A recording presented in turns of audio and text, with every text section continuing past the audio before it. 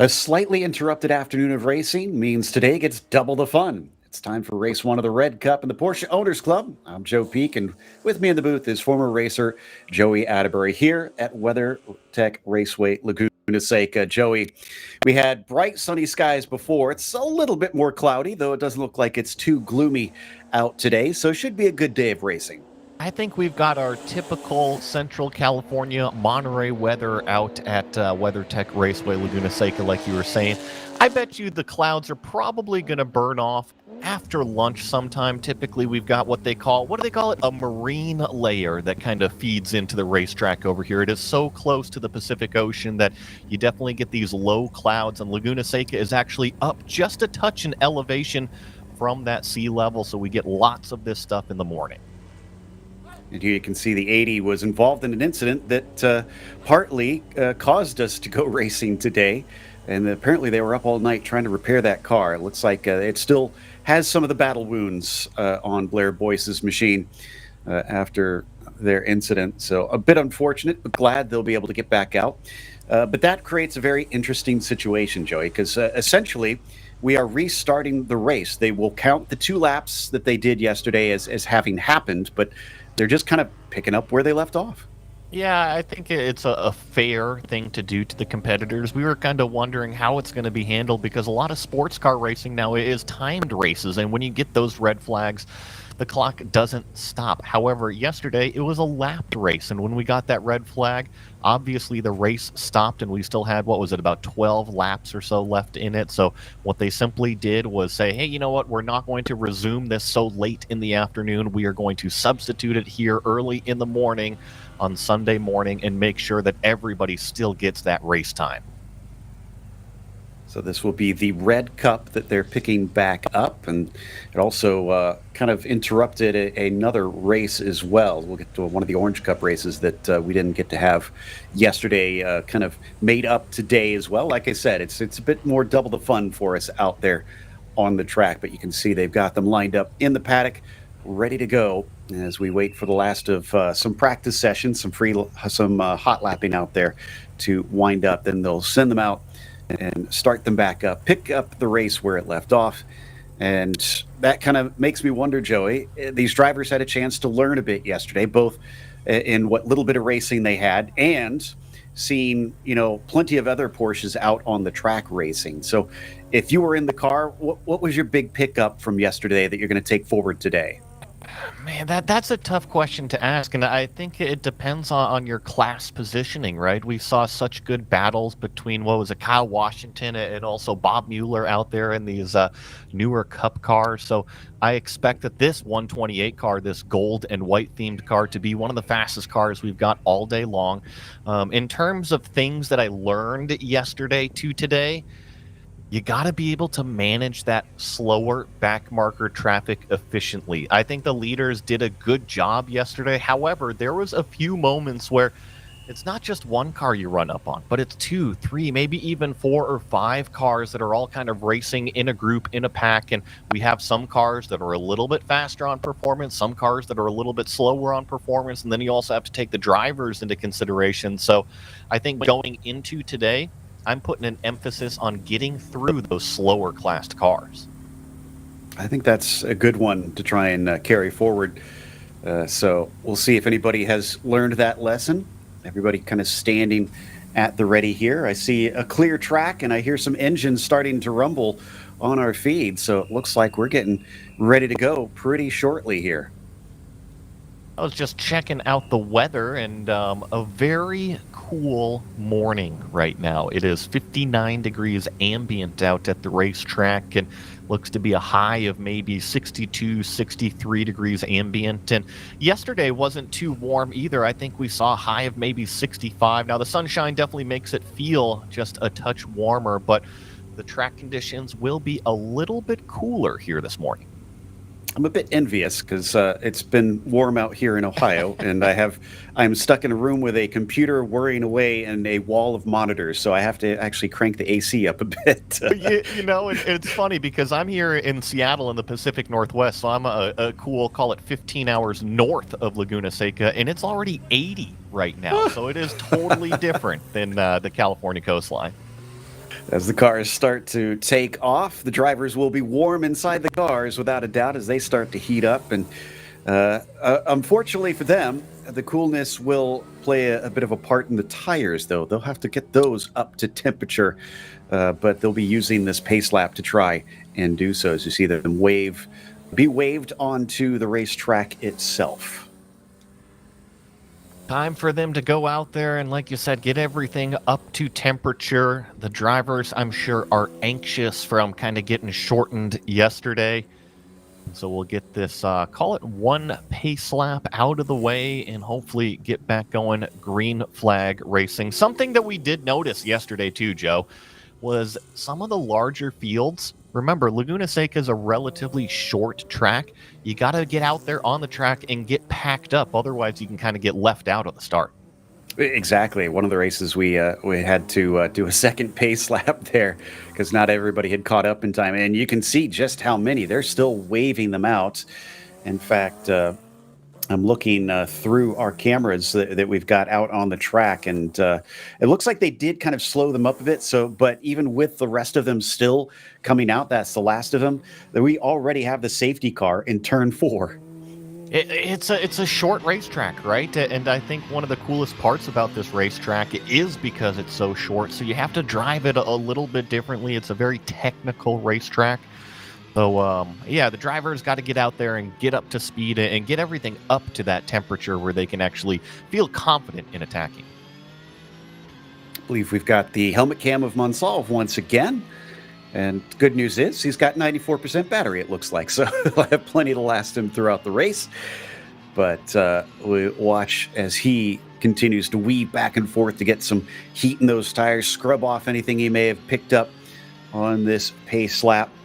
Last the field coming through the Andretti hairpin as we are already on the backstretch here up at the front. So hopefully they will pack up relatively shortly. Also love that we've got a real-time mile per hour gauge just in front of him up there. I was going to make the reference. This looks a lot like the inside of a simulator. Now, obviously, the Sims have come a long ways, but you can get button boxes that are complete recreation, steering wheels that are the exact same as these Porsches, and then you start adding all of these extra screens to provide you information. It's weird. We always try to make the Sim look like a race car. That one almost looked like a Sim. Yeah, that's a good point. Kind of a reverse of what we tend to see. So they're backing them up now. And usually they go too wide here, but it looks like, well, actually, I think I heard that they were going to start him single file in this one. So they might be getting going regardless. Yes, got confirmation that they are going to be starting from single file here. So will we see that gold and white machine basically pick up and try to run away again? Mueller has been so quick this weekend, has looked incredibly strong. Safety car is now in the pit lane. And we'll come around the final turn onto that main straight, looking for that call from the green flag. This is what it looks like on a race start from on board with our helmet cam view. And there is the green flag. We accelerate away up towards the Andretti hairpin, where everybody is going to be braking as deep as they dare.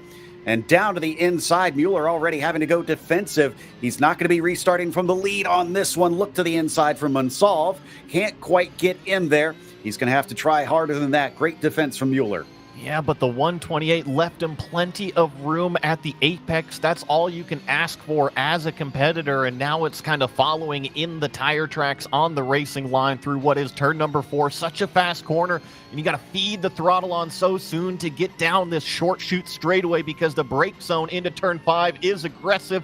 The 128, they're really deep on the brakes, maybe half a car width off, and now, Joe, it comes up to the incredibly tricky turn number 6. You could see him looking to the inside. I thought it was a defense, but as we jump off the helmet cam, he didn't have anybody super close behind him. Although it does appear that blue machine is catching up. One car going wide out into the dirt, catches it. Thankfully, nobody there. Somebody else going through the inside of turn 6. Oh, and they're going to be stuck in the gravel out there. They are in the deep stuff, at least from what I can see. And you were right, Joe. I saw a puff of, call it dirt on the apex of turn number 6. I didn't see what actually caused it, but if you are that far to the inside of turn number 6, it is going to spell trouble. So as they climb up the hill. The rest of them have left behind this car that is come to a halt on the outside of turn 6. Wonder if we're going to get another full course caution, because that definitely can't stay there, as drivers will be coming at pretty full speed up into that corner. They're carrying on down back into turn 1. Mueller still on the chase. Yeah, and if anything, it's actually changed that top 3 battle up there. So it's actually Monsalve that's under attack right now from that car behind. Remember, he was trying to get by that gold and white themed car of Bob Mueller just in front of him. But ever since we started lap number 2 here, it seems like everybody has kind of gotten into the rhythm. And if there's going to be a full course yellow, I would expect it to come out right about now, because the field is approaching that car at turn number 6. I wonder if they're going to just have a local yellow. Yeah. Oh, he actually got it out. Great job. And just before the leaders came through. So, yeah, unfortunately, he's going to be caught pretty quickly, I have to imagine, because he's not going to be at full tilt compared to them. So here we go. Leaders have already caught that car that is going a lap down. Will this slow up our leaders and offer an opportunity? It's certainly going to choke everything up at the front of the field. I think the big question will be, does that car actually enter pit road? He's going off into the paddock right now, so that's exactly what I thought after having an opening lap incident. Bring it down to pit lane, make sure the crew can kind of check everything over, or the paddock back where your crew's at the trailer. And I didn't know if you saw that, but Monsalve is already side by side. He's under threat down the front straightaway. This is a good look into the inside. Is he going to lose a position here down to 4th, running in 3rd for quite some time? Kyle Washington in the background as well was absolutely chucking it in to that hairpin. And I think he's not going to be able to make the pass as I check the cameras elsewhere, so he will stay behind. Meanwhile, as we ride on board, getting a live, not pace speed at this point, live speed, but it looks like comparison to one of the previous laps here for our 4th place runner. Yeah, I'll kind of take you into the perspective of a driver right now, and what that is showing is kind of your reference lap. Now, if it's going to be your fastest lap or what you think your average lap will be, whatever it is input into that data logger system. So basically, when you start a new lap, your GPS is telling you, are you a little bit faster than that reference lap? Are you a little bit slower than that reference lap? And as a driver, if you get through turn 2 or turn 3 and look up there and you've got it in the green, that means you are going fast. Right now, it's showing about a 1/4 of a second slower, but he actually gained some time going down through the corkscrew there. Went from about 3/10 down to about a 1/4 of a second slower. And now you can see that live time once again really did well on the exit there, kind of gave up the entrance. And let's see about through this final corner, about a 1/4 of a second slower than his reference on the entry. But look at that exit, absolutely nailed that exit, and is now a 1/3 of a second faster. He's still looking a lot in the mirrors, trying to make sure that he's going to be safe coming down to this corner, especially after he got overtaken last time through. And it was clear that that car was much quicker. They have taken off down the road. And he's actually looking pretty good right now, just still kind of in driver mode right now, up nearly 3/4 of a second going through turn number 3, gaining even more on the entry to turn number 4, and you still see it gaining up to 3/4 of a second to the good. Focus on your brake marker here at turn number 5. Drive the car into that camber, into the corner here, and look at that. He has got confidence in the car right now. The temperatures, everything is coming to him. He's already a second faster than that reference lap. The laps are going by quickly as well. We see we're already down to 10 left to go.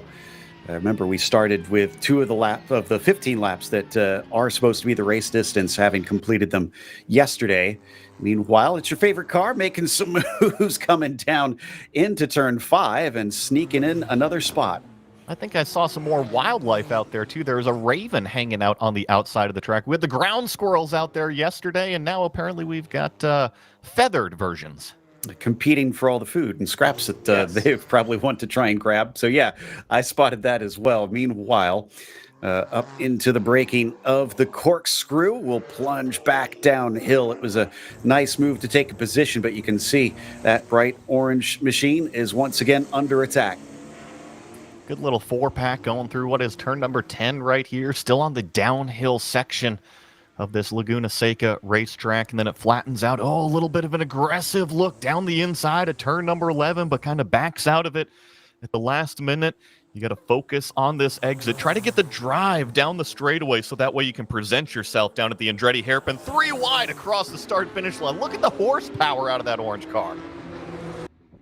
This is a GT3 battle that we've got on screen. 370 in a nice little fight. So as we work our way down through the Andretti hairpin, he's got the track position now. And I'm checking all of the drivers here in this little group, but it is that was a little bit wide coming out of turn at number 3. So Laguna Seca is typically a pushy, loose racetrack. And when I say that, it means that the driver deals with understeer on the first half of the corner. And then once you reach the apex and you get on the gas, you've got so much wheel cranked into it because you're trying to get it to turn. All of a sudden, it turns too much into a loose condition. So it can be very, very difficult as another car off in turn number 6 coming back onto the racing line. Ooh. Hopefully everybody sees him and navigates around safely. Great heads up by all involved, honestly, because you are coming out of that turn 6 going very, very fast. So thankfully nobody panicked and we didn't have any sort of major incident because that would have been a huge impact. So we carry on now, getting close to 8 laps left to go. And again, this battle for one of the top spots in GT3.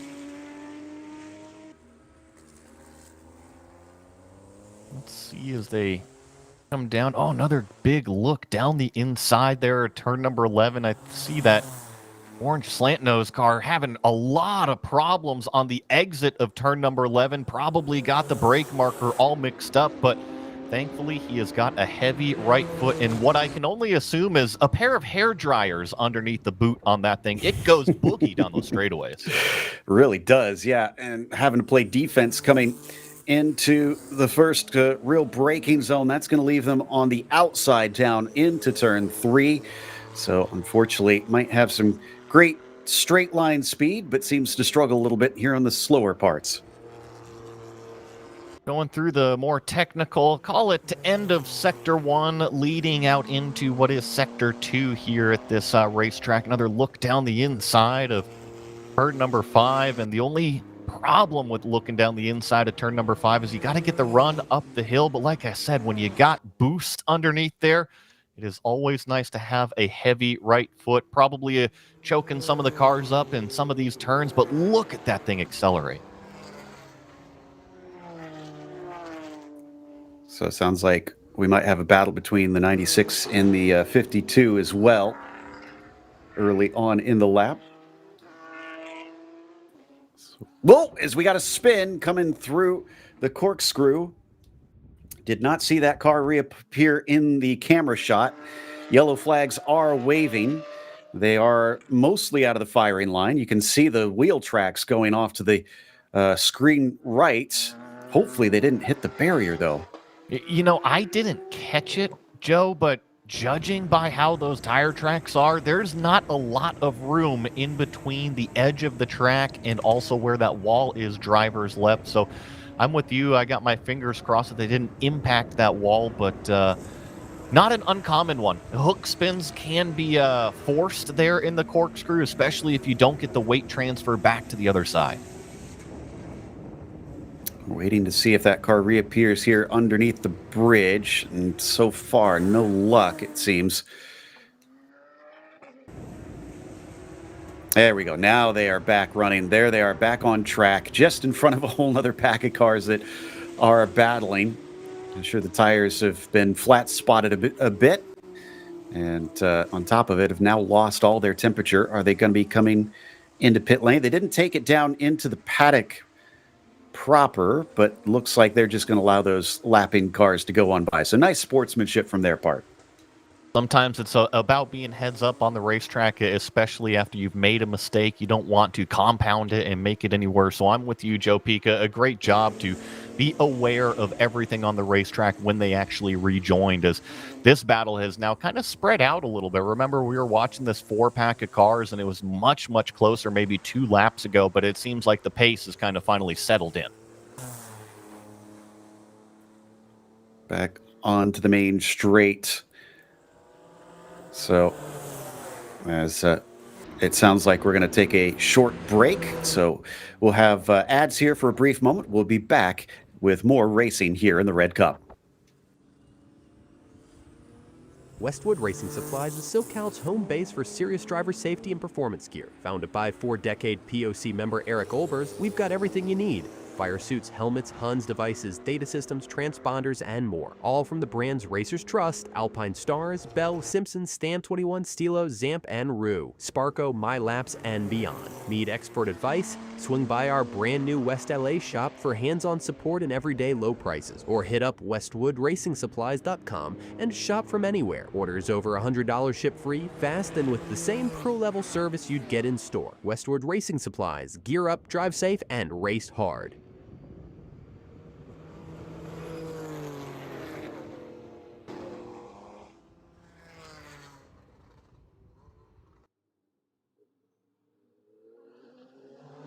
Welcome back. 6 laps left here in Red Cup for the Porsche Owners Club.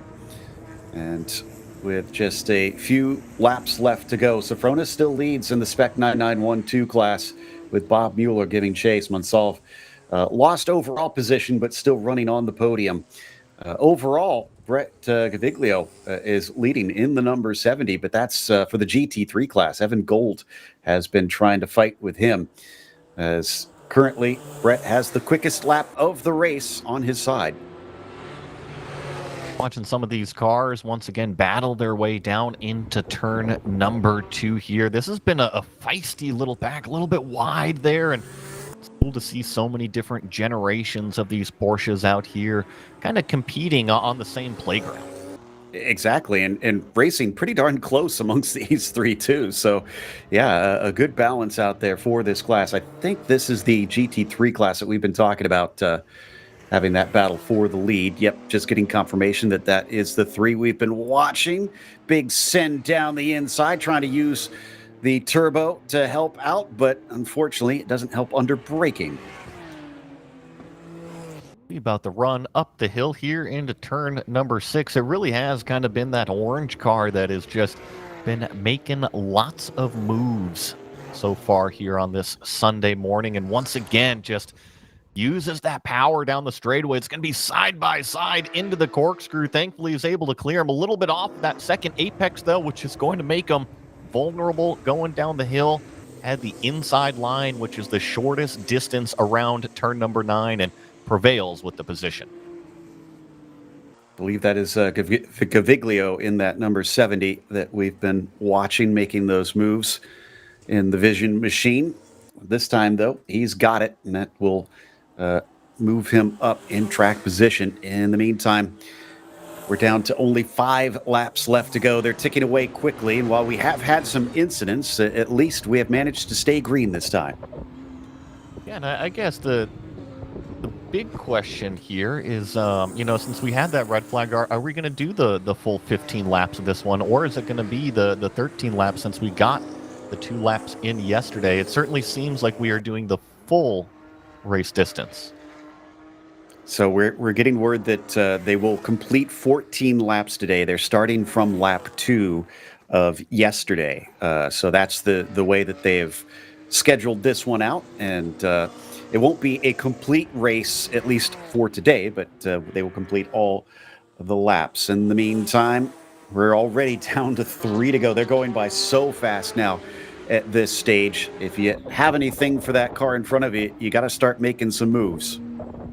I think we're, like you said, starting to wind down this race here in these final closing few laps here. So if you're gonna make any sort of positions and start to make any moves, like we just saw down in turn number 3, the front end wash out on that car, and actually now he's going to be under threat of attack into turn number 4, loses 1 position because of it, and is actually out very wide at the apex at turn number 4 as that other car starts to make his way through. A little bit of a faster class there.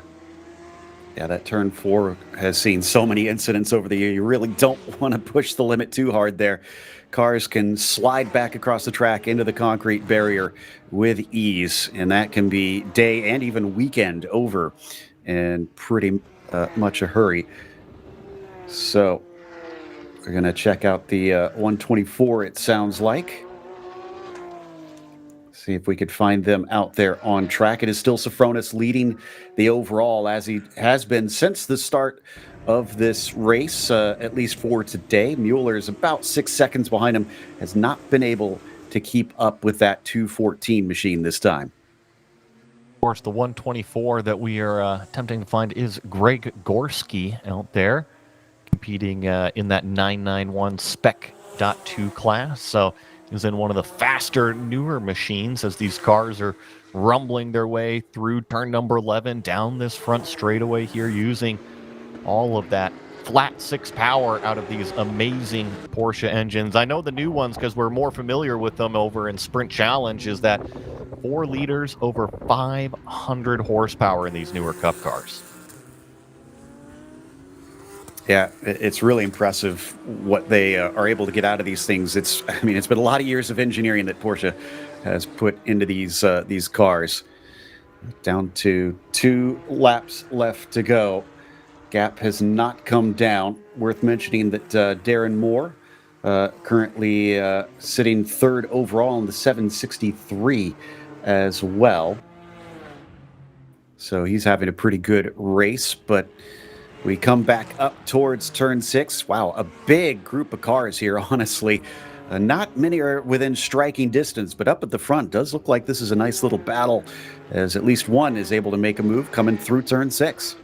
Yeah, I actually have been trying to find this on timing and scoring here. I think it might actually start with Steinbach and go all the way back to what is Paul Wren. I think that there's about, call it 8, maybe 9, 10 cars all in this big old group right here. So some of them may be a little bit faster than others, but this is that mixed class traffic that I was talking about that you got to focus on today. If you're in one of these faster cars and you come up on some slower cars, you have to be able to get through there efficiently and safely. Exactly.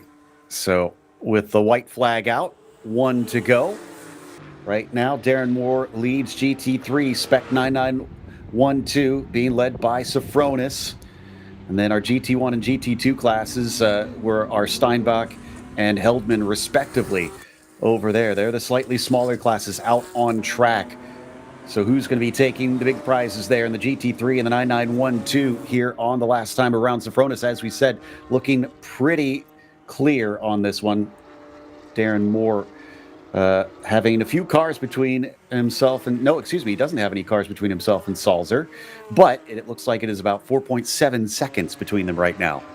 This is a huge mid-pack fight here, side by side into turn number 5. Looks like the car is going to be clear by the exit. It can always get a little bit nervous if you're next to another competitor going into what is turn number 6, but I still see some of these faster Cup cars behind some of the Caymans back here, some of the GT4 themed cars, so it is still busy on this final lap.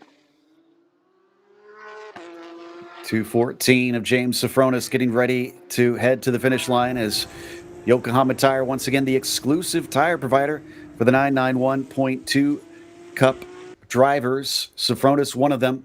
He's got a bit of a battle in front of him coming down into that final turn, but doesn't matter as there is just one more turn to go to the start-finish line. Sofronis taking another victory here today on Sunday in the 991.2 Cup for the Porsche Owners Club. Great way to kick off a Sunday of racing, especially a Sunday morning out here on the West Coast. Some good old-fashioned 15 laps at Laguna Seca with all these cars making their way down through the start-finish line to complete this first race. Congratulations to Darren Moore in the 763 as well, taking victory over in the GT3 class. Salzer going to be coming home behind him in second, and Gaviglio has to settle for third. But Bob Mueller, who was looking quick earlier this weekend, could only take a second this time. Mike Mansolv got passed early by other class cars, but consolidated that third position in the end. So well done to our podium finishers in the GT3 and 9912 class. Over in GT2, Heldman, Barnes, and Troster are your GT2's podium finishers, Steinbach and Gretner in GT1. So I believe we might have a short break here. We'll be heading to that in a moment. Good racing, though, Joey, from what we saw out there. Respectful racing. Few scary moments, though. As there always are in racing, but like you said, it was respectful between everybody. I love those in-car shots that we had of Monsalve early in the race. Remember, he was kind of duking it out with that 128 of Bob Mueller, but they both left each other room at the apexes and exits. They were side by side for a few corners, and as a competitor, it's what you want to see. You don't want to be forced off of the track. You don't want to be pinched down into one of those huge apex breadbox curbs, and neither competitor were doing that, and it's good to see. As the rest of them head into the paddock, we're not done with our racing yet. We'll be back with some more here as POC Orange Race 2 will be coming your way, but in the meantime, we'll take another short ad break.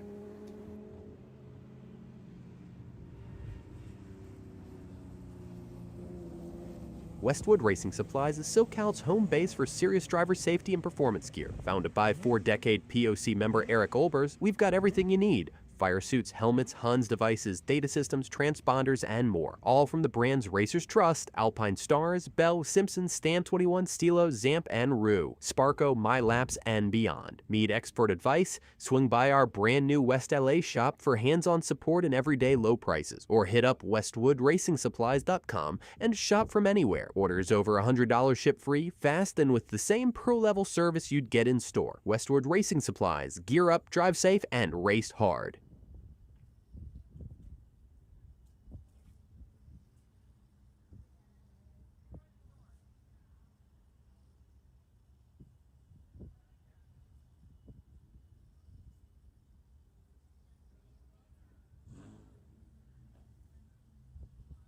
Really glad we got race 1 finished up after it was probably quite a bit of disappointment for the drivers yesterday afternoon, having to wrap it up early, but we knew that they'd be trying to get back out there, and they did indeed finish it up today. But now it is down to POC Orange Cup race number 2.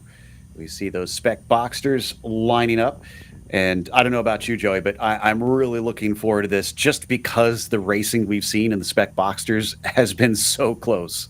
It really has. It was, what was it, Rob Walker as well as Alistair Belton yesterday. They put on a show a couple of times. So I'm looking for another rematch between those two drivers, and also include Hunter Allen into that one. I think that he made some good steps in race number 2 yesterday, kind of hanging on to the top 2, but evidently kind of fell off a little bit later in the race. And then the other one, Joseph Koo, remember that name? He did excellent in race number 1, but kind of had to start from the back in race number 2. I wonder how he'll fare today. It's hard to miss John Momeyer's car if you've especially watched him in the sim racing series. He has a very easily identifiable maroon car that sports one of his favorite teams here, Joey. Yeah, it's a Sun Devil car with a very nicely themed fork U on the back of it. So I think that's maybe twofold, is that when John passes you, it's not only vinyl that you can read. He doesn't have to stick the finger out anymore. Exactly.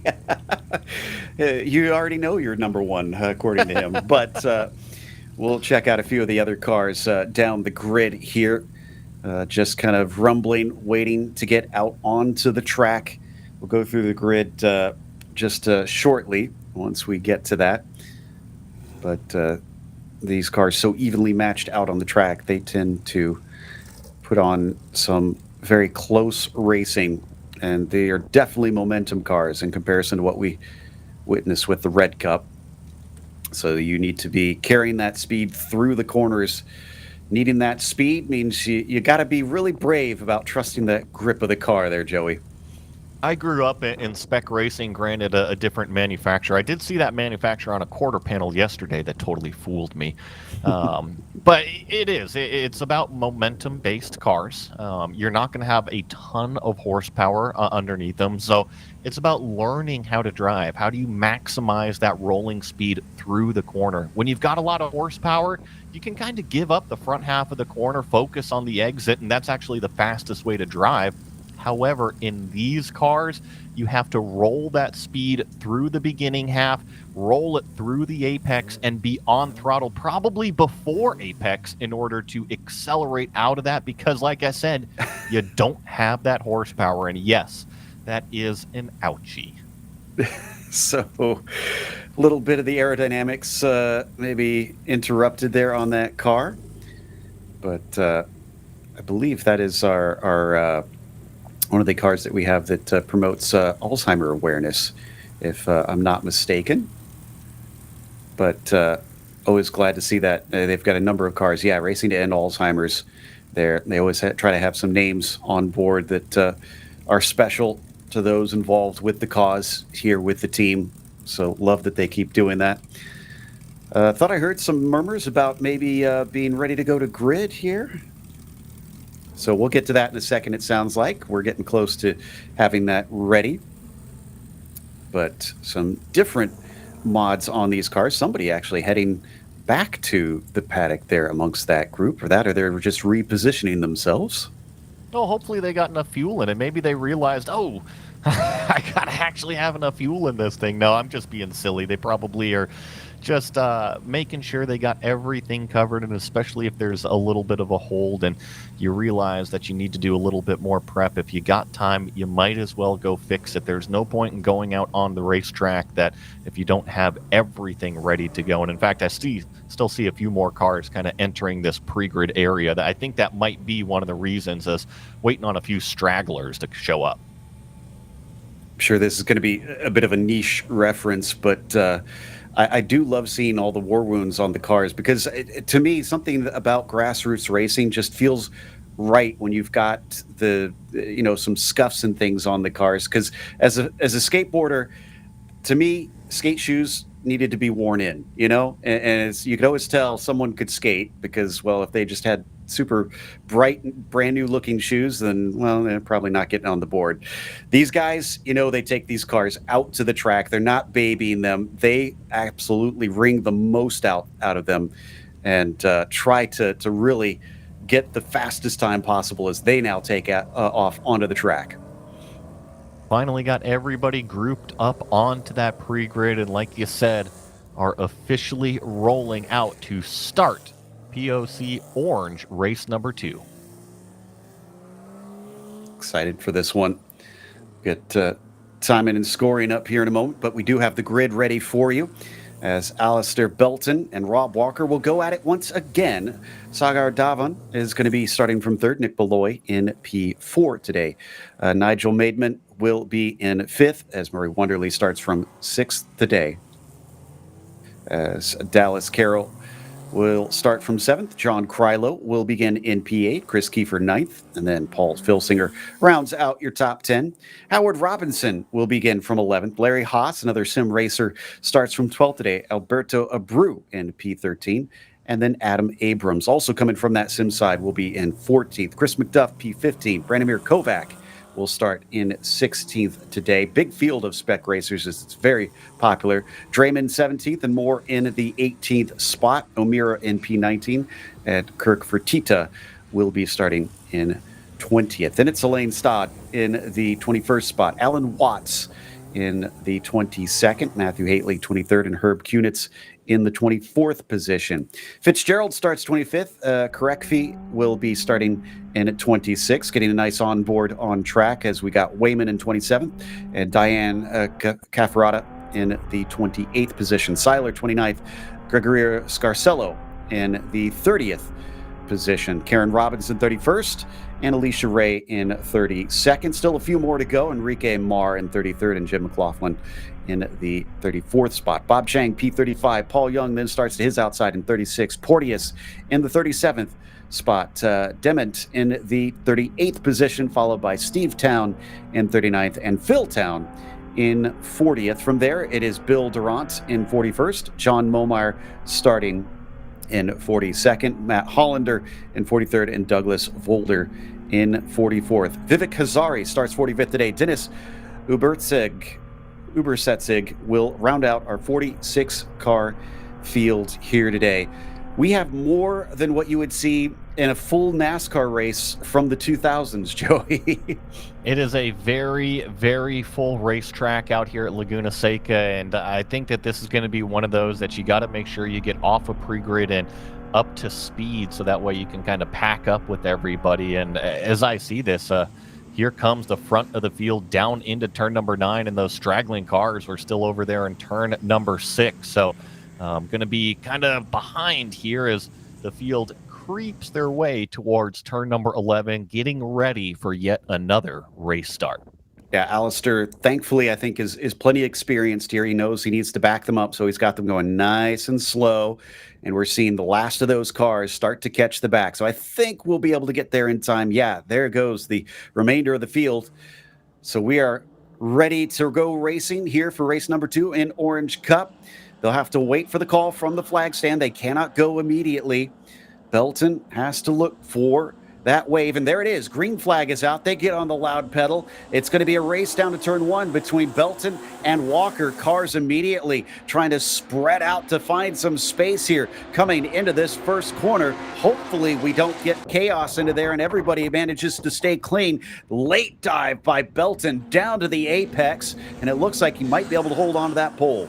Did you see that? 4 wide on the entry of turn number 2. Now we got a car off with all 4 tires into the gravel. Think he's going to be followed off by a second car, but they all stay pointed the right direction. Our leaders are already headed down to what is turn number 5 on this racetrack as we get this other class taking the green flag. So this is Momeyer in the 2.7 class, working to try and catch up. This is a little bit farther down, obviously, since they had the split start for them. And they have the GT5 cars ahead of them as well.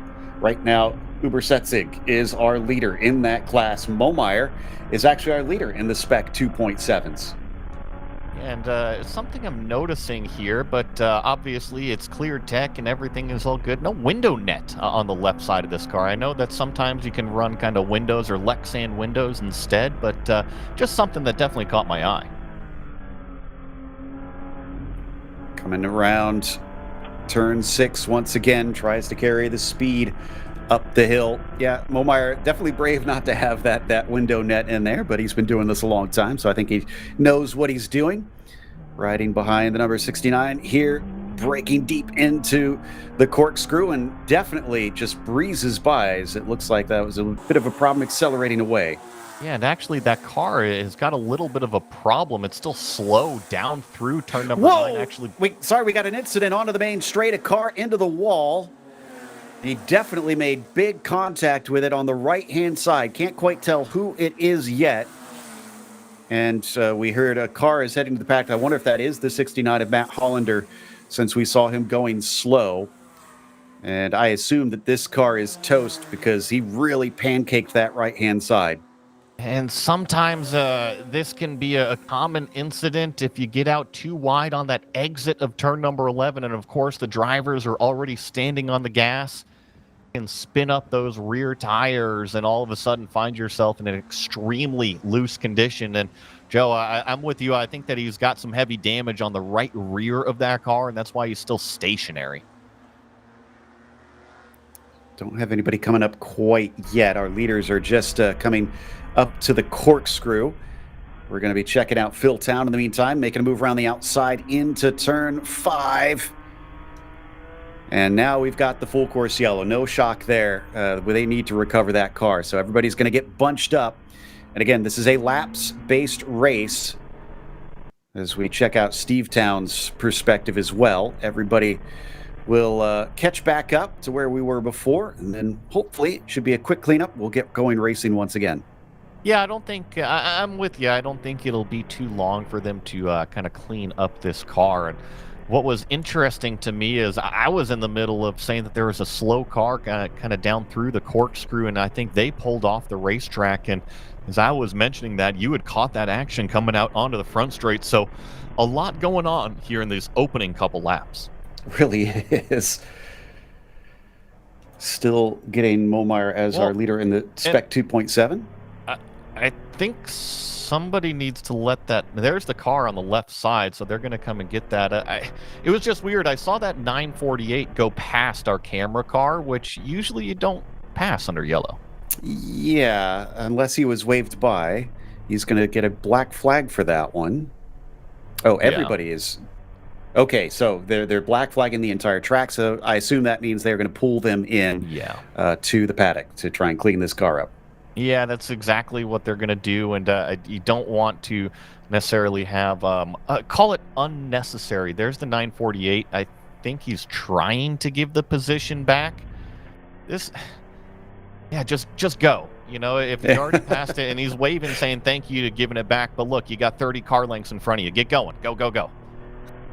Yeah, catch up now on the part of the track where it's safe to go a little bit quicker.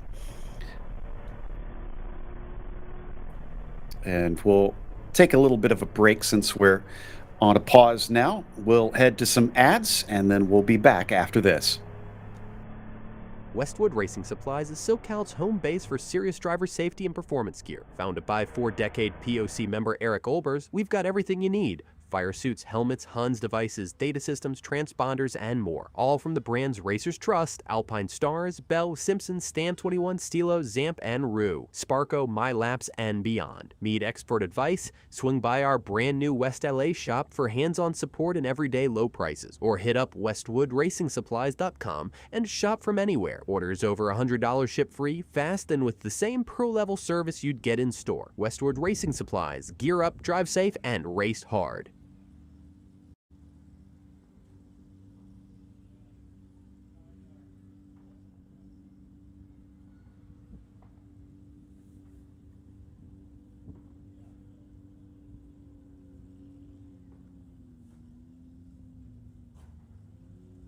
POC Orange Race 2 under pause as we recover a car stopped on the main straight just out of the final turn. Gave it a little bit too much gas and the rear swung around. Unfortunately, right-hand side made solid contact with the barrier. Don't have a number quite yet as to who was involved in that, but you can see the safety car is leading them down pit lane. So hopefully should be a quick restart once that car is up on the flatbed.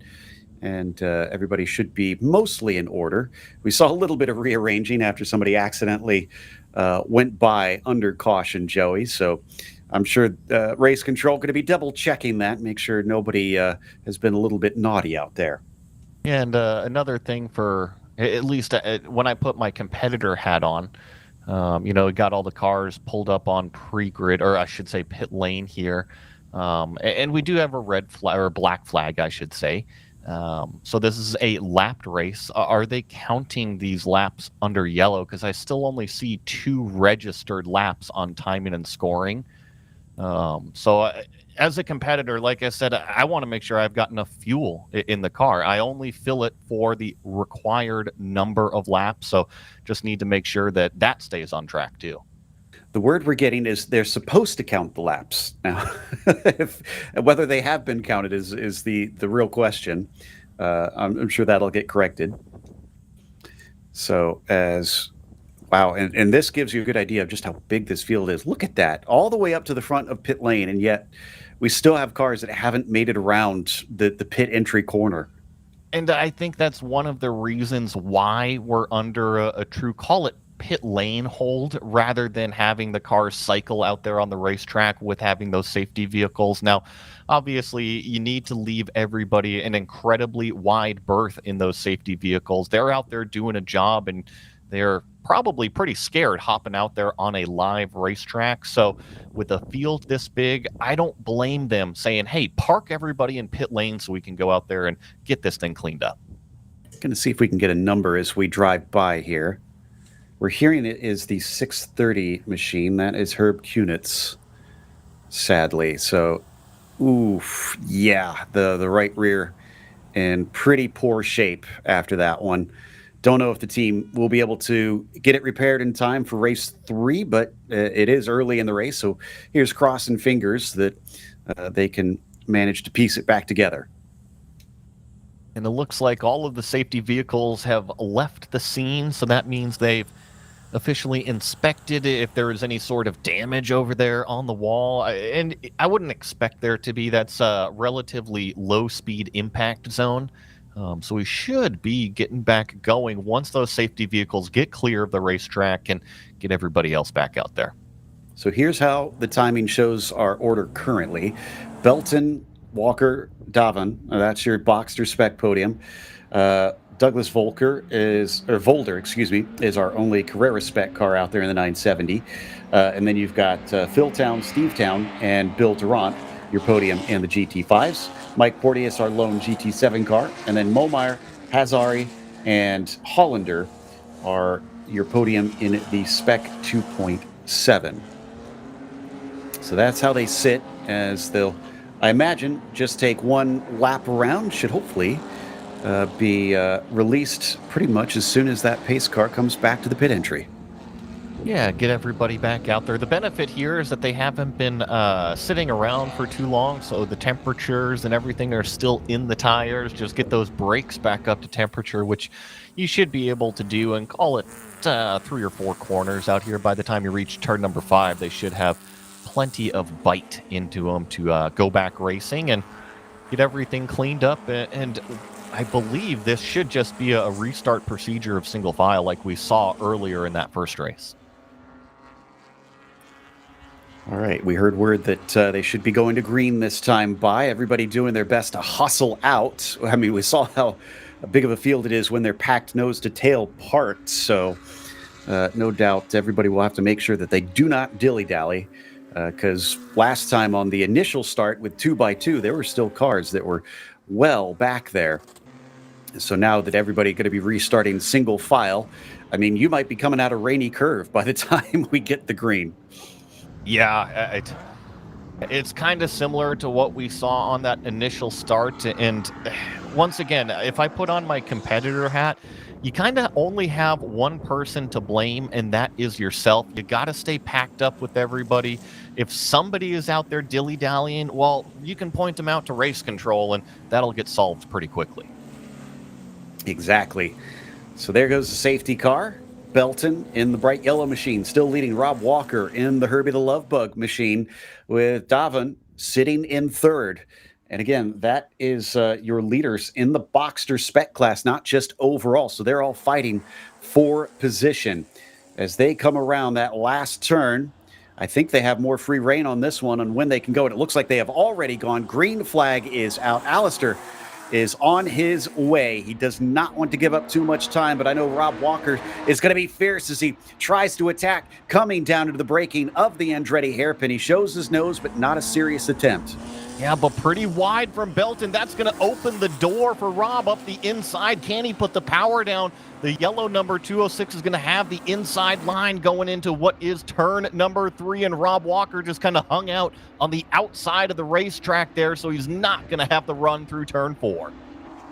He's making a fight of this, that's for sure. We'll see what it looks like if they get clear of the rest, because right now they can't afford to battle too much with everybody so close behind on this restart. Breaking down into turn 5, top 5 pretty much nose to tail, as we're checking out the GT5 battle as well. That is Town versus Town, with Bill Durant watching. Accelerate up the hill towards turn number, not turn number 6, through turn number 6 and up towards the corkscrew section of this racetrack. I've actually got my eye on all of the different cameras that we've got here at Laguna Seca. This field still stretches all the way back to what is, call it turn number 5 right now, as our leaders are approaching turn 10. So they're going to get that traffic. That's been a big talking point since yesterday, that they tend to catch those slower cars. And so with 40 some odd of them, that's a lot. This is Steve Town currently leading ahead of Phil Town, but looks like the 225 making life a little bit difficult. That's Alan Watts in front of him right now. Going down through this section here. Oh, some dirt on the racetrack. That usually means somebody's off. They're going to go 3 wide into what is turn number 11 here. The inside is going to prevail. Leave enough room for everybody on the outside of the racetrack. put your foot down and start to use some of this horsepower that they've got in the car. You see it out accelerating that number 346 car up over turn number 1 and down towards that big old brake zone. Wheel to wheel coming into the Andretti hairpin. Looks like we're going to get a nice single file by the time they get into there, though. The drivers trying to mind their P's and Q's. We've already had one interruption. Nobody else wants to throw away their equipment. Still with 9 laps left to go. Look at the dicing, though, behind them coming into turn 3. Just very interesting with those faster class cars trying to make their way through the back markers here in these Boxster spec races, and got a nice little, call it 5-pack, and then here comes these GT5 cars that are going to be hungry wolves looking for a way through.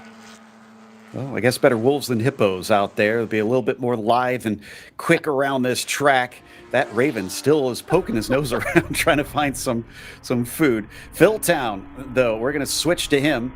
I believe the red car of the 822, or excuse me, no, the car behind that red car is the 822 of Steve Town that he's giving chase. So he's separated currently, still doing his best to get up to Steve.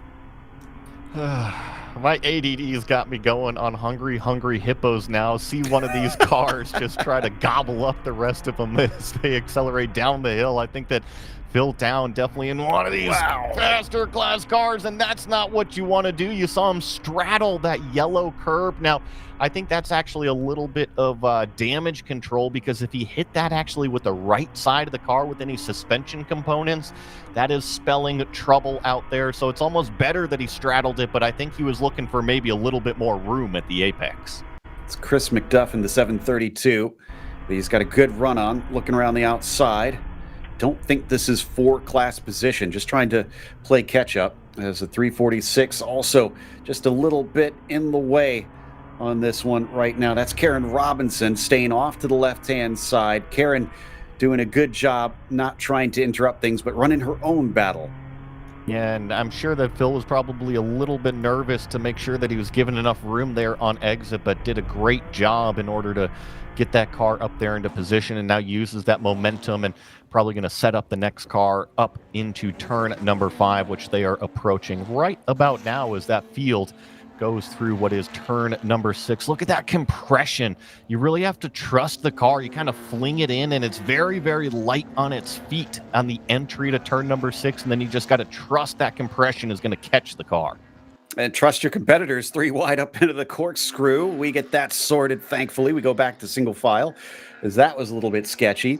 I had mentioned Robinson's car with the Alzheimer's Foundation on there, the Racing to End Alzheimer's Foundation. She actually has a QR code on the car. If you want to scan that you can try and make donations. So anybody who does get to go up to the car close, make sure and check it out. And you too can help out with that great cause. Meanwhile, back down into the braking of the hairpin once again. Couple drivers taking a little bit of a peek, but no dice. Just accelerate their way out of turn number 2. Sector number 1 is just so technical here. It's definitely, call it the slowest speed sector of the 3 that we've got at Laguna Seca, and you have to maximize that track with. You see all of these cars using the call it the entry curb on the outside of the racetrack, just trying to open up that turn-in radius so that way they can get on the gas that little bit sooner out here. Same thing in turn number 5, really just open up the radius. And with these spec cars, we talked about it on pre-grid, it's about carrying that momentum. So the easier you can make each one of these corners, the faster you can carry it through as it's side by side in turn 6. 3 wide. Oh, almost contact. I think there was some door rubbing there. We are very lucky that wasn't a massive accident, high speed, making contact, and we all got away with it in the end. But that orange machine just about got hooked into the concrete on the right-hand side.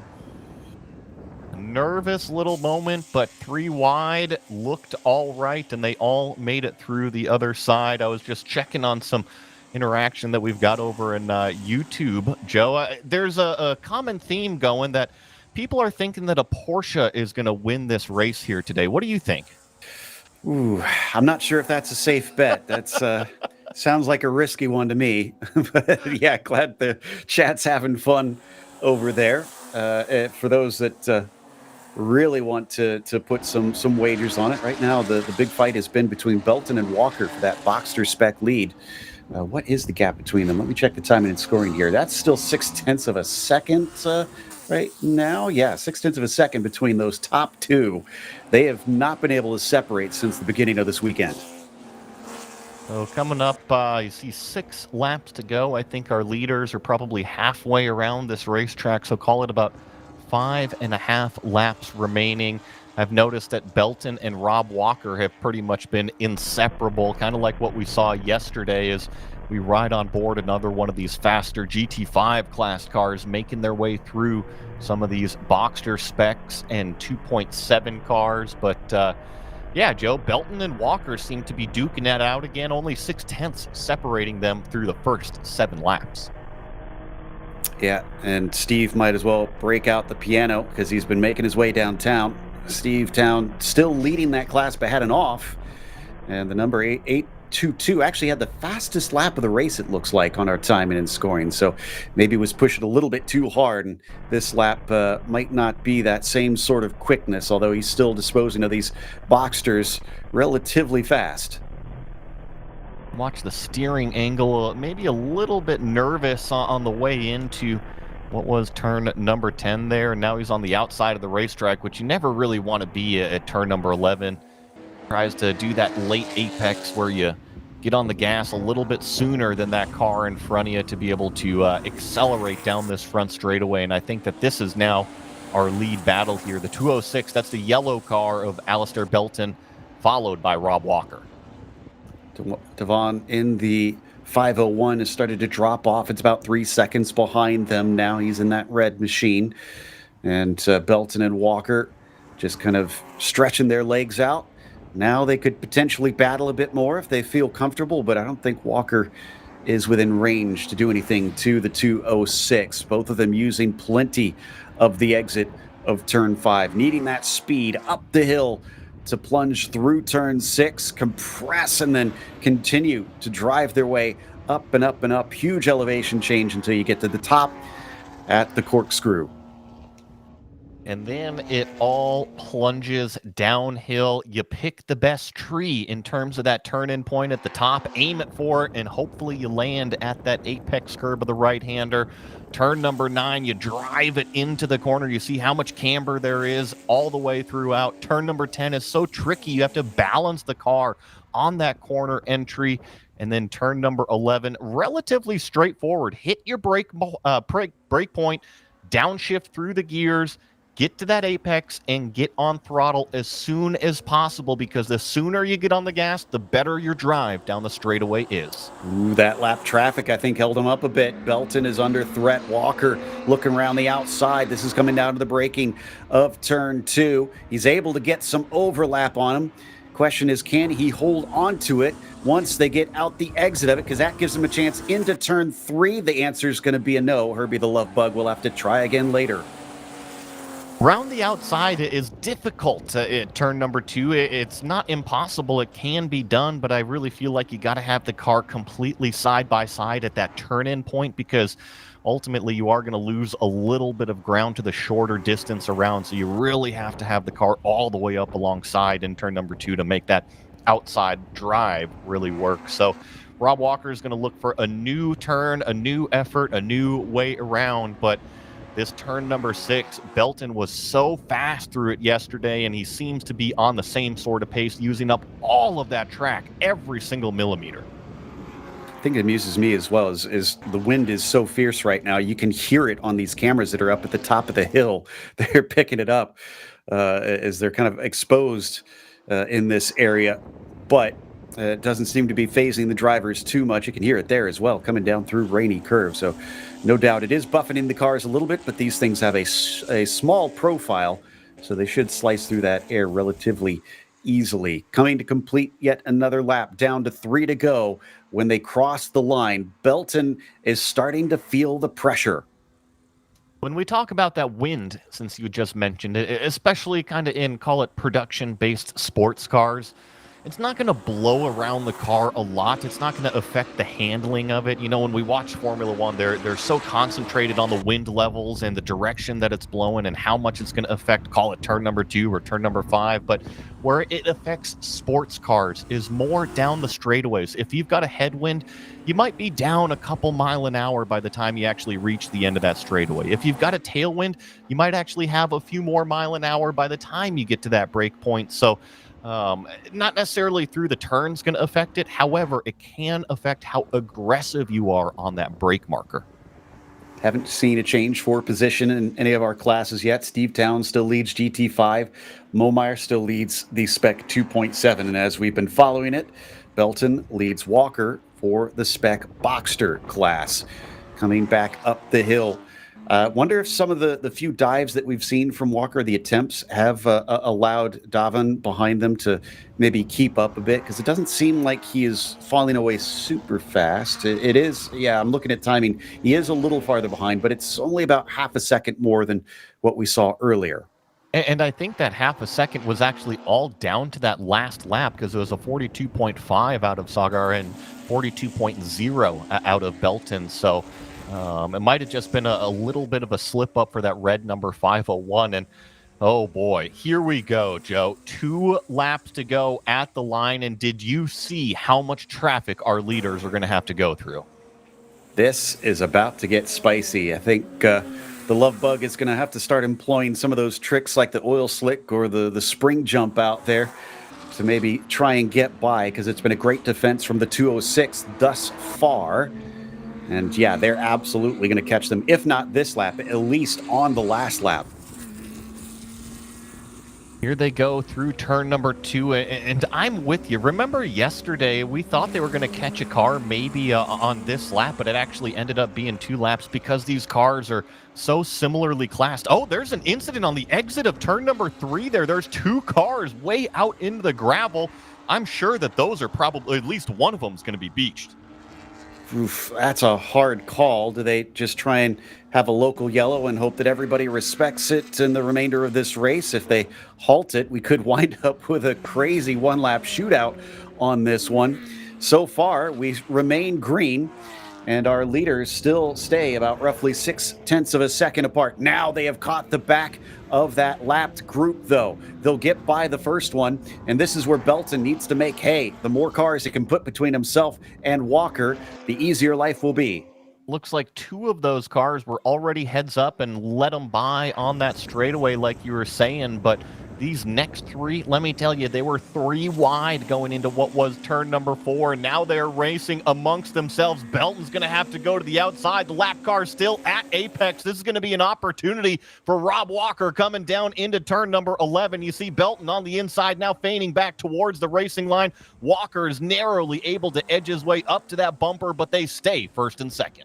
This might be where he has to make the move, though, if he's close enough, because we get to the yellow coming into that turn 3 entry. White flag is out, 1 more lap left. They've still got a bit more traffic to deal with. So one of our ground squirrels continues to try and escape some of the danger here. They'll clear the lap traffic, but Walker has not done it. He definitely can't do it here in turn 3. They've got to wait patiently until they clear the danger. Yeah, remember those cars are on the outside of this next corner here. So there they are. Our leaders are able to navigate by that incident. So now they can go back racing. However, it seemed like Belton was able to get through that section maybe a little bit cleaner and now has opened it up to about 5 car lengths the gap. Turn 2, I should say. The Andretti hairpin tends to be the best place to pass. They don't have too many chances yet. Where can Walker do this? 11. Turn number 11. But he's got to get the run out of the corkscrew and down the hill in order to get close enough in turn number 11. Hearing that might be Bill Durant, one of the cars that is off track. We'll try and get that info a little bit later. But up the hill, more lap traffic. This is up into the corkscrew. This could seriously balk the exit of our leader, Belton. Will this be the opportunity that Walker needs? maybe an unusual place. He's going to hop off to the side, allow them through. He is close to it. Joey seems to think turn 11 is the place to be, the place to try and make the move. Surely Alistair is going to defend coming down to that corner. He covers the inside. Walker goes to the outside. He manages to get a little bit of overlap, but not enough. Could he go for the over-under here as they accelerate off the final corner? He does have a bit of a run. This is going to be a close one. Who's going to get to the line first? He's almost alongside, but no. Belton will hold him back by the narrowest of margins. That was a fantastic race. Less than 0.2 of a second separating our leaders up there in that Boxster spec class. And that was great, respectful racing out of Belton and Walker. Remember, after the races yesterday, they were smiling. They were having conversation about how much fun they had out there racing each other. I think it's about to happen again. Steve Town, officially your winner in the GT5 class. I should say unofficially, really, but he crossed the line first. Phil going to come home in second with Uber Setzig finishing out the podium. Does look like Bill Durant had an incident as I see him flagged as red on our timing and scoring, so I think he's come to a halt, unfortunately.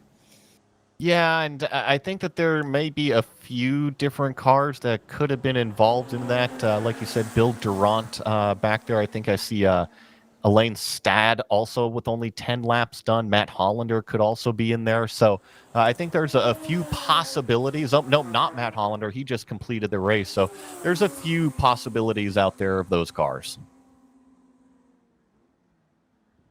All right, so last of the cars crossing now. Momeyer, we understand, one of the last ones to wrap things up. And John is your winner in the Spec 2.7 class. Hazari was P2 behind him, and Matt Hollander has to settle for third in that class of 3 today. Here's a little bit of a better look at the cars halted at the side of turn 3 as they cool down, head back to pits, and like Joey said, getting ready for a nice, fun, unofficial debrief. One of the best parts about racing is having fun with your competitors. You build those friendships, those relationships at the racetrack. And yeah, that's exactly what all these competitors are here to do, is have fun, race against each other, especially in a clean manner. And here is that 253 coming home in second place, and our race winner, Alistair Belton. Yep, this is the two of them rocking up. Sounds like we're going to have our post-race with Aspasia Zoros and asking some questions of the drivers. Gotta wait for them to hop on out of these nice warm race cars.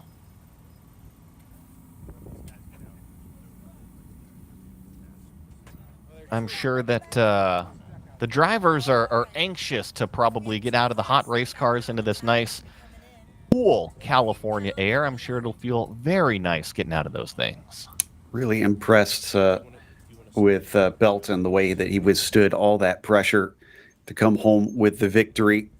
Going to be a pretty full paddock here. We'll probably be waiting a while for all these cars to get down there, but that gives a good chance for Aspasia to talk to a few drivers. It sounds like she's ready to have a conversation.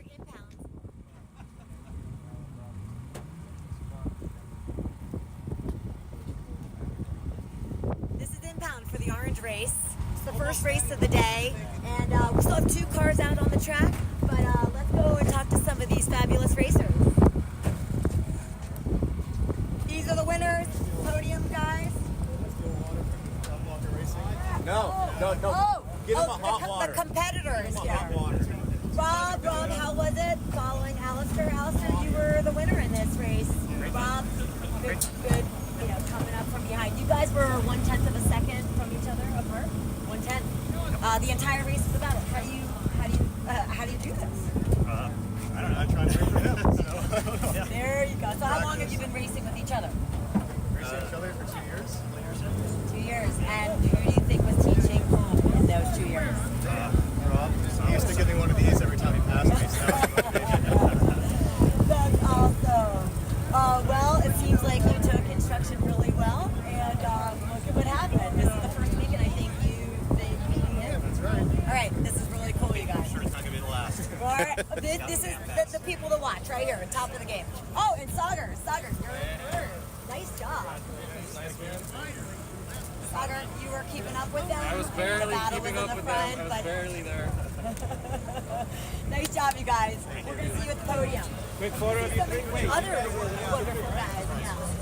Yay! Alicia, how was your race? Who were you battling with?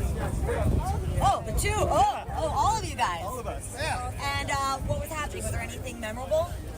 No, passing, blocking, passing, So clean racing. safe, clean racing. That's what we want to see, Knowing right? that the blue car and the red car were behind it, Yeah. giving space and letting the fast guys go by. Oh, that's so good. So respectful. I love it. Look at this camaraderie. Yeah, the Fun fast time. guys screwed up our race. Yeah, right. Well, we're going to talk to those GT5 guys. Let's go over and see the GT5. Nice job, guys. By the way, your brothers, Steve and Phil, battling with each other, same class. But actually, what I thought was so cool is you guys start in the back. The spec boxers start in the front, GT5 start in the back, and then you make your way all the way through the field. Yes, ma'am. How was it this race? No, almost. I needed a couple more cars. But it was Three? like everybody was. I knew I wasn't keeping you there, there, but I was keeping you there as long as I could. One hit right on my butt would be nice. What happened? I saw it. It's just, I don't think it's even the car. No, it's your engine. It's your I engine. think the car's just like doing fine. I stayed with it for You backed off. I'm like, by this time. That's good. You know what? We're not making excuses. It's the driver. It's always the driver. Okay, let's go. Let's go see. Hey, who was battling with whom here? Alberto. Going off a little bit. A little bit, yeah. He fell asleep on the restart. I fell asleep at the restart. Which sucks for him because he probably could have gotten by. Yeah. So you passed him on the restart? No, I was No, already. he was ahead, but the okay. restart, I fell asleep a little bit. These guys started accelerating way before I thought they were going to start. Because your mind's on the kind of different things. Man, I totally was. Yeah, But then, yeah. Well, you're slapping each other on the back. There's good camaraderie here. It was fun. Dallas, you had a good race? Amazing. That was like a sigh. That was nice. I love well, you that. notice I'm on a scooter and not in a Yeah. Right. Well, yeah. Yeah, good race. Good race. I saw that. Come on, let's go talk to his mother. See what's going on. We got someone from the red group talking to someone from the orange group. Red group is typically faster than orange, but what are you saying to this orange racer? Dwayne and Chris? What, anything? What am I saying? How was your race? We're actually just we're actually just talking about his race, some of the passes he made coming up from the back. He chose to start last today. Yep. And sometimes people choose to do that so they can work on their passing as they go through. And actually, we were just commiserating about both races. It's super fun. Yeah, and that's what's great is our club is all about coaching, helping each other out, good camaraderie, and you see it right here with a red group racer and an orange group racer helping each other out. All right, let's go see if there's someone else to talk to. Are you guys reviewing data already? Yep. All right, excellent. On it. They're on it. How you doing? Diane, you're one of the few female racers out here. How was it? It was so fun. It was so fun, but people kept getting in the way, and then I'd get on the gas, and they were right there. Why? Why would they do that to you? It's just so rude. So But it was good, and yeah, I'm getting on the gas as early as I can. That's all that we can do with lots of respect. And you stayed safe? And I stayed safe. And at one point there was a swarm of valley cars, which I think they do that on purpose. And I stayed intact, which was fantastic. And I helped to guard my friend Karen, who's in the 346, and she's racing to end Alzheimer's. So Yeah. I was supportive of her and making sure that the guys didn't try to, like swarm her. And so it was fun. Yeah, all fair out here, but then at the same time, kind of the ladies making sure they're watching out for each other and running for good causes. Can't see the driver of that car right now. Oh, she's over there, actually. And my cause is the no-kill advocacy Oh, I center. love that. I love that. Thank you for Because there's no sharing. reason to kill. Yeah, thanks for sharing. So we got a lot of passion out here for all kinds of That's things, right. not just car racing. Thanks, Diane. Go over here. So here's that other 3 racers here. How was your race, everybody? It was awesome. We chased each other around. Cars are in one piece.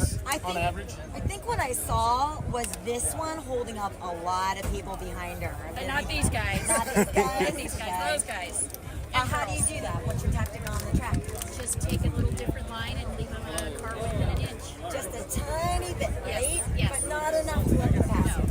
No, they can. They can try. Yeah, if you were watching the live feed of the whole race, you could see she had a whole pile of cars behind her, and then you guys were already up and ahead.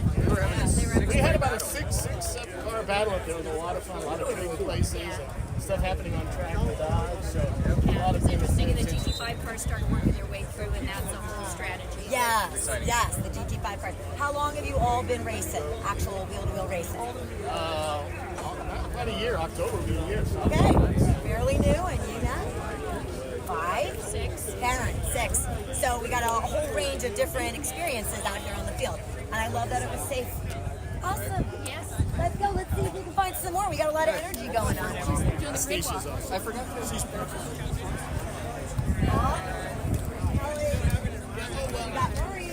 Hey, what do you call this car here? Tiger. Tiger's right here, and he wasn't Tiger on the track. Where'd you finish in this race? I don't know, man. I got pushed off at the start. Oh, I got fifth. It was fifth. bad. Fifth is bad. I mean, how modest, but ridiculous. I tried. I did my best.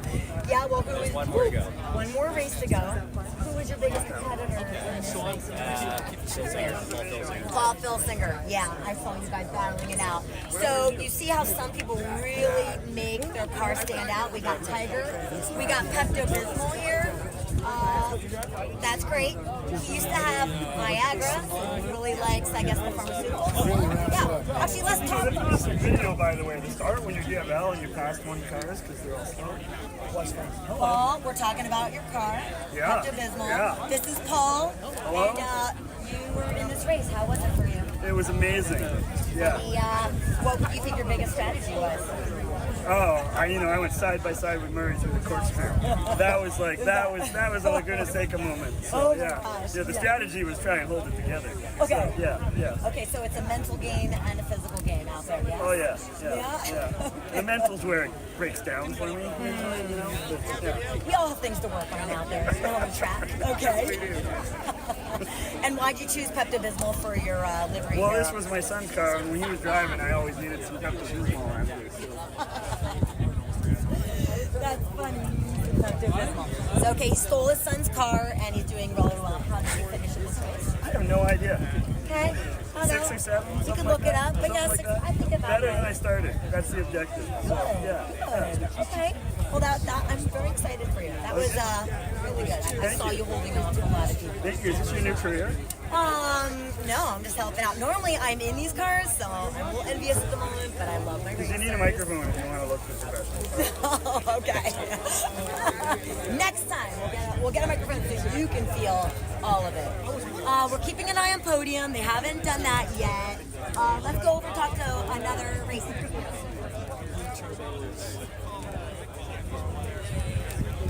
Okay, hi racers. We want to let our live viewers see some of our wonderful racers. Okay. How did it go for you two? It's awesome. Were you battling each other or just sort of talking about the race? Debriefing. Yeah, we're just debriefing. Yeah. What is the most difficult turn on this track for both of you?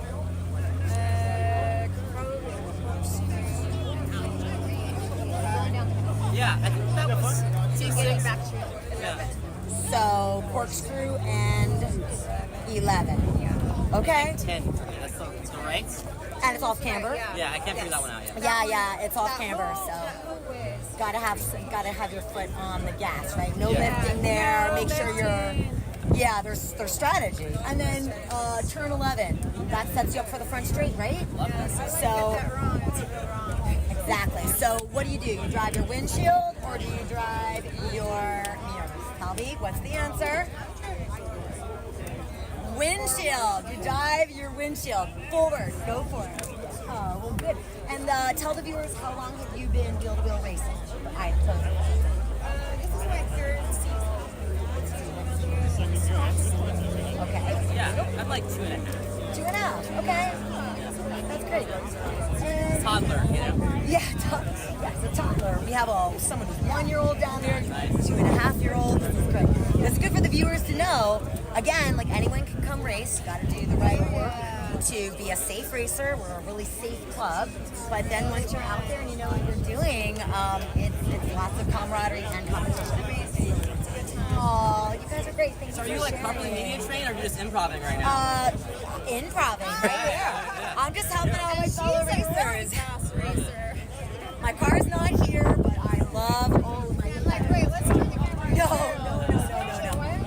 This is about you and you.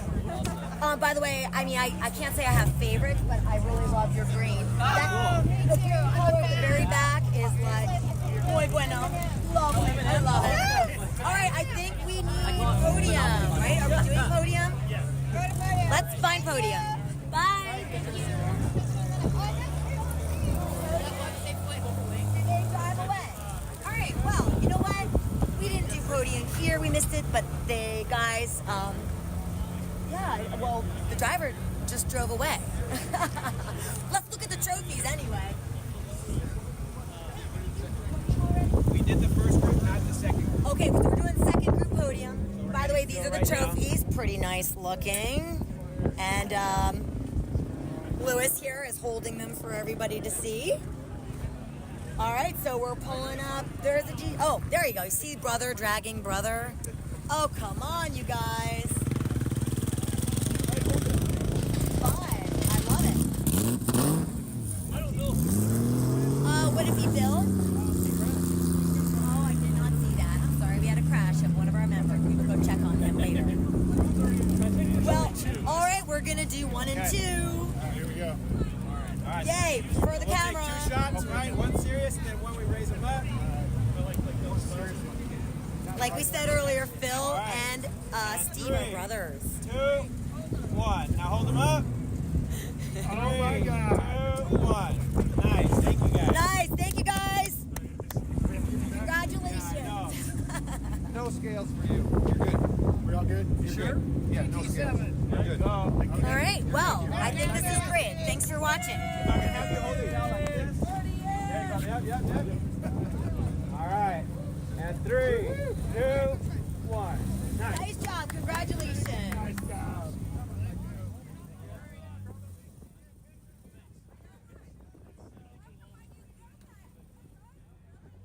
Welcome back. Glad to see a lot of happy drivers out there. Not a big surprise. It looked like some great racing. That's going to take us to a break. We'll have a small interruption here for everybody to get something to eat out at the track, and then we'll be back with PCA Group 1 Blue after this.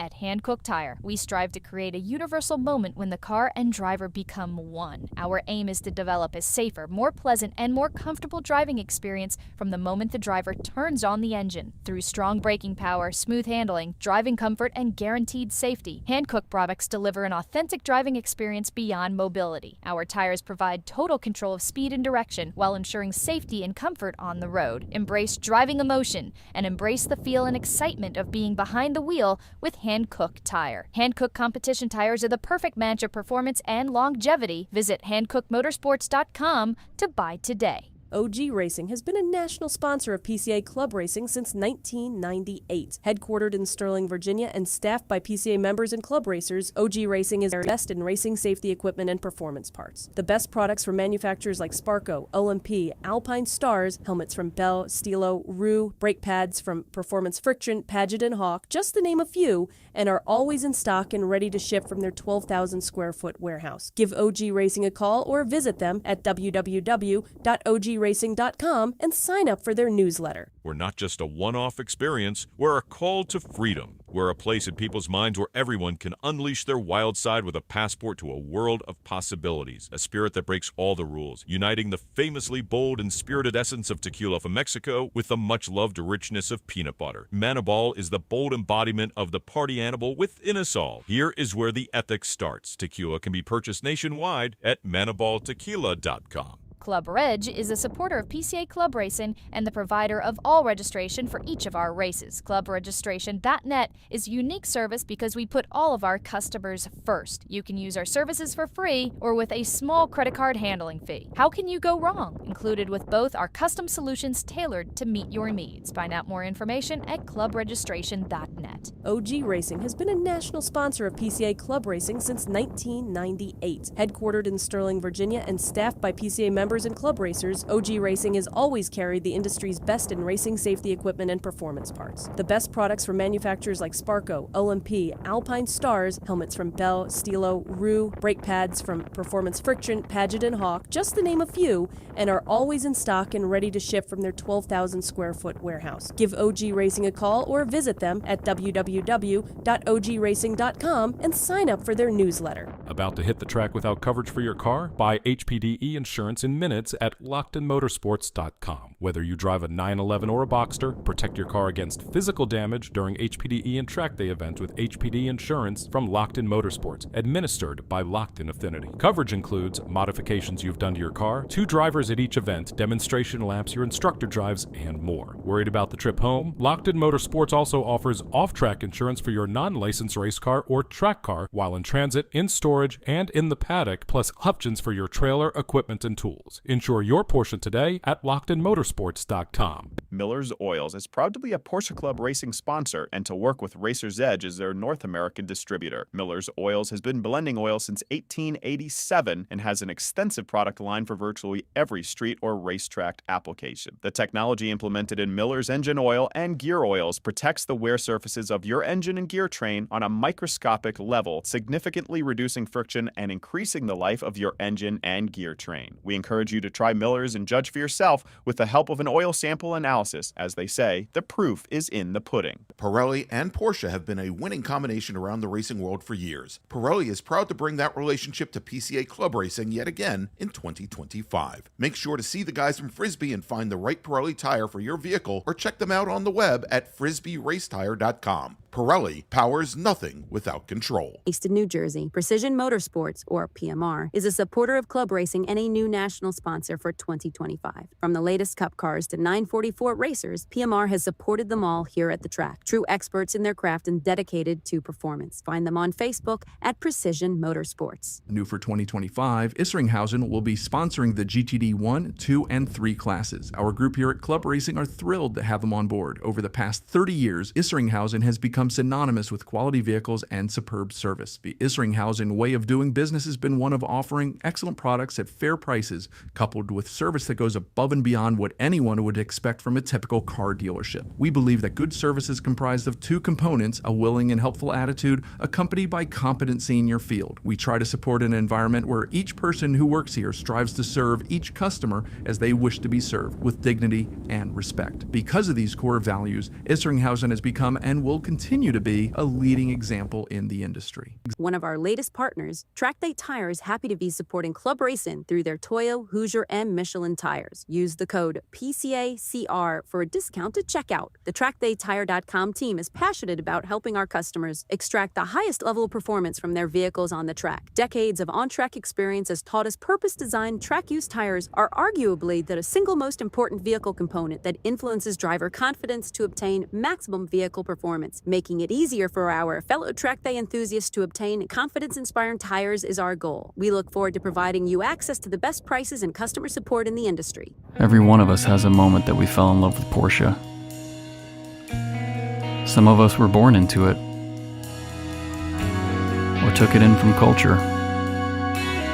All of us have a favorite movie scene with a Porsche. But for many of us, it was love at first sight. For 70 years, we've celebrated the thrill of driving a Porsche. There's been a lot of changes to technology in that time. From air to water, manual to PDK, and internal combustion to electricity.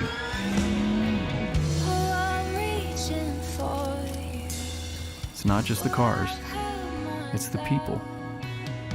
This club is a community.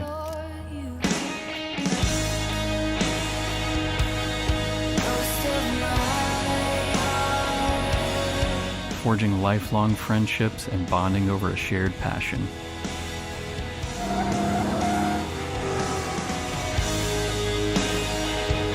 Whether it be on the track,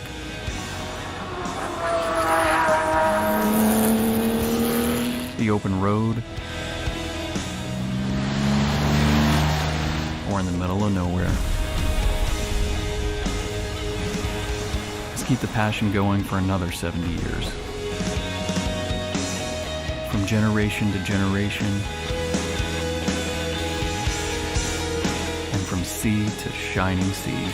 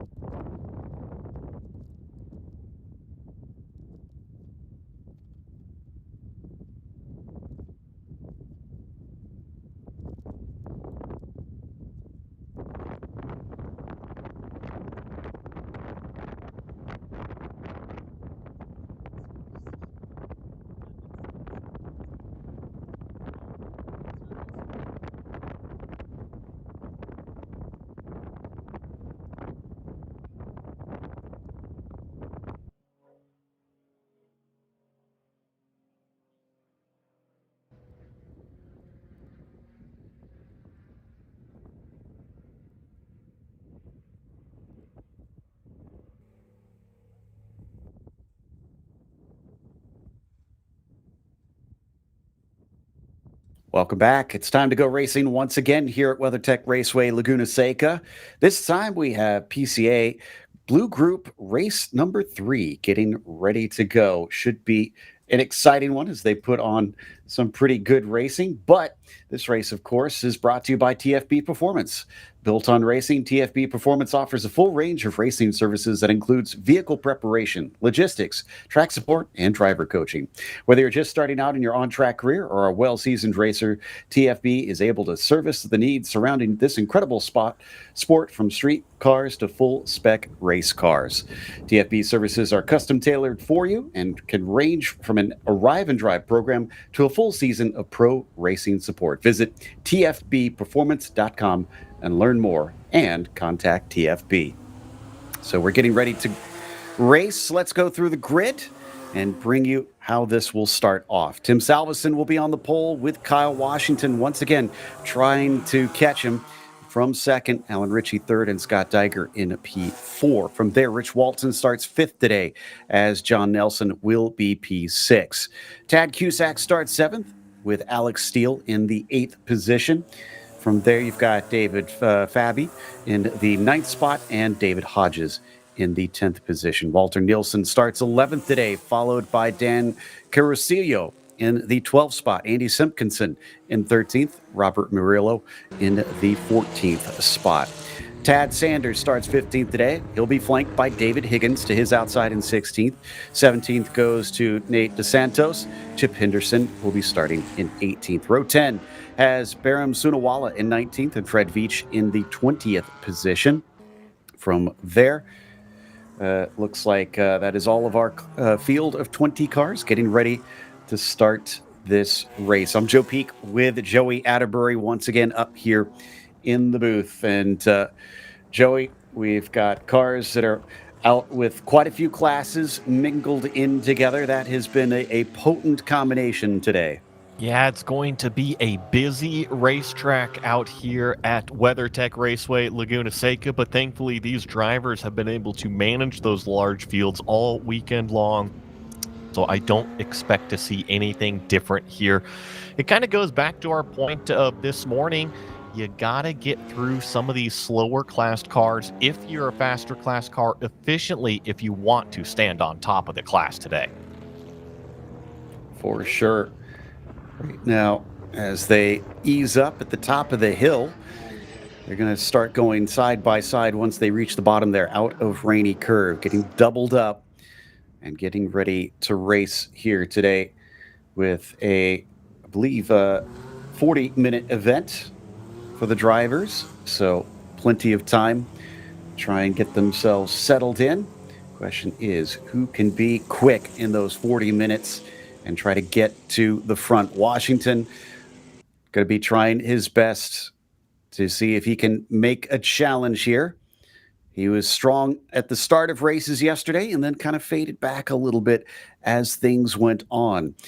But watch for him to charge at the beginning, as that is his strength. He seems to be aggressive and knows how to use that car on cold tires. Out of the final corner, waiting patiently for the call from the flag stand. As we look for that green flag, they're being held just a bit. And there it is. Green flag is out, flying down towards turn 1. Washington versus Diger, plunging into the braking of Andretti Hairpin. Washington is going to be able to take that lead away. Oh. And in the background, we have a massive accident, and that is race over for the gold and white car. Yeah, and I think that was the 81 car of Sunawala that was also involved, just the innocent victim. That Cup car was down the inside, very narrow, coming out of the exit of turn number 1, going into the entry of turn number 2. And Joe, it was just a little bit of rear lockup from what I saw. All of a sudden, the car darted right, and unfortunately, that red car was already there. In fact, they're still stranded at turn 2. Should be seeing a full course yellow, no doubt, for that one, because that's right at the end of the heaviest braking zone of the track. I do think, yeah, I'm hearing it from our producers as well. The only gold and white car that we've had out here has definitely been that 128 of Bob Mueller.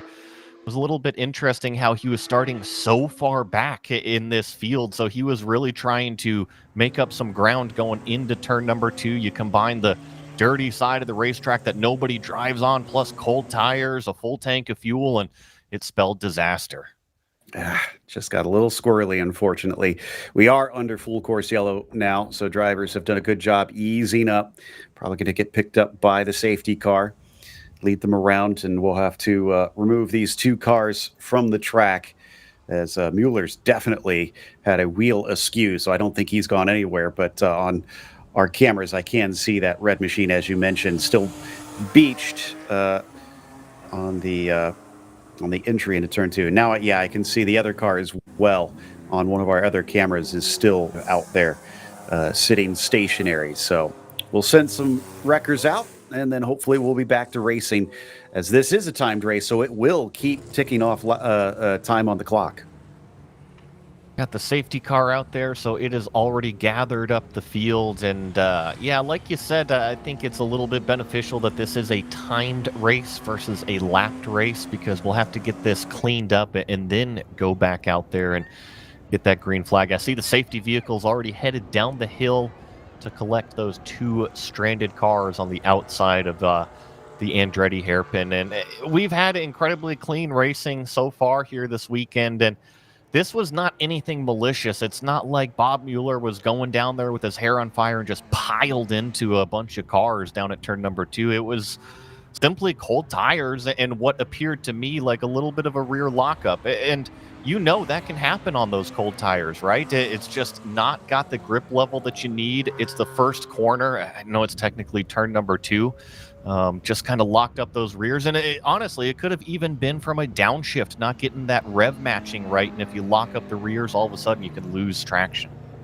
And we were just talking about how that can be a driver's strength, but I guess can also be a weakness if you're just not used to trying to be aggressive on those cold tires. We've seen how Kyle Washington is so good at the start of races because he seems to really be able to find the limit on those cold tires a little bit sooner than all those around him. And he's used it well here, kicking things off with the lead, but now it's going to get backed up once again.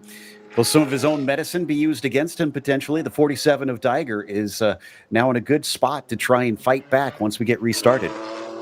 One of the benefits, though, that Kyle Washington will have, since he kind of leads this thing, is that when we do go back to green flag racing, it should be a restart procedure. So he shouldn't have to wait for that start zone. Should basically be able to accelerate out of turn number 11 and, as he is the leader, dictate that pace of the restart. Bit sad that we've already lost 2 of our 20 starters here, but sometimes that's the way the cookie crumbles out there, and we'll be down to 18 cars in this field for the time being. Let's hope that all of them manage to bring it home, as I do believe we still have some racing after this. Yeah, PCA Group 2 Yellow, but it looks like Group Blue won't be back out there. So I guess if you're going to use up your equipment, now's a good time. But it sounds like we're going to be going to an ad real shortly. We'll be back after this with more racing here for Sprint Race 3.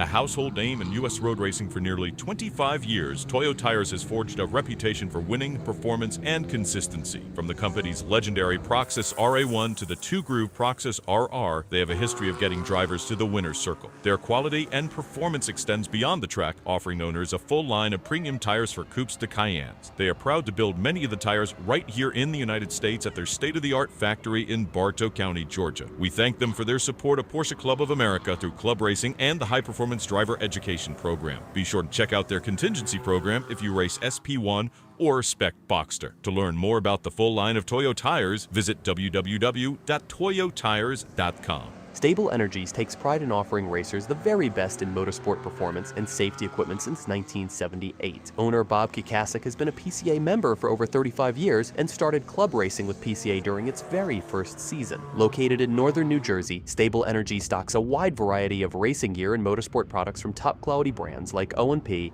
Alpine Stars, Bell, Hans, Schroth, Paget, and Brake Rouse. Stable Energies is a master distributor for Recaro and the U.S. importer for safety devices roll cages, as well as the Eastern U.S. distributor for RSS Porsche Performance parts. You can shop with Stable Energies on their website, stableenergies.com.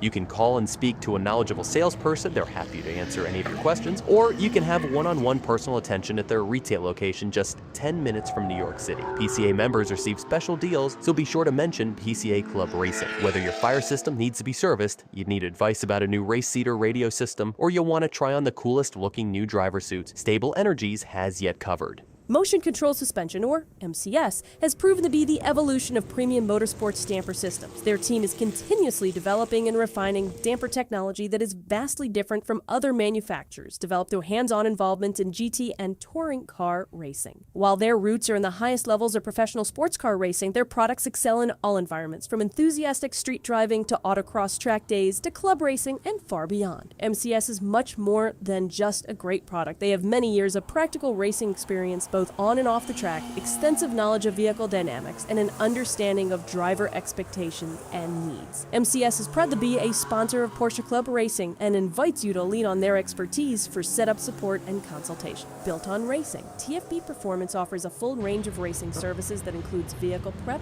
logistics, track support, and driver coaching. Whether you're just starting out in your on-track career or a well-seasoned racer, TFB is able to service the needs surrounding this incredible sport, from street cars to full-spec race cars. TFB's services are custom tailored for you and can range from an arrive and drive program to a full season of pro racing support. Track time is precious, so making it as productive as possible will steepen your learning curve and save costly mistakes.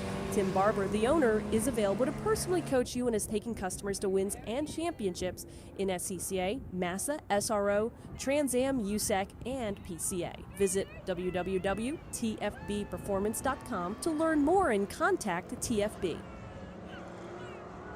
The Chicago Region Porsche Club is excited to host the 33rd Annual Club Race and the 59th Driver Education Event at the National Park of Speed, Road America in Elkhart Lake, Wisconsin. All Sunday and Monday races at the Road America Challenge will earn points towards the 2025 Club Sport Triple Trofeo and PCA National Championship Series. In addition, this event features a Porsche parade using the original Road America race circuit, car show, and gourmet dinner banquet in beautiful downtown Elkhart Lake on Saturday evening, which is fun for the whole family plus friends. Register today at clubregistration.net. Golden Gate Region will be hosting the third Thunderhill race of the season on September 13th and 14th. This event will include 3 sprint races on the 3-mile East course. Thunderhill Raceway provides some of the best racing around and is where many pro teams come to practice due to the many diverse corners around the track. After the summer heat, the weather in September should be perfect. This event will be a points race for the West Coast Series and the 911 Cup Trophy, along with standard points for the National Championship. The event is just for racers, though. There will also be run groups for HPDE and time trials. Visit clubregistration.net for more details and to register.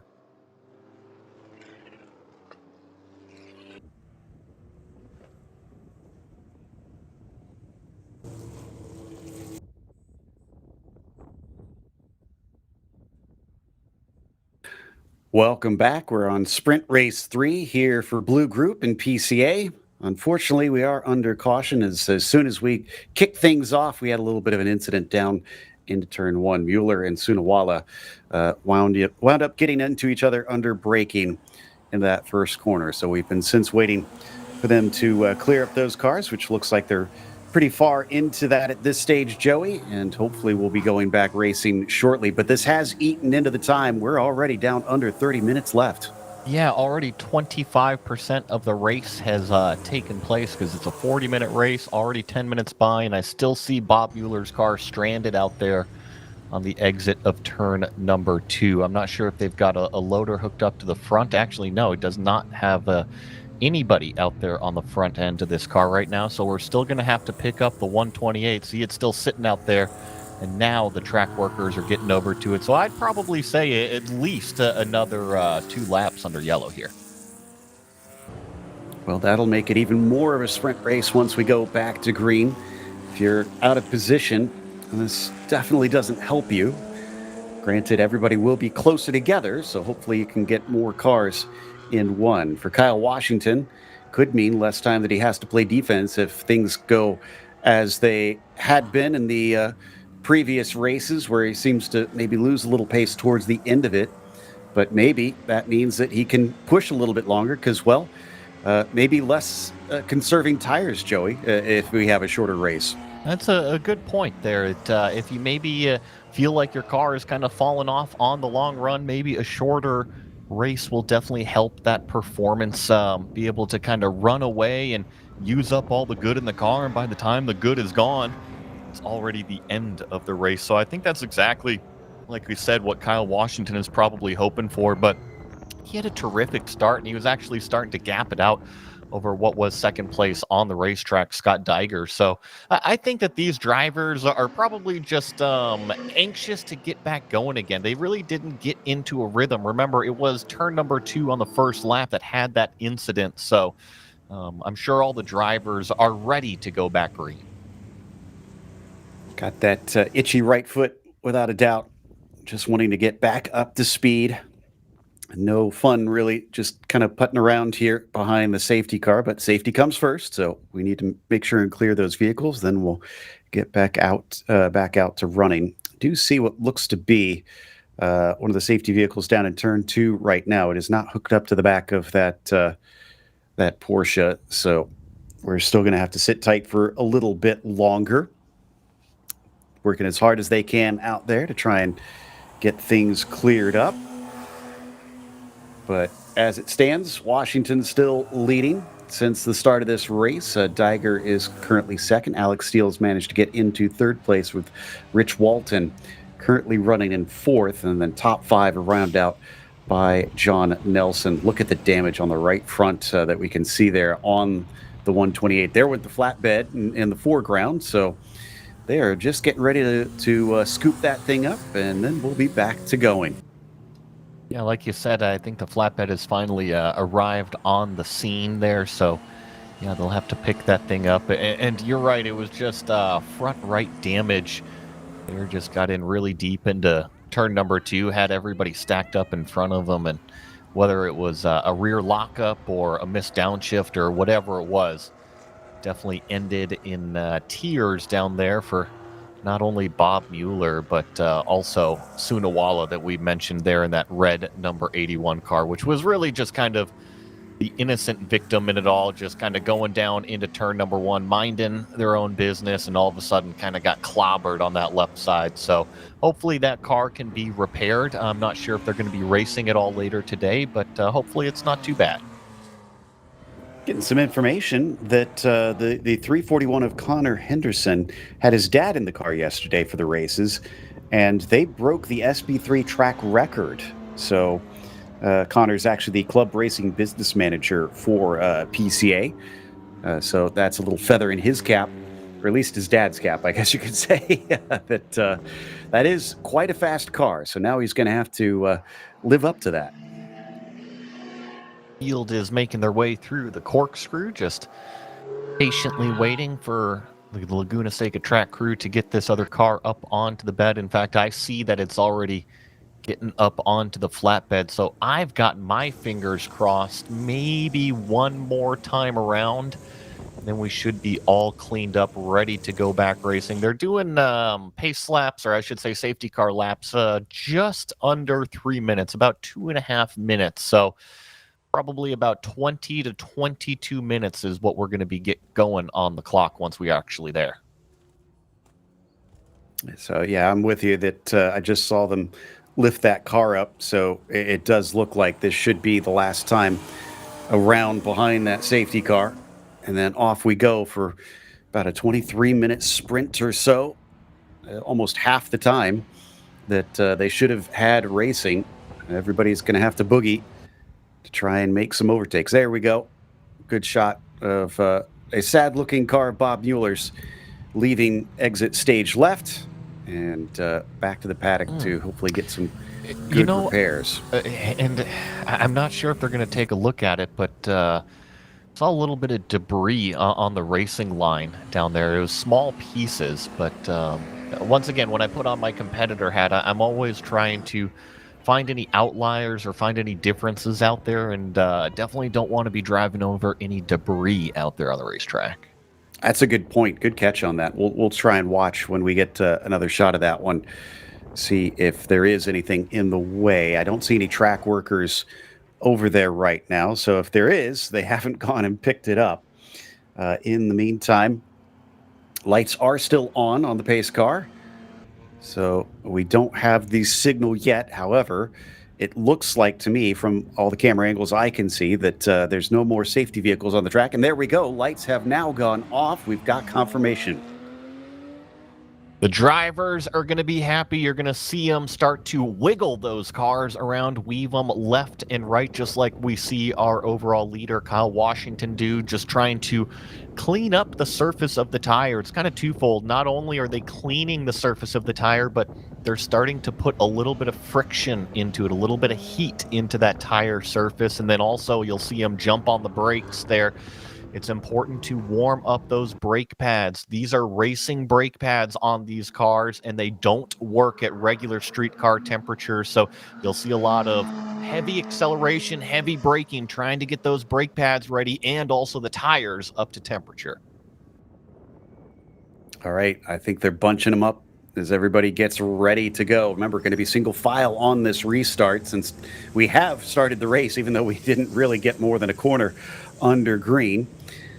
And what is Kyle Washington going to be able to do? Will he be able to jump and get a gap between himself and Diger to prevent an attack down into that first braking zone of the Andretti hairpin? There goes the safety car, giving control over to the 132. Doesn't have to wait all the way for the call from the flag stand now. He can choose to go when he wants after this final corner. It's leaving him a little bit bunched up, though, and now he's on the loud pedal. We go racing once again here at WeatherTech Raceway Laguna Seca. Washington does get a good jump over Diger. Alex Steele a little far behind. Battle between Walton and Nelson, though, in behind, coming down into the first corner. Some very shallow lines into there. Nobody able to make a pass yet. Yeah, it was pretty close between Walton, Nelson, and Cusack back there for 4th, 5th, and 6th as the rest of the cars get through this turn number 2 hairpin. You see those faster, newer chassis cars already accelerating their way through what is turn number 4. I think I see Rich Walton on the back of what is Alex Steele here. This might be a move going down into turn number 5. Down the inside. And it looks like car to the apex first is going to be able to come away, or will he? There's quite a bit of camber there. No, great use of that camber and managing to move up to the next position. Still had some battling into turn 6, but they'll get it sorted back to single file. Yeah, and I think I saw one of those Cayman GT4 themed cars as well get around. So that was a nice move there. And I think it's Tad Cusack there in the number 115 car that is in the middle of this group here as they go down what is turn number 9, plunge their way into that heavily cambered turn number 10. Trust the car that you really got to balance it on the way in, and the compression will catch it, accelerate your way through. And then, of course, turn number 11, this final corner here at Laguna Seca. Relatively straightforward. Hit your brake mark, hit your apex, and get on the gas as soon as possible. Wow, it's been a huge run for Kyle on this first lap under green. 1.8 seconds over P2. Walton still 2 seconds back there in third. So top 3 very much separated apart. Behind them, it is a lot closer between the 782 as well as the 42. That's for 5th place between David and John. As these cars, call it 3rd place overall on the timing and scoring, feed their way through what is now turn number 4. It should be Tad Cusack given chase there. I believe Rich Walton is the one who's leading this pack. So Cusack is in that number 115 car. David Fabi, John Nelson, all involved in this one big group now that goes up the hill. Yeah, they're staying pretty packed up, but they're already dropping those behind them. The green car of Nelson still putting the pressure onto Fabi up there. as they look for the breaking of the corkscrew once again. And it is indeed getting a little bit close in front of them as well. Cusack is under a little bit of pressure there. So we come around to complete yet another lap, but we're already halfway through this race. 19 minutes left to go. Yeah, past halfway through. So it has turned from a 40-minute to a sprint race to the end right here as the field streams their way through this final corner here at this beautiful racetrack. Something else that I'm noticing here, Joe, remember how we had that overcast weather this morning? It's burned off to a beautiful California blue sky day. You're right. Yeah, it's much more sunny out there. So that should heat things up a little bit, as it was quite cool in the morning. That'll be better for the tires, no doubt, with the sun pounding away on the pavement. This time by, after Scott lost a little bit at the start, he has cut down to Washington to only half a second between them. That's a massive change in form from one lap to another. That was, and I'm not sure where that time was lost because Kyle Washington's last lap was significantly faster than Scott Diger, so maybe just that number 47 car has finally settled into that race pace, but I'm with you. Shows only a half a second difference on timing and scoring right now. I'll have to keep my eyes on it as they go down the hill in the corkscrew. And Joe, I actually think that might be a little bit of a timing and scoring error. It still looks to be about maybe 2 seconds between the pair of them. I'm seeing that as well. Yeah, it doesn't look as close as it implies. But switching their way down through the corkscrew as we continue to watch. I think, is this Cusack and Walton that we've got on screen? Correct. In this fight? Yeah, so this is for that third overall. But remember, Cusack in GTD 3, Walton racing in GT 4. So they are 2 different classes, but they're looking for overall finishing position. And now our timing and scoring is starting to act a little funky because it shows Kyle Washington is actually dropping down the order. So I wonder if it's just a transponder issue that's going on with that number 132 car, that it's not registering properly on that timing and scoring. So that might be one of the reasons why we see that number 132 car kind of going up and down that timing ticker. Yeah, I'm pretty sure you're right on that one. We'll just have to keep a visual check on that every once in a while, see whether he has been run down or if Kyle will continue to be able to run away. In the meantime, this fight continues to be just dangerously close between these two. Yeah, this is, like you said, the pack between Walton, Cusack, Nelson, and Alex Steele, I believe, is this last number 416. That green car kind of on the back, the caboose on the back end of this battle here. And then a little bit of a gap back to what is the 782 of David Fabi now. Watch these cars go down through the corkscrew, down through Rainy Curve, turn number 9. It's heavily cambered. I mentioned turn number 10 heavily cambered. Same thing with turn number 9, but you have more elevation downhill here in turn number 9. Have to balance the car more on the corner exit, while turn number 10 balance the car on the corner entry here. It is such a technical racetrack, relatively flat in sector 1 and 2. However, the elevation becomes rampant in sector 3, going up to the corkscrew and down to start finish. Yeah, definitely a track of 2 halves in that sense, but each will test the car in a different way. These 2 glued nose to tail have been able to change positions for some time, but remaining an ever-present threat out there at this stage.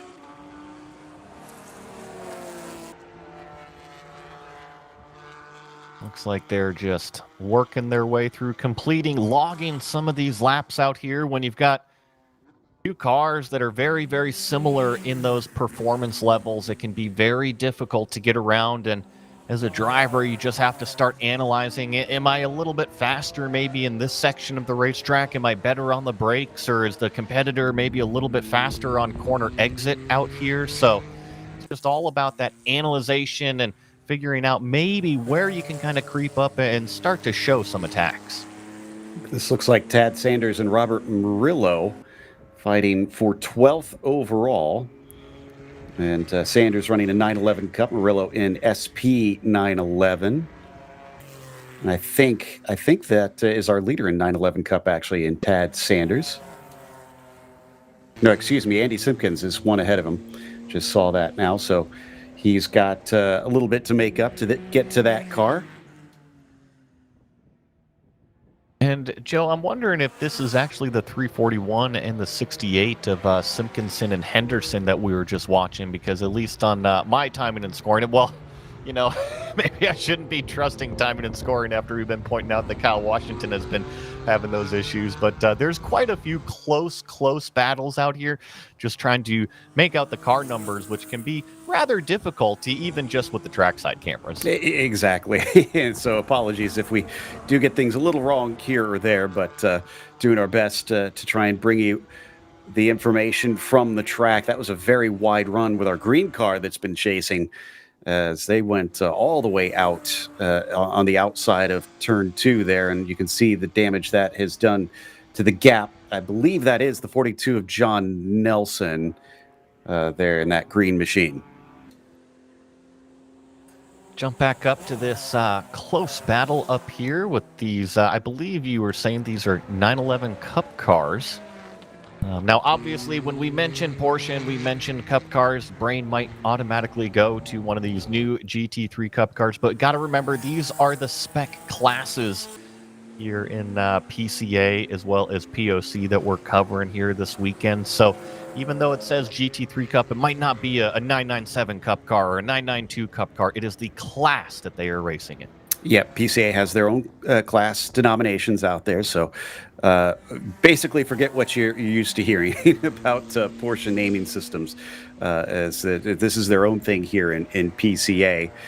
But yeah, I believe that is a battle between Simpkinson and Sanders. I think you're right. The blue car chasing for the lead in 911 Cup, but that is 11th overall, and then Murillo in behind, but wow, he's lost a lot of ground these last couple corners to that white number 68. Momentum-based racetrack, and it is very technical. If you've got two similar paced cars and one of them all of a sudden makes a mistake, you can find that car oftentimes just running off, galloping into the horizon, if you will. It can be so difficult to make up that time. That's why I love cars that are so similar. Call them spec cars. We see a lot of those spec Boxsters out here this weekend. That's where I cut my teeth in racing, is spec racing, and you'll find out if you're good or if you're going to sink pretty quickly. Yeah, when everything's on even machinery, it starts to become obvious who really does have the speed out there. As we fly up the front stretch once again. And speaking of flying, I mean, time has absolutely flown by. We are getting close to the final quarter of this race.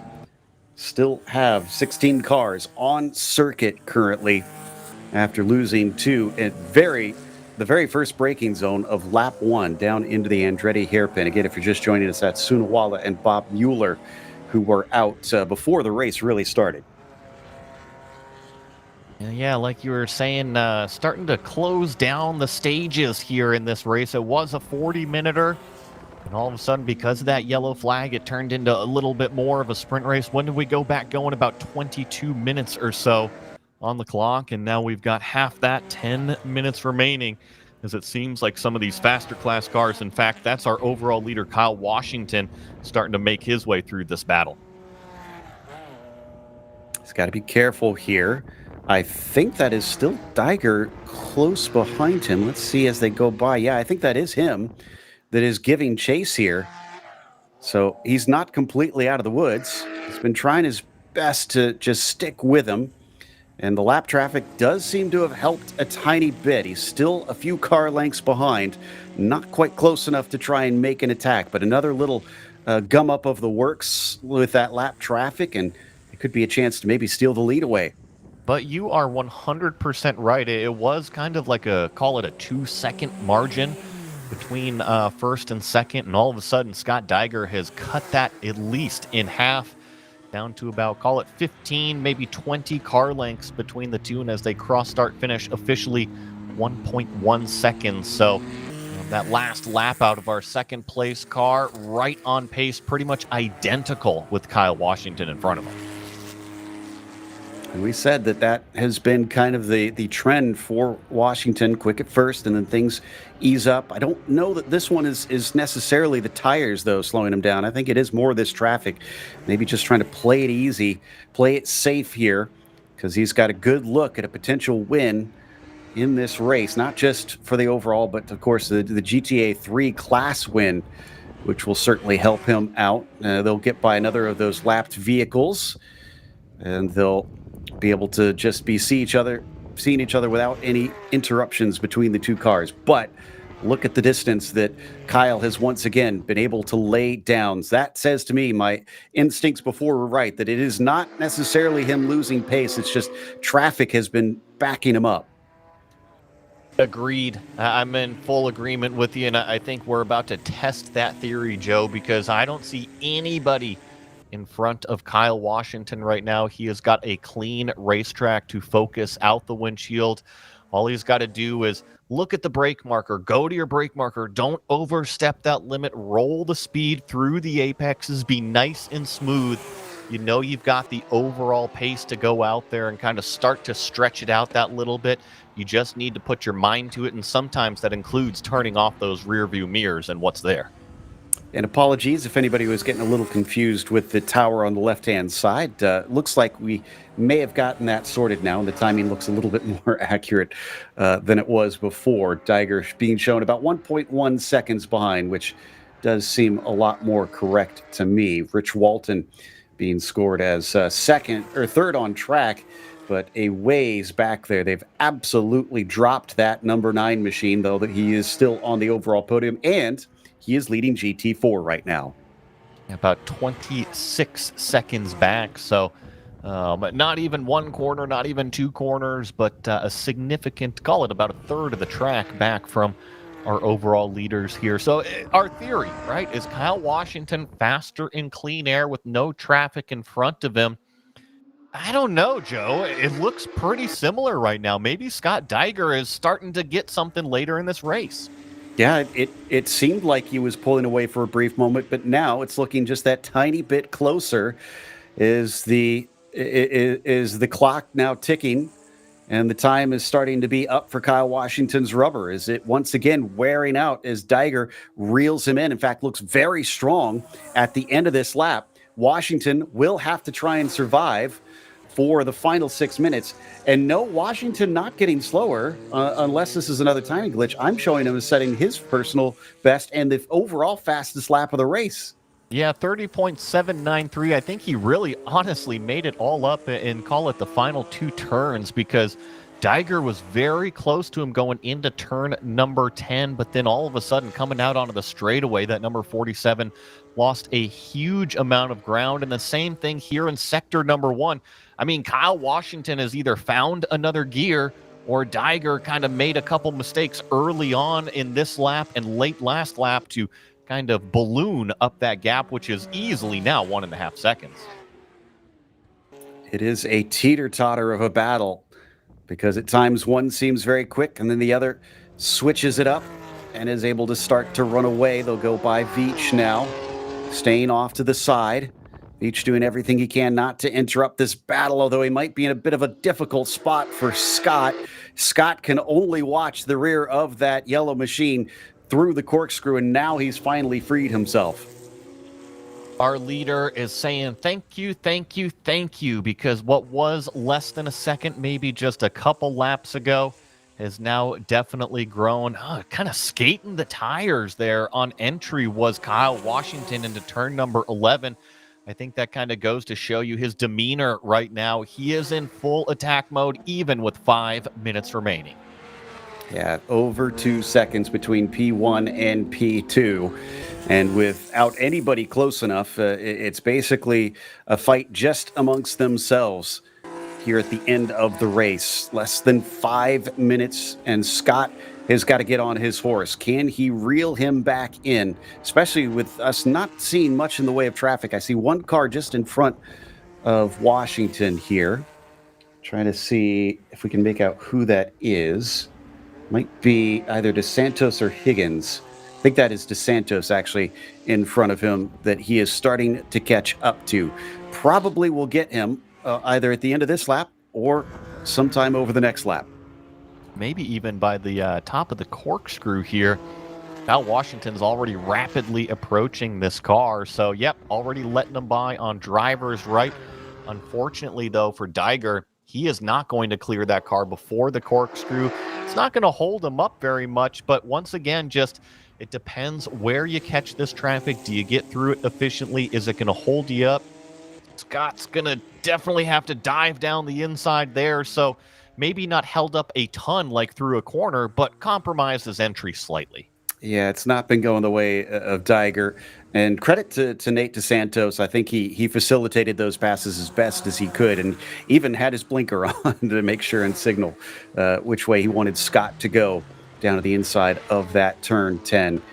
The gap this time, 2.2 seconds, so maybe about a tenth of a second slower that lap, all considering. That's not too great of a loss for Scott. But he's running out of opportunities. He needs to get much closer than this. Now Washington's getting the other end of the stick. He's got a car in front of him that is just slowing up a couple of his corners. Was able to clear him going into turn number 4, and I think crucially that he has done the important stuff is Diger flirting with that track limit on the exit of turn number 4. Saw just a little bit of puff of that dust and dirt get kicked up, so pushing it to the absolute limit, that absolute end of the racetrack, trying to carry as much speed as he possibly can, hunting down the leader. But Kyle has definitely, like I said, found another gear late in this race. Just want to give an update on the 911 Cup class. We saw they were close together earlier on in this race. Simpkinson has run away and even has Murillo between himself and Sanders right now. So doing much better in that 68 to try and solidify his class win. And let's see what the clock says this time by across the start-finish line. Nobody between the pair of them, at least this time around. So hopefully it'll be a little bit more accurate of a reading of what their pace holds. But they'll get the 2 lap to go signal this time by. And it is, yes, just a hair closer, about 0.2 quicker in favor of Scott. Call it 22 turns remaining for Kyle Washington to hang on to it, and now call it 20 turns since he's already through turn number 2 here on this lap. Just needs to stay consistent out here. You're on the radio with him. You want to give him positive advice, saying you've done a great job. Don't change anything. When you start to tell a racing car driver to change what he's doing, you're introducing variables into it, and that could introduce mistakes. He just needs to keep on going, and he'll collect a checkered flag. David Higgins staying off to the side in his number 40. Now he splits the pair of them. Is he going to pull off once again before we get to turn 6? It doesn't look like he's in a hurry to here. No, he's going to stay ahead, and this is exactly when Scott really needs the momentum coming up the hill. I think that the 47 just hasn't really been getting the rub of the green when it comes to dealing with these lapped cars. Kyle Washington, to his credit, has been using every opportunity he can to just skirt away from that number 47 car. Sometimes the traffic works with you. Sometimes it just pops up in the worst possible places. And I'm with you. I think that Scott Diger has gotten kind of the bad end of the stick here in the final 10 minutes of the race. Looks like our leader, Kyle Washington, is taking the white flag. 1 lap to go here in this 40-minute race. Wow, that time it was up to 2.9 seconds apart. That was one of the bigger gaps we've seen made over the course of these last few laps. I just don't think Scott's got anything unless we get some more traffic to slow up Kyle, or he makes some sort of major mistake. Clock quickly coming down to 0. It was a great effort, but a kudos to Kyle Washington, the way he has been managing this much truncated race. Nice and clean through turn 4 from both of our leaders. This time, you just want to keep it smack on the racing line. No mistakes from here on out. You see our leader running out wide, using all of that racetrack here at Laguna Seca. That is all right in my book. Same thing with turn number 6. Going to do the same thing all the way out there on exit. Maximize that rolling speed. And now one more time, down the corkscrew and find the start-finish line. So as they get ready to take the checkered flag, this is a car that Kyle is well familiar with. He's raced it in SRO. He's raced it over in the Porsche Sprint Challenge. And now here in PCA, he's getting ready to take it to victory lane. One-lapped car between himself and that checkered flag, but it looks like he's giving it plenty of berth here as he feels no pressure to try and overtake them in a risky maneuver. A win for Kyle Washington in sprint race number 3. Well executed. Diger will come home with an overall podium and second in that GTA 3 class. Now we wait for Rich Walton, our GT4 leader, about 30 seconds behind. Yeah, and I think that Tad Cusack isn't too far behind Rich Walton either. Here they come across the line, I believe. So they're going to finish in that GT4 top step as well as that GTD 3 top step. That's the number 9 of Rich Walton as well as Tad Cusack. They should be coming around, call it the final corner right about now. Yeah, so looks like GT3 winner going to be Alex Steele today. GTD2 going to go to David Fabi in the 782. And then the SP997, David Hodges. Haven't seen a whole lot of him in this race, but that 41 going to collect a class victory down there. Watch the rest of these cars as you can kind of see them go in between 10 and 11 on this shot here. See how rapid they're actually going down that short chute straightaway before they really got to jump on the brakes for turn number 11 and then redo it all up the gears to this start-finish line. Cross that checkered flag and cool it down, bring it back into the paddock nice and safely. That's going to be everybody across the line. So big thank you to everybody for tuning in, but we're not done with our coverage yet. We'll take a short break and we'll be back with the Yellow Group up next here in PCA.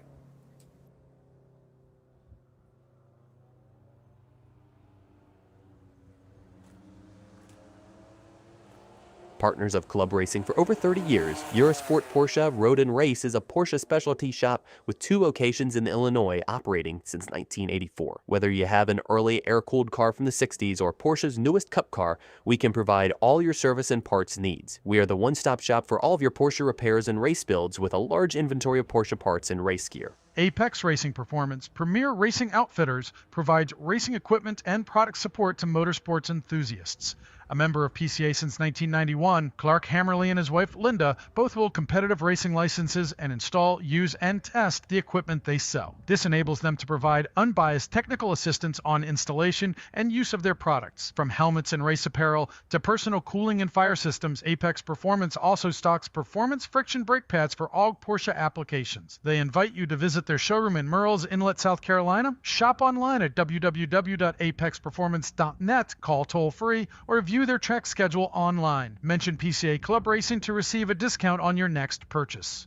Demon Speed Motorsports offers a full line of products for your race or track car. With their background in Porsche GT3 Cup cars, they bring the same quality and durability to the street and track replacement parts that they produce. These products include suspension links, motorsport style center lock parts and kits, brake rotors, and wing uprights. Now, Good Arrow Wings and RacingTireWarmers.com are part of the Demon Speed family. With this, they now offer Good Arrow Wings with mounting solutions for most Porsche models. Racing Tire Warmers offer tire warmers to custom fit your race car to make you faster and safer on track. To learn more about Demon Speed Motorsports and see their great products, visit them at www.demonspeedmotorsports.com. Trailix Trailer sets the standard for super lightweight, superior craftsmanship, and extraordinary quality. If you need a trailer, whether it be enclosed or open, to tow your Porsche, Trailix should be your first and only choice. Trailix has many sizes to fit your Porsche perfectly, and their unique touches ensure that your trailer will be as functional as it is beautiful. Trailix Trailers sponsors the Novice Racer Award, a gift certificate given to the second-time racer who exemplifies the club racing spirit.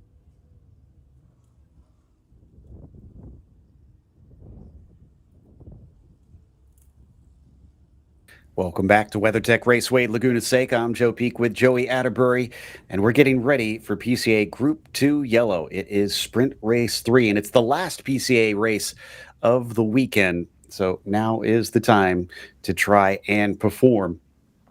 And drivers are probably just about ready on the grid here for this one. But before we get to that, let's mention S-Cargo. S-Cargo Service Center is a full-service tuning shop specializing in Porsche service and performance tuning in Marin County, California. From routine maintenance to high-performance tuning, we make them fly.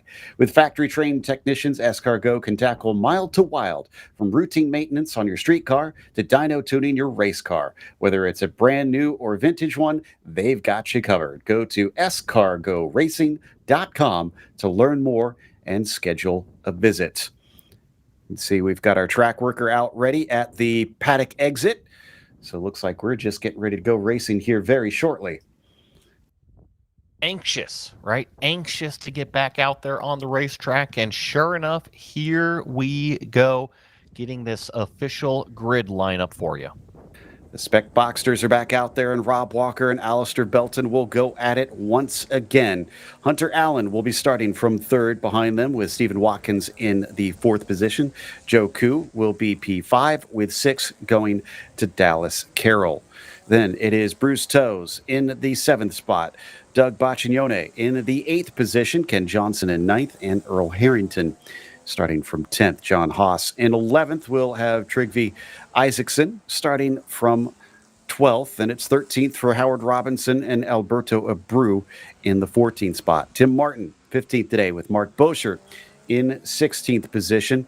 Klaus Drayman starts 17th, Ryan Fitzgerald in the 18th spot, and then Chris Foster in 19th as Andrew Forrest starts in 21st. Then we've got Chris Nagel, 21st position, and John Seidel in 22nd.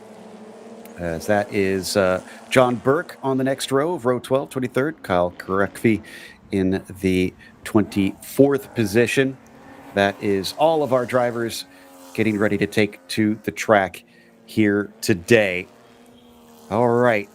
We've seen a lot of Belton and Walker up at the front. They get one last shot to try and settle the score here, Joey. I think it's going to be a lot of the same, kind of like what we saw earlier in today's earlier race, as well as yesterday's races. Rob Walker and Alistair Belton have definitely been the class of the field. Don't count out some of those other ones, though. Joe Koo is going to be starting up towards the front of this field as well, so maybe he'll get up there and start to hassle them a little bit. And then also Hunter Allen. Remember, yesterday, I think it was a 4th and a 3rd place, but definitely improved the pace on that race number 2. Maybe today on Sunday could be his day to step up one more. Already a few of them eager to go as they're almost looking too wide up into the corkscrew.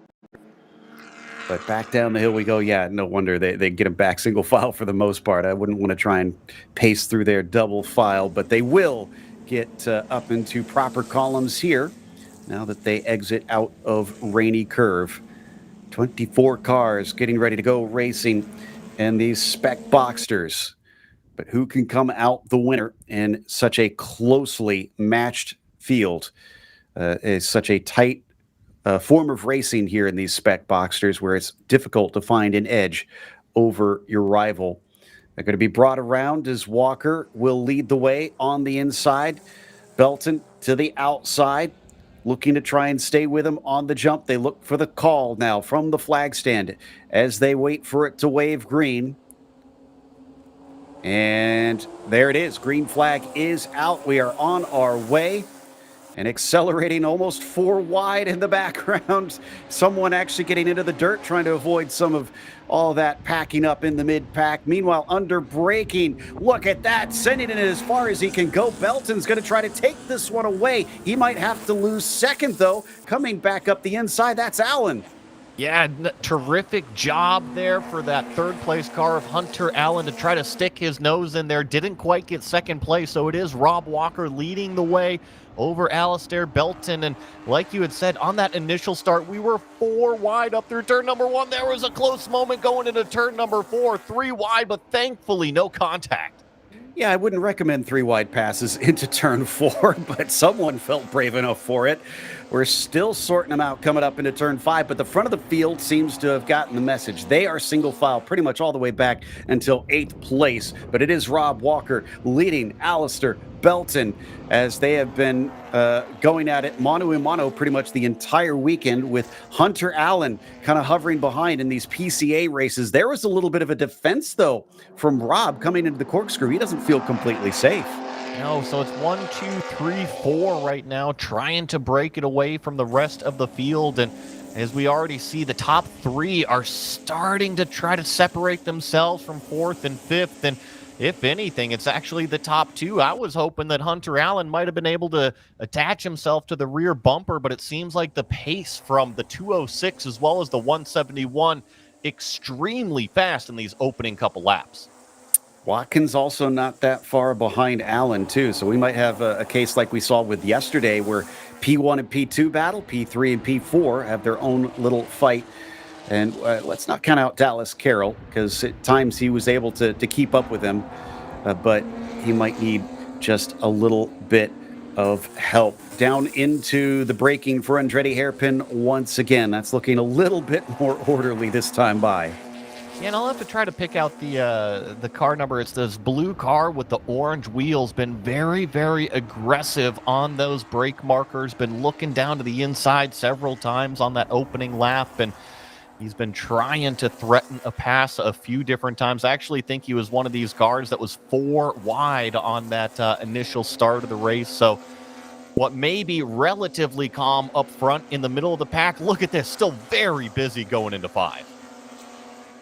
Yeah, that may be Alberto Abreu that we've got in the 509 that's in the mid-pack, really getting spicy out there. Last race, so he's trying to use up everything he's got. Meanwhile, up at the lead, there was a little bit of a wobble coming out of the corkscrew from Walker. That's, I think, one of the first times we've really seen some sort of chink in the armor in the 171. Not sure if it was Walker getting in too deep or if it was actually Belton that got in too deep into that corkscrew. It certainly seemed like Walker was out of shape coming down through it, but there was a puff of dust, and here comes a look from our 3rd place car down the inside, but not close enough to really make that pass attempt work. So we're going to ride on board now with our overall race leader. This is the biggest gap he's honestly ever had, 1.4 seconds between him and Belton. Yeah, look at the bottom left there. We can see those behind him have very much dropped off, so no longer a threat at this stage. Meanwhile, Belton, Watkins, Allen, they're on a big battle now, and Dallas Carroll was our fastest car of everybody that last time by. I mean, credit to the 102. We said at times he would kind of get into the mix. It looks like he's trying to do just that. A 144.0 from Dallas Carroll. Like you said, the fastest lap of the race coming from the 5th place car. That's the orange car with that turquoise stripe right down the middle of it. I'm curious, though. 1.3 seconds. Can Rob Walker hang on to that 1.5 second lead, or is Belton going to start to close it in? And quite honestly, I think I already have my answer. It seems like Belton has already started to close in that gap. I don't think it's going to go anywhere between Walker and that yellow 206. No, not at this stage. Still 35 minutes left to go. I also want to give a nod, even though I want to keep our attention here on this battle at the front. We've had Doug Boccignone kind of hovering in the background, and it suddenly makes a lot of sense why he has a bright green car in his sim racing, because, well, he drives a bright green car here on the real track, and it's hard to miss that thing. But he's kind of dropped off of them. He's in no man's land. He's not being hassled by Robinson behind at this stage. So he's probably just putting the laps down. As you were right, Belton is now right back on top of Walker. Another driver I want to give credit to that we really haven't talked about too much is actually the car that got into 3rd place, made a move on Hunter Allen the previous lap. That is Stephen Watkins right now. So we've got a new car in that 3rd place position. Hunter Allen's actually looking maybe to attack down the inside of turn number 2, but a deep defensive move from that 3rd place car to keep the position. Yeah, good catch there on Steven managing to snatch up that podium position. But now that he's got it, he's got to really focus forward. He can't really waste too much time battling with Hunter. He's got to try and run down Belton and Walker if he has his sights set on anything bigger here today. Those top 5 still the class of the field, although they are spreading out more than what we saw in the early couple laps. They're just starting to stretch it out, and there's that blue car with those orange wheels dipping off of the track again. So What kind of caught my eye early in the race was aggression, and now it certainly seems like it has yet to kind of give up out there. Allen getting a good run, and he wants to have a go at things, but he can't quite get side by side. Now, we saw this yesterday a lot between Walker and Belton. Different lines exiting out of turn 6, where Belton always seems to be more willing to drag it out to the very edge of the track than Rob Walker. Is that, once again, what's making a big difference here? It could be. To get a little bit technical and talk about that turn a little bit with these cars, obviously they're all spec cars, so you want to try to maximize that rolling speed through the apex, and Belton has been using all of the track on exit, so he's definitely using a little bit more than Rob Walker. And when I think about speed in a spec car, that's exactly how you do it. Now, with that said, the exit of turn number 6 has a few step downs. You've got the track surface, then you kind of have those exit curbs, which are those stepped alligator curbs, and then it actually falls off the end of the track into the gravel with a little bit of a step down. So I think that using all of the track, okay. Using some of the gravel, okay as well, as long as you keep the car pointed straight. But be careful of those track surface changes. That can upset a car. Tell you what, Hunter Allen is making life very difficult for Watkins. It's twice now in a lap he's been kind of showing himself and trying to get to the inside of that car. So far, no dice, but it's forced almost Steven into a defensive mode, and he's continuing to lose ground to those top two. Like I said, he needed to kind of look forward, but he's unable to at this stage. And now on top of it all, there comes Dallas Carroll again, who becomes a thorn in the side of anybody who dares to race in front of him, because he catches up quick. I kind of got a feel for that green number 111 of Hunter Allen. We've mentioned his name quite a few times yesterday as well as today, and the first race yesterday, he kind of seemed to be stuck behind one of his competitors, and now it's kind of the same thing. And when he was freed up in clean air, he was actually keeping pace with our top 2 leaders yesterday afternoon. So looks like the number 111 got a little bit more work to do, try to figure out all of that race pace and racecraft. Three-way battle there for third place, but it is a two-way fight for the lead. Now you can see how much closer that Belton is, who set the fastest lap of the race that time by at a 1:42 flat, 2/10 quicker, nearly 3/10 quicker than Rob Walker that time by.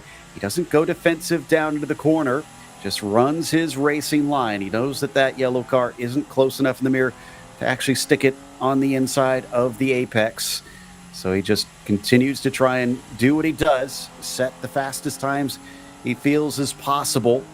And that defense should hopefully be enough from there. But at some point, will we see Alistair actually try and make a real attempt? Will Rob have to try and go on a defensive mode here with still so much racing left in this event? That's exactly what I was going to kind of ask you, Joe, is that I always have my competitor hat on. I'm always trying to look for the advantage. It might not be the nicest thing to present out there, but what we saw yesterday was Rob Walker and Alistair Belton doing this exact same thing all the way up until the final couple laps of the race, where they finally really duked it out. Now, they're obviously pushing each other, but do you think that's what we're going to see here today, where it's just kind of pushing each other, not necessarily side-by-side racing until the last couple laps? Or are these two going to race it out? And if you were the competitor, what would you do? I mean, what I hope happens is they start to race it out, because I'd love to see some action, especially since in the past they've been putting on some good battles. So we know that they'll race fair. But if I was on my competitor's hat, if I was Rob, I would, like I said, I would just try to keep running my line, because until Alistair actually tries something, there's no point in trying to give up some of the entry speed.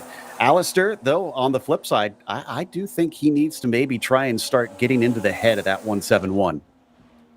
I'm with you. I think that I would just kind of continue to run my race. And if I'm the leader, Rob Walker, put myself in his shoes, I'm not even doing any defensive lines. I'm just purely saying, hey, Belton, if you want to come and race me, come and race me. I'll leave the door open. I mean, that's what racing is. If you want to try to throw it up the inside, maybe I'll have an over-under for you on corner exit. We're so similar paced that I'm not even going to bother to defend. Remember how much there were smiles afterwards and these cars just kind of going back and forth, and then in the paddock afterwards, they were just so happy to talk about it. So I think that's probably what we're going to see, is just kind of them having fun, but still continuing to kind of extend it out over third.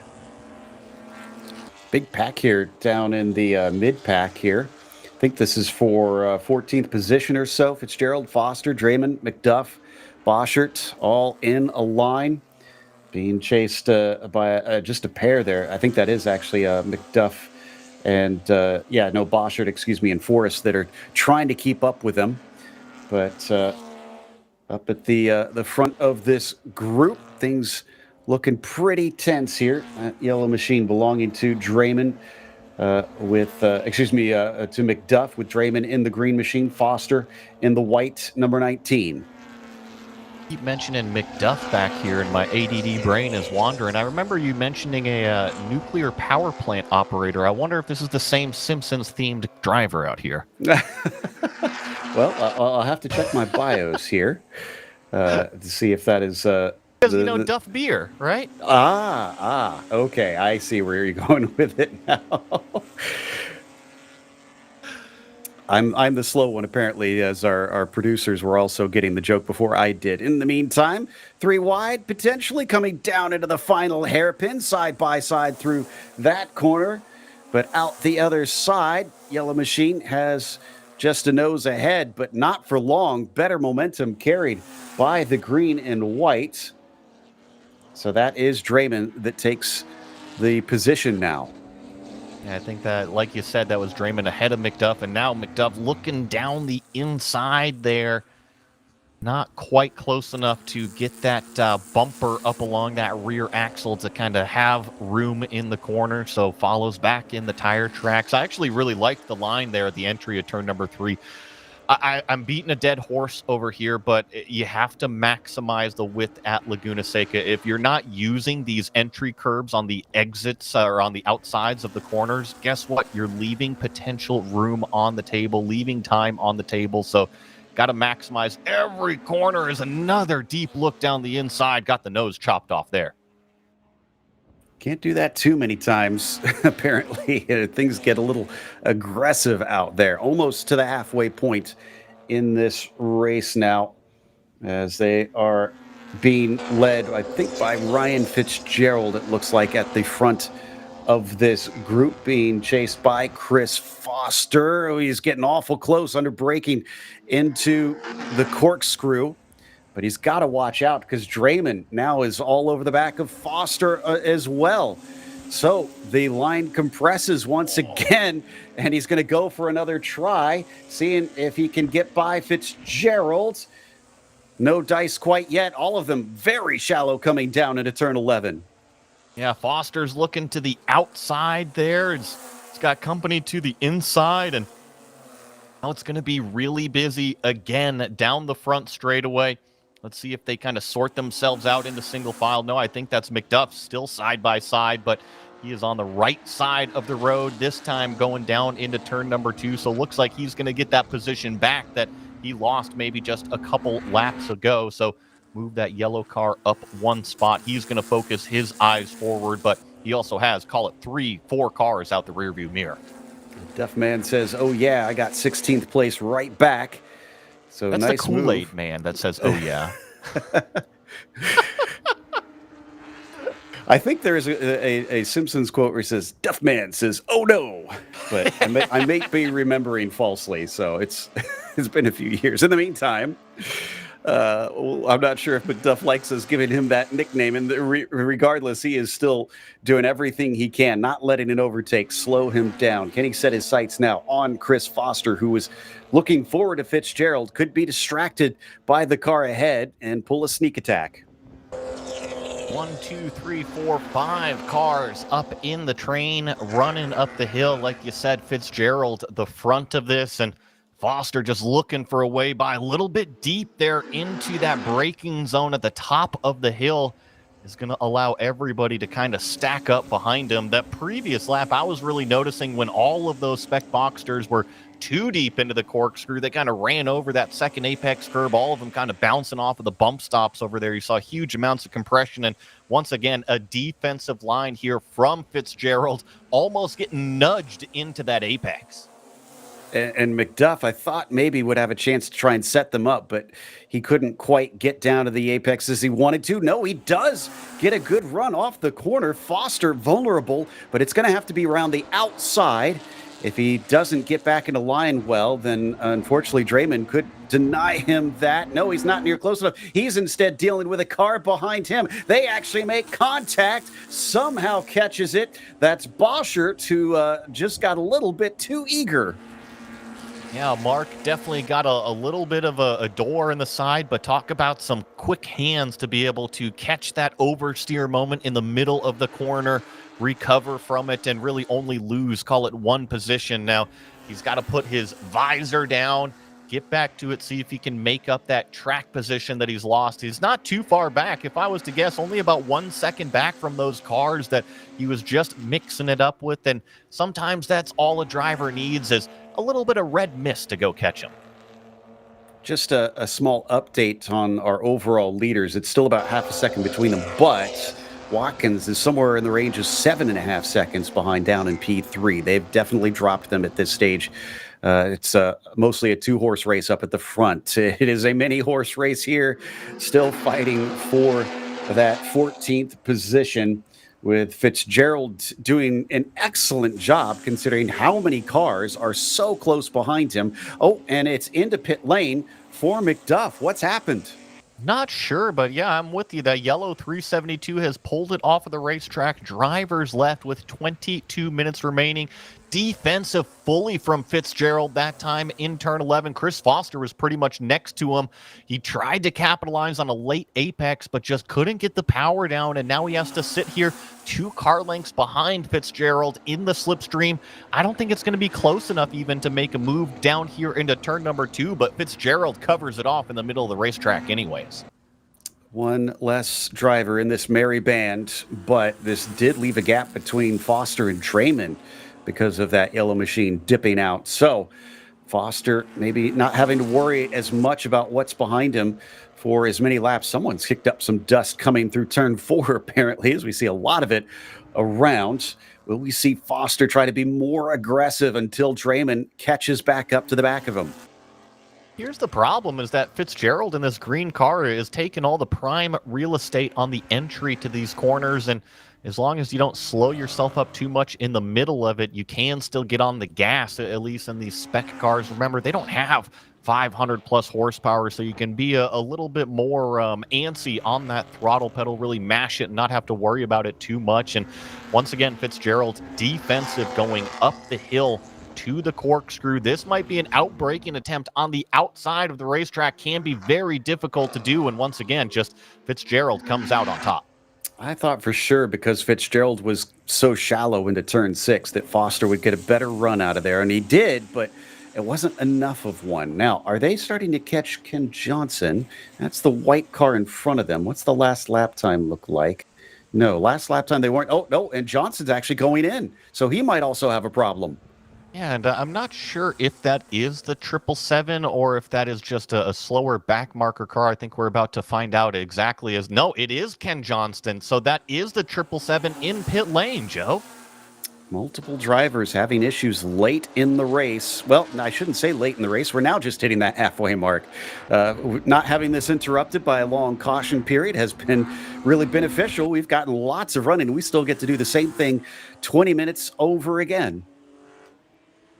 Once again, this green car of Fitzgerald right smack in the middle of the racetrack, and defensive on corner exits. It's got to be slowing him down, and sometimes if you want to keep the position, that is A-okay, but in my opinion, you can actually learn something. If a car is faster than you, here comes the move to the outside here. Let's see if Foster can finally get this thing done. No, once again, a nice rolling speed from Fitzgerald. And if anything, it's actually going to be Draymond making a look down the inside of turn number 6 on that number 19 car. Leave some space down at the apex, but job isn't done. Before this gets too hot, we need to take a short break for an ad. Hopefully we'll come back before this erupts once again.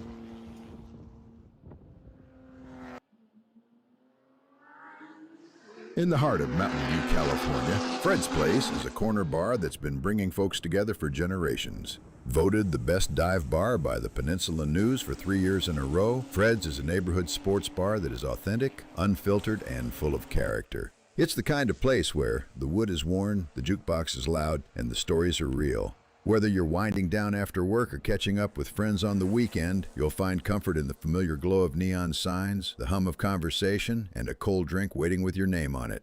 Located just 1 mile off Highway 101 in Mountain View, Fred's Place boasts not only a charming bar, but also a lively atmosphere that beckons weary travelers and locals seeking a place to unwind.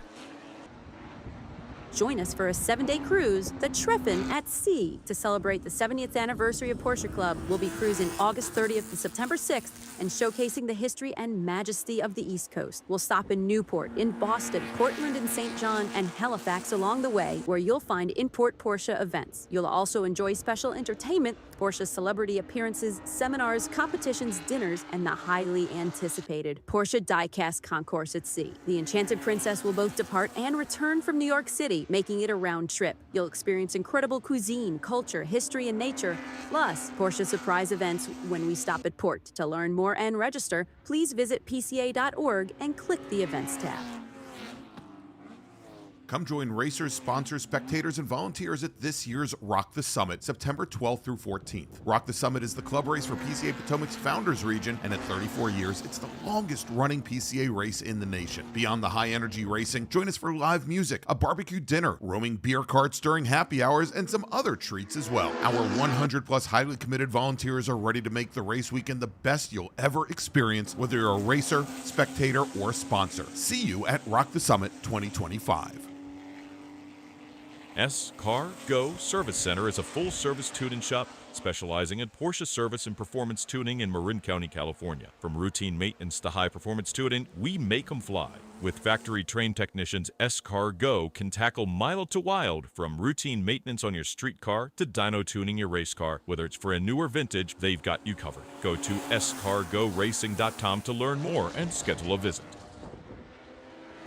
Kansas City region is excited to host their second annual club race in the rolling hills of the Ozarks. The 2025 Race the Roller Coaster Club Race will be held on September 27th and 28th at Ozark International Raceway. The challenging 3.97-mile, 19-quarter course has almost 1,500 feet of combined elevation change per lap. The track is in Gravois Mills, Missouri, a few hours from Kansas City. There will be 3 sprint races, one on Saturday, followed by a happy hour with drinks and refreshments, and 2 on Sunday. Both days will have charity parade laps during lunch and give friends and family a taste of the roller coaster. The points races at this club race will earn points towards the 2025 Mid-America Series as well as the 2025 PCA National Championship Point Series. Register at clubregistration.net.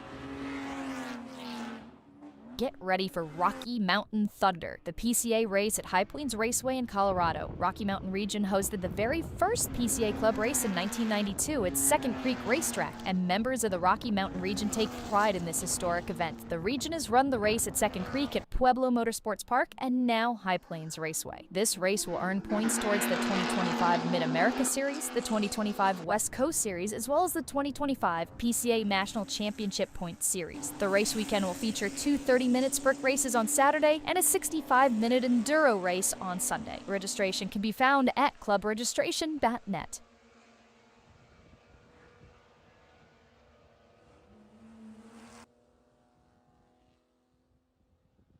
Well, Chris Foster went from nearly getting up that position past Fitzgerald to suddenly falling back to 15th. Now it's been Draymond who nearly got by. And also, we had missed that Walker has been passed by Belton. So that's still not showing up quite on our timing and scoring. That must have just happened after they went past the line. A lot of changes out there, Joey, but I think the one constant is that the fighting has been fierce for this 13th spot. Yeah, it has been nonstop, and I'm seeing on my screens as well that, yeah, Belton has now officially gotten by Rob Walker. That is the biggest change. Actually, here it is on screen as they cross the start-finish line. But this just happened this lap, and a 1:45 out of Rob Walker. There's the outlier. His fastest lap, a 1:41, so he lost 4 seconds somewhere. And we've seen this from Walker as well this weekend, where just a mistake here or there, they're rare, but Belton somehow managing to get that out of him. Now as we ride on board, he does not have that clean air in front of him. Tries to chase down the bright yellow 206. They are coming upon some traffic soon. Will that give him chances to fight back? And I gotta wonder what the theme song is inside this car. Obviously, you've got the zombie theme. Is it just nonstop Zombie Nation on repeat during the whole race?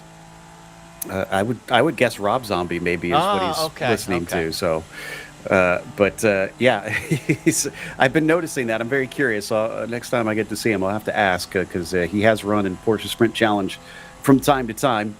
But for now, he has to settle for second best as Belton actually is running away.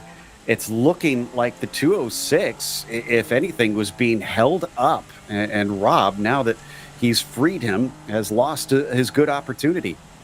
As a driver, it can be difficult if you make a big mistake to come up at that same area the next lap and just have the confidence level to send it in, but that's what you need to do as a driver. So I wonder if maybe Walker had a little bit of a nervous moment that prior lap that we didn't catch, and then came up to that same area and once again just didn't get his way through it efficiently, because I'm with you. Belton is taking control of this race. What was a 1.5 second gap to the good for Rob Walker is now flip-flopped the other way. I just thought of what other theme song you could have playing in there. Oh, yeah? If I only had a brain. Ah, there you go. So, anyways, he'll also At least he's got a heavy right foot. I saw the feet were big on that zombie. Yes. It makes it easy to go quicker. Not quick enough, as even though as they go by the lapped car, it's still looking separated by about 1.3 seconds this time by. You were talking about Alberto Abreu and the blue and orange machine. I just saw he set his personal best fastest lap last time. Doesn't do that this next time by. He's actually up to 9th, so he just made it past this last lap. This has been a good race for that 509 car. But we're going to switch back now that this is separated here at the front. It's looking at the craziness that is the battle for 13th. That is that battle that we've kind of kept our eye on a little bit earlier. And yeah, here we go. So this is including Chris Foster, Ryan Fitzgerald, Klaus Draymond and company. Boschert is in here as well. So it is a busy little pack going down into the Andretti hairpin. And Foster not only managed to get his spot back, but passed by Fitzgerald. Finally, Fitzgerald going to lose another position. The floodgates have opened. Draymond is now through. Will we see Boschert get by? Andrew Forrest is also behind them. And Fitzgerald is that bright green, all green themed car. Like you just said, or heard Joe say, Draymond was the one who got by him in more of that forest green with the white bumper there. He's in that number 617 car, I believe. So he is making his way through. And did you see the wiggle out of Fitzgerald on the entry there to turn number 5? I don't think he's been very appreciative of getting past. He's trying to get back up there and fighting with that race car. He wants to, but remember, he's been the one that's been put under pressure for quite some time in this race. It almost felt like it was a matter of time, unless he had some just amazing defense for the remainder of this one. He's going to try some amazing attacks, but isn't quite there. Oh, that was a mistake from Boschert. Surely he's going to lose a position, as indeed Forrest is going to sneak by. And I think that's actually Alan Watts in that red number 225 car. He was anxious to try to get by as well after that little bit of a mistake going down through the corkscrew. So the front 3 cars in this train, relatively even gaps as they accelerate out onto the straightaway, and actually just a little bit of a mistake once again out of Fitzgerald. So I'm with you, Joe. It was a tremendous first half of the race, but unfortunately, it's starting to just unravel that little bit by little bit at each corner. Yeah, peeling the curtain back a bit, even though I do love what PCA has done to help us out with timing and scoring. They have these 3 cars that have red and white on them, listed as white, red, and red. So your pick on who's who. I got to chuckle to myself over here because it is a little bit of a moving puzzle board, trying to find the car numbers. And as they cross the start-finish line, as one of these cars is off on driver's left of turn number 4 exit, looks like they were able to kind of keep their foot in it. I believe that was Mark Boschert there in that 384 car. So no harm, no foul, just a little bit of dirt now out there. Indeed, clean those off, get back up to speed, and keep going. For the first time in many laps, this group is truly separating. About the closest we've got is between Foster and Draymond now up at the front of them. But Fitzgerald, after having been passed, it looks like the plug is out of the spigot, and everybody's able to kind of do their own thing from here on out. Yeah, still a close fight here for that 13th position. Foster's finally got it, but now that he's through, Draymond is making sure he can't relax. Yeah, and like you said, it's a good little fight here between these 2 cars, Foster and Draymond, and then a little bit of a gap back to what is Fitzgerald and company. So I'm with you here. I wonder if Draymond can get his way by Chris Foster here. He's just right up the road, and see if he's close enough. Not quite this time here into turn number 2, so going to have to try to cut those apexes a little bit, roll a little bit more speed, maybe through turn number 3, get a little bit closer. With 7.5 minutes left, it's not much time. We did get a good amount of racing here in the first 3 quarters of this event, so that's been fun to witness. By the way, that gap between Belton and Walker, that's up to 2.5 seconds. So yeah, that put that one to bed, unfortunately. Watkins and Allen, though, are still in a close fight for 3rd and 4th. That is only 2/10 apart last time across at the line. So I wonder if we could hop over there, since we've kind of petered out in this group, checking to see if we can find those 2. And yeah, there we go. It is not just those 2, Joey. Carroll is still with them. Yeah, that's Dallas Carroll in the orange car, the caboose on the train. So, huge slide from Stephen Watkins through turn number 3. That's going to open the door for Hunter Allen to slip down the inside of turn number 4. And now they're wheel to wheel on exit. Dallas Carroll is looking to capitalize as well. He's that orange car, maybe even 3 wide going into what is turn number 5 here. Looks like Hunter Allen is going to hang on to the position, but it's still between Dallas Carroll and Stephen Watkins going up to turn 6. He's not giving up. Carroll still hanging on to the side, but he's going to have his nose behind him. Yep, and he backs out by the time they hit turn 6. The Hunter Green car of Hunter has hunted down that 3rd position, moved himself up onto the podium. Still, it looks like Watkins is bouncing back now that he's no longer having to play a rear guard on Carroll. He's focused forward. He's going to try and get back up to the 111. Dallas certainly got a little bit feisty there in turn number 5, tried to take that outside lane. I really liked it in terms of a racecraft move, didn't try to argy-bargy down the inside at all, just kind of took what he had as an opportunity in front of him. It didn't work out, but that's okay. Sometimes passes aren't going to be accomplished on the very, very first attempt. Just got to keep it clean out there, and with these 3 cars running so close to each other in terms of those lap times, I think that with 5 minutes remaining, there's probably going to be a few more opportunities. Especially since they're coming up to the silver car of John Burke in that number 89 in front of them. That might spice things up a bit. They're catching them at a quick rate of knots, so likely going to get them this lap the way that it's going.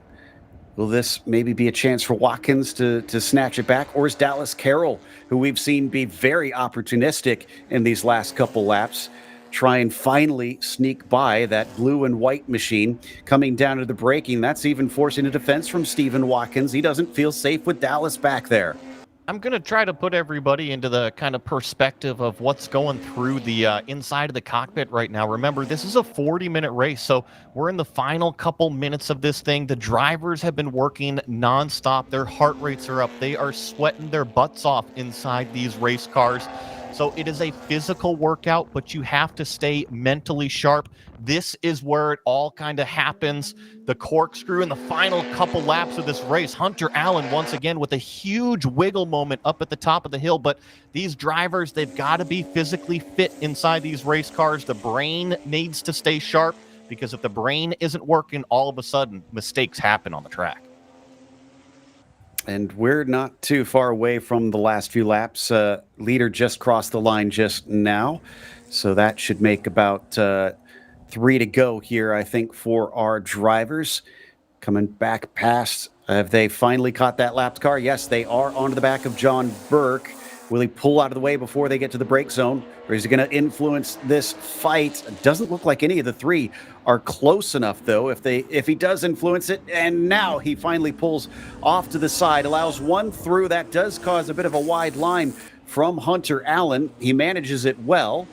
And this is going to open the door for Carroll. At least it looked like it would, but not completely through.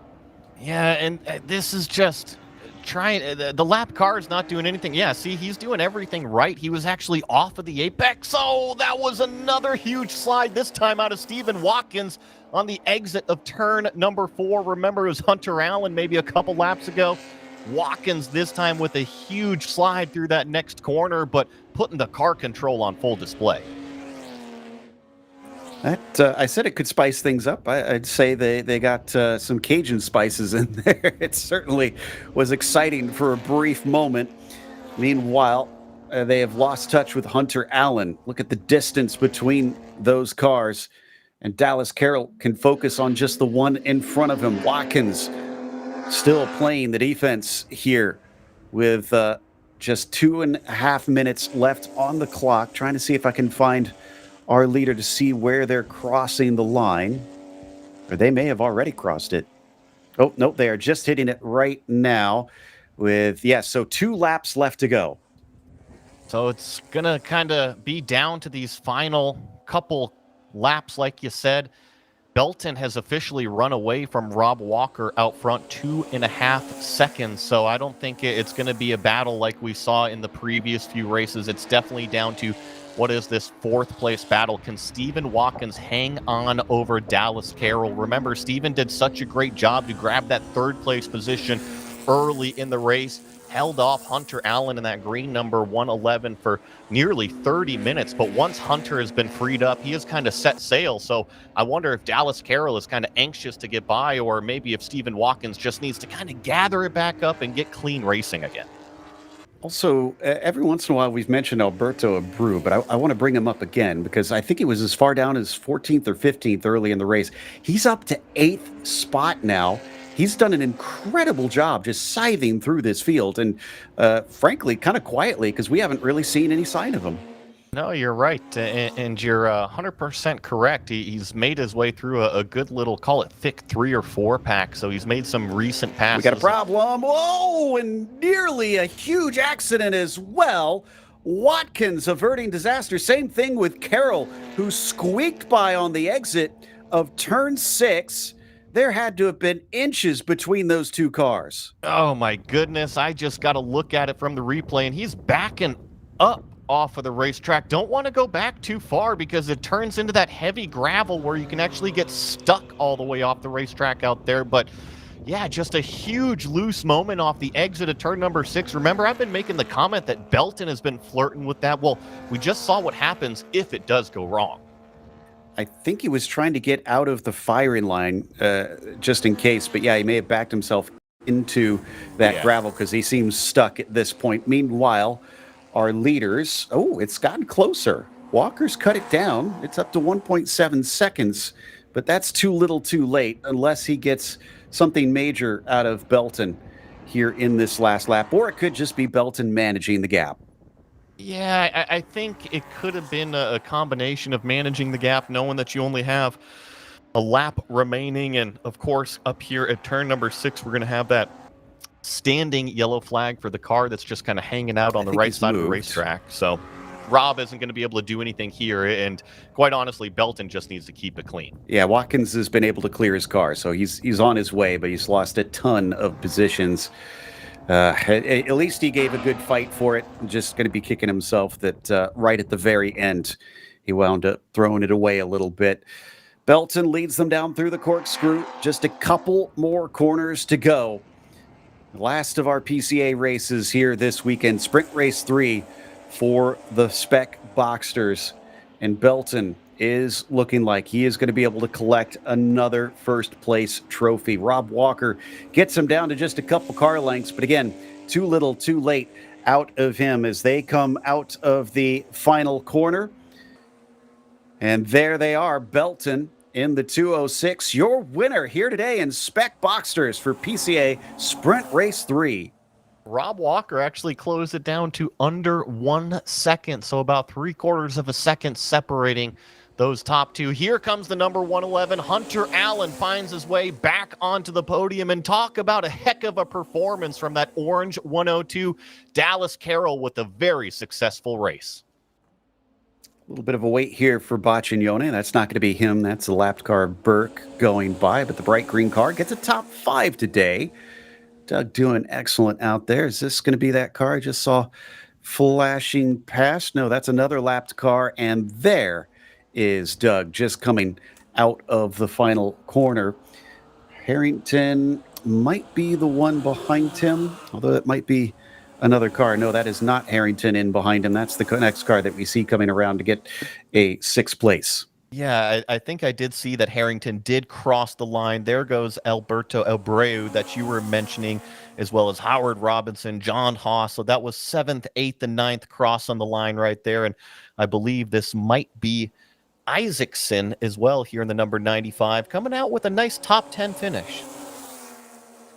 And is that, yeah, I think that was Watkins maybe that came by with an 11th place in the end from fighting for a podium.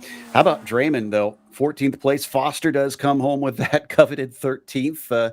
Unlucky number 13 for some today, unfortunately. Fitzgerald falling back down to 15th, but he will be ahead of Forrest and Watts. Watch the rest of these cars streak across the final couple corners here. Finish this race, and off to the next one we'll be going. Yeah, that is it. All cars have finished, so big thanks to PCA for this weekend, but we got more racing coming your way. It sounds like, in fact, we won't have any sort of break. We're going right to POC Red Cup Race 2. All right. So we'll be heading over there shortly. Red Race 1 a little bit earlier today, at least 13 or 14 of the 15 laps, Joey, and now we hopefully will get a full run. Yeah, I'm definitely looking forward to it. I think I actually see our camera already over on pre-grid. We've got all of the cars lined up, anxious, ready to go. We're just waiting for all of these, call them Spec Boxsters, that we just watched the race of to kind of exit the racetrack. And it's the shuffle, right? You got to get one off and then the next group on. So we're just trying to move that conveyor belt along, and these drivers are ready to go. Looking forward to it. GMG Racing number 214 ready to get on the track. And Monsalve's car there in the 87, just sitting, waiting patiently. So most of the drivers probably ready. Kyle Washington, of course, coming home with victory not long ago and sporting those 991.2 Cup Yokohama tires, the exclusive tire provider for the Porsche Owners Club Racing of the 991.2 Cup cars. These are the bigger, more powerful machines getting ready to take to the track. So after the Spec Boxster action we had for PCA, we'll turn up the speed a little bit. Looking at all of these cars with their doors open, that means it's finally starting to at least feel warm out there on the pavement in Monterey. So Drivers just trying to get a little bit of airflow as they sit patiently waiting to get back going. Is that a Tron theme on the hood of this one? I think you're right. That's a pretty cool vinyl going on the hood of that one. Yeah, I like I said, I've really enjoyed all the different liveries that we've been seeing. It is a Tron theme. It absolutely is. And through all the bodywork creases and everything, it looks good. Yeah. So, well, now then, that makes me wonder, does it glow in the dark? Ooh, now that's the question. Is there any way, can we ask the guys at Laguna Seca, can we turn the lights off real fast? Good luck making... Do you see the flake in the paint? It is. That is... Eric Aubert's went it's all vinyl, out. Right? It's vinyl, so it's not paint, so you can kind of print anything. But, I mean, that was very, very cool. Yeah, I enjoyed that. And a little bit more plain here for the 299 after we were just talking about all that. But simple, plain white car. It doesn't matter. It's just whether or not it is quick on the track. The number 80, who we saw recovering from an incident yesterday, going to be able to get back out again. Thankfully, having a good second race, being able to, well, I guess, good first race, a second attempt at the first race, and being able to bring it home. I know you joke about the all-white cars, but of course, all of these Porsches come delivered as white cars from the factory, and you know, it goes back to keeping a clean race car. You know, my first Spec Miata race car, I painted it inside and out white.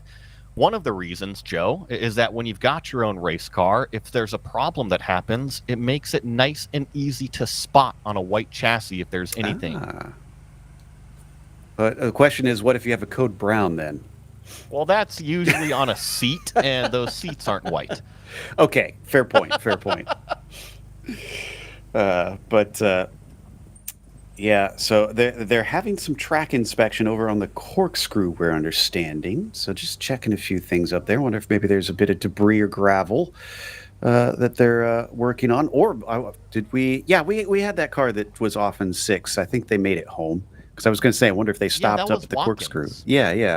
Yeah, and Stephen Watkins came home 11th that last lap. Now, we did see a lot of cars run out wide in the corkscrew, so I wonder if it's maybe just they're up there with some brooms trying to clean up the racetrack. Yeah. That does sound like a likely scenario.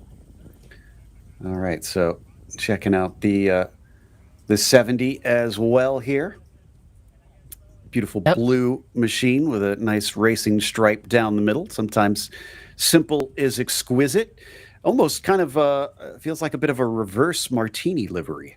Oh, that's a neat point. Yeah, I never thought about that. If you look at the car directly next to it, pretty much the inverse of it, right? Oh, yeah, exactly. Got the white main theme with the blue stripe versus the blue stripe with the white on the car. So yeah, pretty inverse colors over there. So everybody just patiently waiting, get a cool shot of these 992 cars. And of course, this Monsolve car, remember, that is our in-car camera. So all of the cool, I shouldn't say in-car, our helmet camera. You can see it attached right there to the driver. So that is the car that's providing us all those helmet camera shots.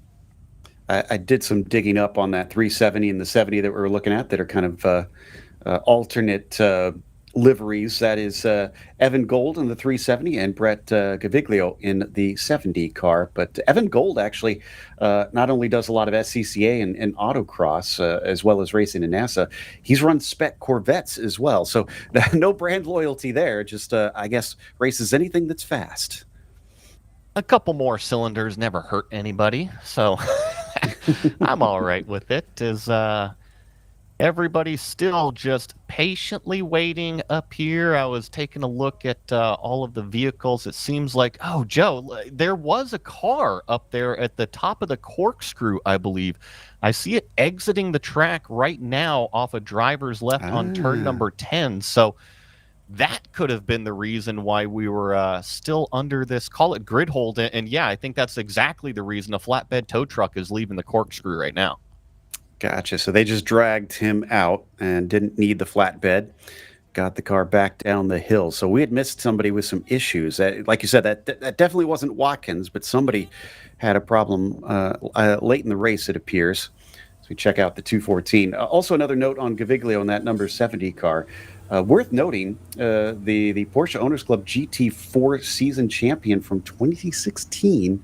So he comes with some good pedigree, albeit he's in a faster car now. He's been running these GT3 class cars for about 3 years. So he does have experience, but he's swapped over from the GT4s to the GT3s now to try go just that little bit quicker. So we wait for them to get the go-ahead now that the last car is off the track. And let's see. Yeah, safety vehicles are just exiting here in a moment. They're just in the final corner and getting into place.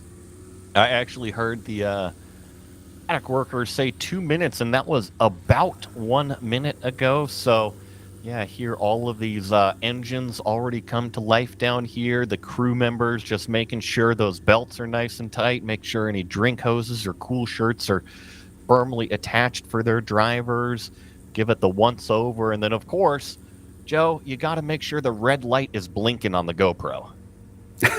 Exactly. Maybe they have one of the voice-activated ones that they've got. Fancy. No, not inside the race car. Too loud. Good point. Good point. I think it sounds like we might be ready to go to grid here shortly.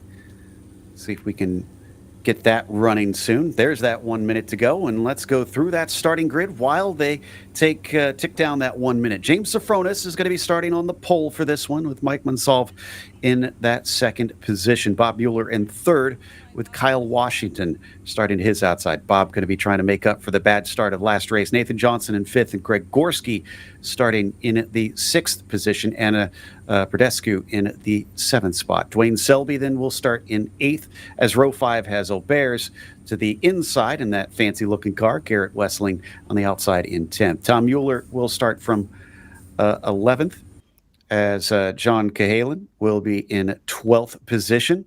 Rennick Pally will be 13th and Urs Gretner in the 14th position today. Jeff Steinbach starts from 15th. Blair Boyce will be starting in the 16th spot. Then it's Paul Barnes in 17th and John Heldman in 18th. Daryl Troster in 19th. Dan Espezi in the 20th position. Brian Vanoy in 21st, then sees Gunter Inns to his outside in 22nd. Brett Caviglio, we were talking about, starting next to Evan Gold in 23rd and 24th today. Ryder Liu will be 25th, and Brad Keegan will be the 25th spot as they start to head out. Paul Wren in 27th, David Fabian the 28th spot, Andy Sloan in 29th, and Darren Moore in the 30th position. Mick Janaszak starts 31st, followed by Jim Steedman in 32nd position, Jim Salzer in 33rd, and Kelly Triboulet in 34th. Then it's Thomas Stone in 35th, Rob Tchaikovsky in 36th position. Row 18 rounds out our field of cars. Not quite as big as what we saw earlier today, but still plenty of action out on the track. I think the one big one that is missing, I do not see that gold and white number 128 of Bob Mueller. Remember that he was involved in that accident a little bit earlier today. So one of our faster cars missing in action. I wondered if they'd be able to get that thing repaired in time. And yeah, it looks like that answer is no. So over the bumps of the paddock and out onto the racetrack, that'll put us down to, I suppose, 35 cars instead of 36 on starting this one. Speaking of having to catch up, as we were talking a little bit earlier today, it does look like they do need to hustle a little bit, get them bunched up. Yeah, you see him still coming down the hill from pit exit, and I see our pace car is actually doing a decent job here. Actually, I don't see the pace car, just see the front of the field here going through what is turn number 5. So they're going to be just up the hill a little bit. But yeah, it's a large grid. Laguna Seca is only 2.2 miles around. So if the front of the field is going at a very good clip, it can definitely be difficult for the back end of the field to catch up. Yeah, I don't know if they sent the safety car out because they don't have it with the front of the field. And we're hearing no, they have not. So front of the group is basically in control to set the pace. And we'll see if they send them off racing at the end of this one. They're being very well behaved considering there is no pace car out there. Yeah, and they definitely slowed it down up here at the top of the corkscrew. I think our final car just went through turn number 5, so I don't see too big of an issue here. I think the majority of the field will definitely be packed up, and it's just on that back half of the field to keep on it. And quite honestly, as long as you're back here in 10th, 15th or so, you're actually going to have more tire temperature by the time you get to the field, the green flag, than anybody else in front of you. Waiting patiently for that final corner. So we watch them get ready for the run down into the Andretti hairpin. That's always been the trouble zone. We saw it at the start of last race where we wound up with an incident right away. Everybody going to have to be minding themselves. We don't want a repeat of that. Here we go, looking for it as they hold it up, and there is the green flag. We go racing here at Laguna Seca once again. They'll come up over the crest of turn 1. Monsalve round the outside. Question is, can he make enough of a lunge? Doesn't look like he's got enough alongside. So as we get around turn 2, rest of the field siphons their way past, and it looks like we are clean.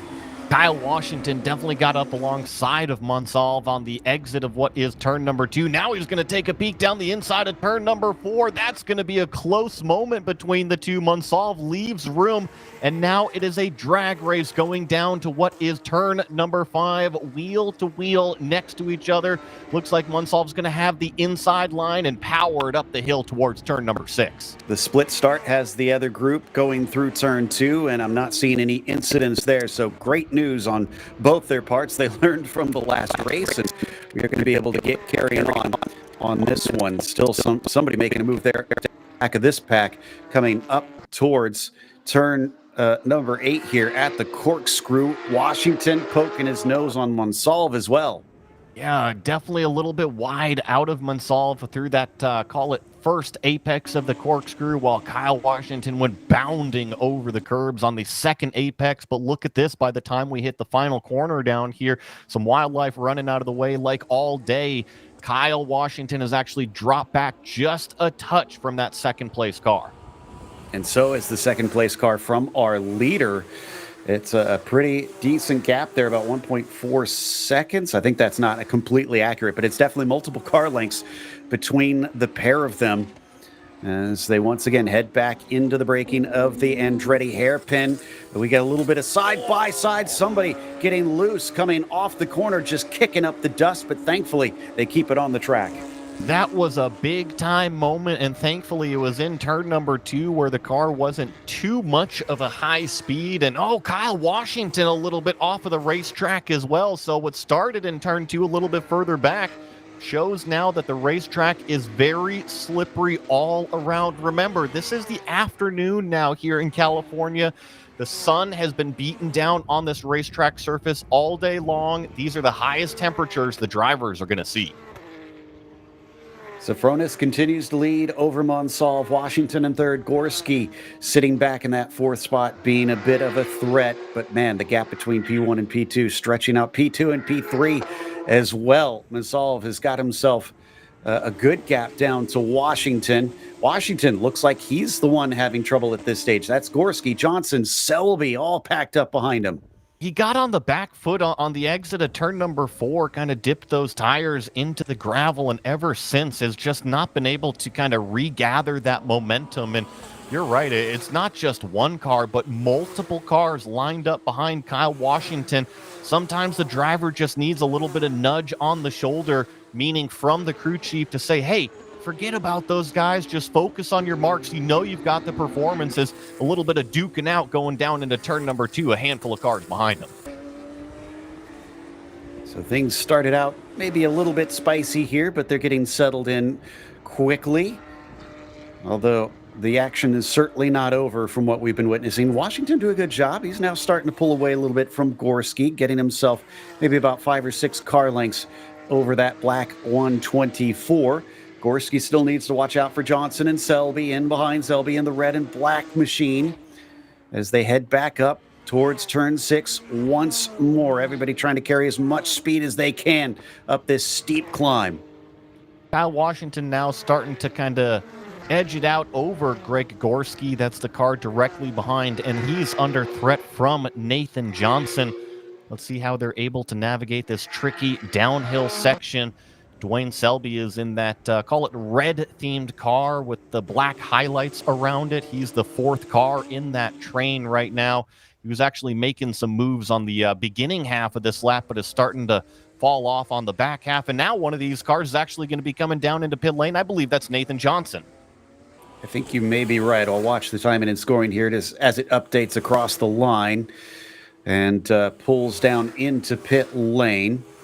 You're correct. That is indeed Nathan Johnson. So his race seems to be prematurely over. We're still 13 laps to go. This is a 15-lap event. Maybe he'll be able to bring it back out just to try and consolidate something if there's any attrition. But somebody going way wide coming down into turn 2 there. See if they're able to. They're going to take a really shallow line. This is going to be nervous contact between those two cars going into turn number 3. Could definitely see that one coming. When you take that shallow of a turn in line into turn number 3, plain and simple, you're going to wash out to the middle of the racetrack. And unfortunately, there was a car there. That was a pretty good thunk, but they're both at speed right now, so that's the good news. They're able to keep going. Hopefully it didn't damage the steering. I guess we're going to find out soon enough because we're coming up to some pretty high-speed corners here. I think that these Porsches are built plenty sturdy, that they can kind of withstand a door-banging hit like that. I have a feeling that the drivers and the crew chiefs and everybody on the team get a little bit more nervous when it's the wheel-to-wheel contact. That usually brings out some more damage. All right, so things getting frisky for a brief moment, but once again, we settle down. Safronis really been running quite a pace. He's had multiple fastest laps up there. This latest one down to a 28.9 across the line. Predescu and Van Nooy have been quite close to one another, battling for that 6th position. And I think that's what we see right there, coming down to the first braking zone, turn 2. And Predescu is going to be able to hold on to that P6. Let's see how they navigate through the rest of Sector 1 and blend it into Sector 2. Oh, that was a nervous moment there. Hopefully that car got it pulled back onto the racetrack, and sure enough, it did. Just as we cut away from that, the car was starting to yaw out just a little bit, but nice car control from the driver to keep it pointed the right direction on the racetrack. And certainly seems like it's now Selby on the back of Gorski. That was what we were watching as we flip back over to our other class up at top of start finish. Coming down to the braking once again. Get a nice little fight coming into there, but nobody changes positions. Oh, could have a bit of an over-under in the meantime. Looking for a second one down into turn 3, but it'll get chopped off. Look at how close it is on the corner exit, though. These cars almost pushing each other down these little short shoot straightaways. Nicely done through turn number 4 there. All of those cars running very wide on exit, but keeping it on the track surface. Not worrying about any of those tires picking up any punctures, because look at the side of this racetrack. Now, we think, oh, it's just dirt and gravel out there, but at Laguna Seca, it's more rocky terrain off of the racetrack. Tires don't usually like rocks. I think that's Boyce and Liu we saw battling back there. Liu taking a bit of a look to the inside, but can't quite get there. That's Keegan and Gold in front of them. And the 370 and the 21. Gold running in the blue livery. Ooh, side by side down through Rainy Curve. Round the outside for Ryder Liu.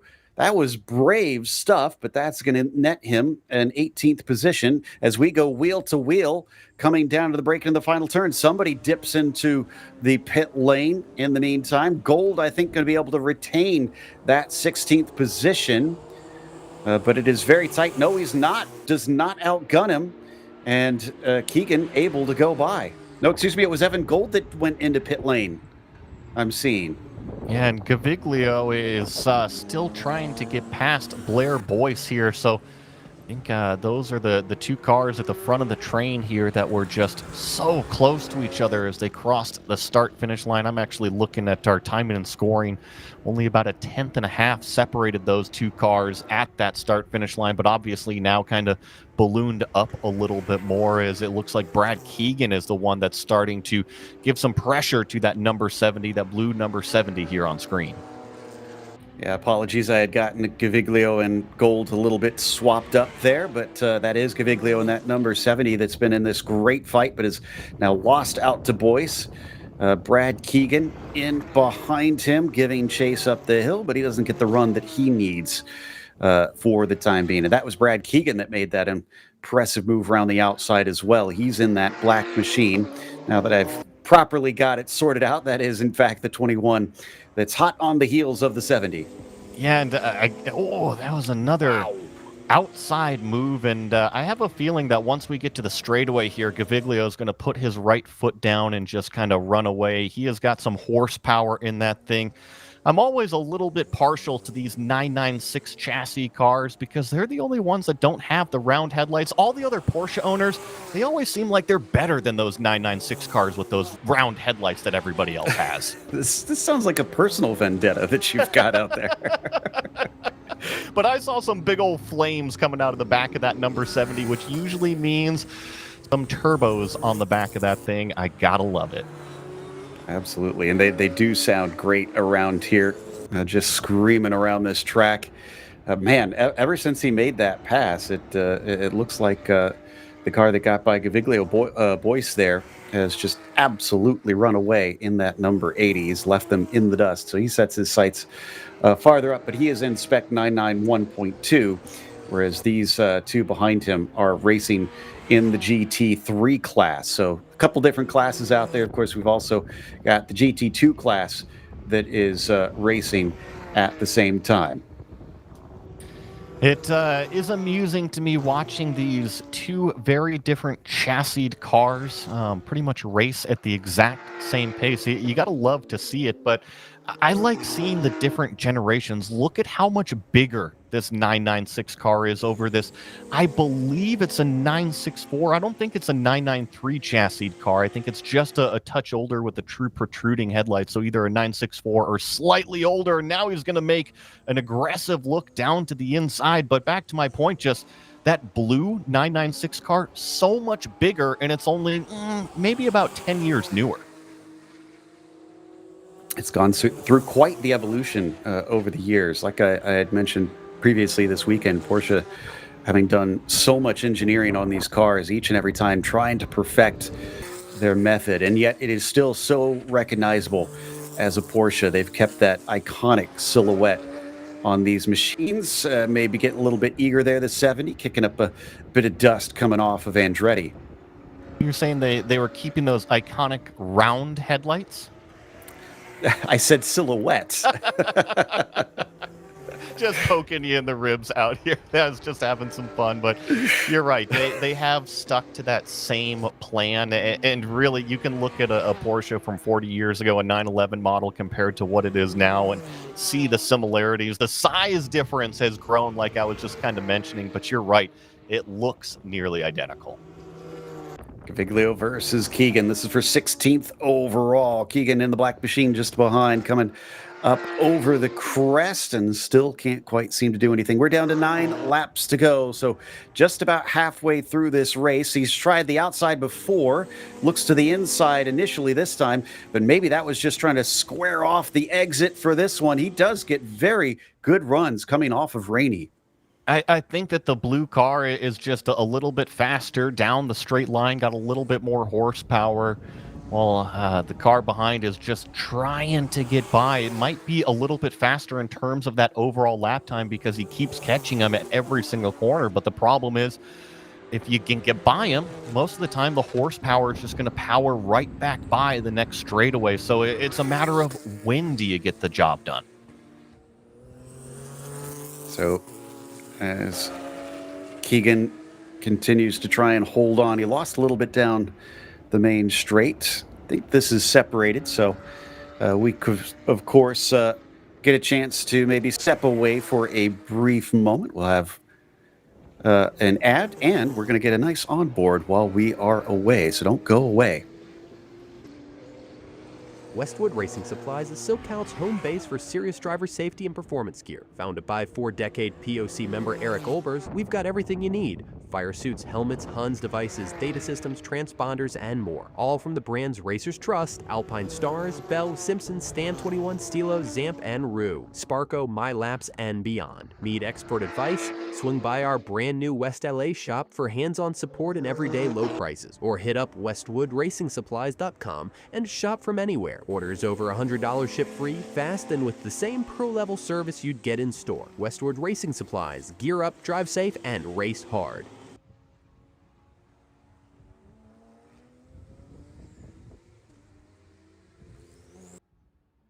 Welcome back. Down to just a couple laps to go here in this race.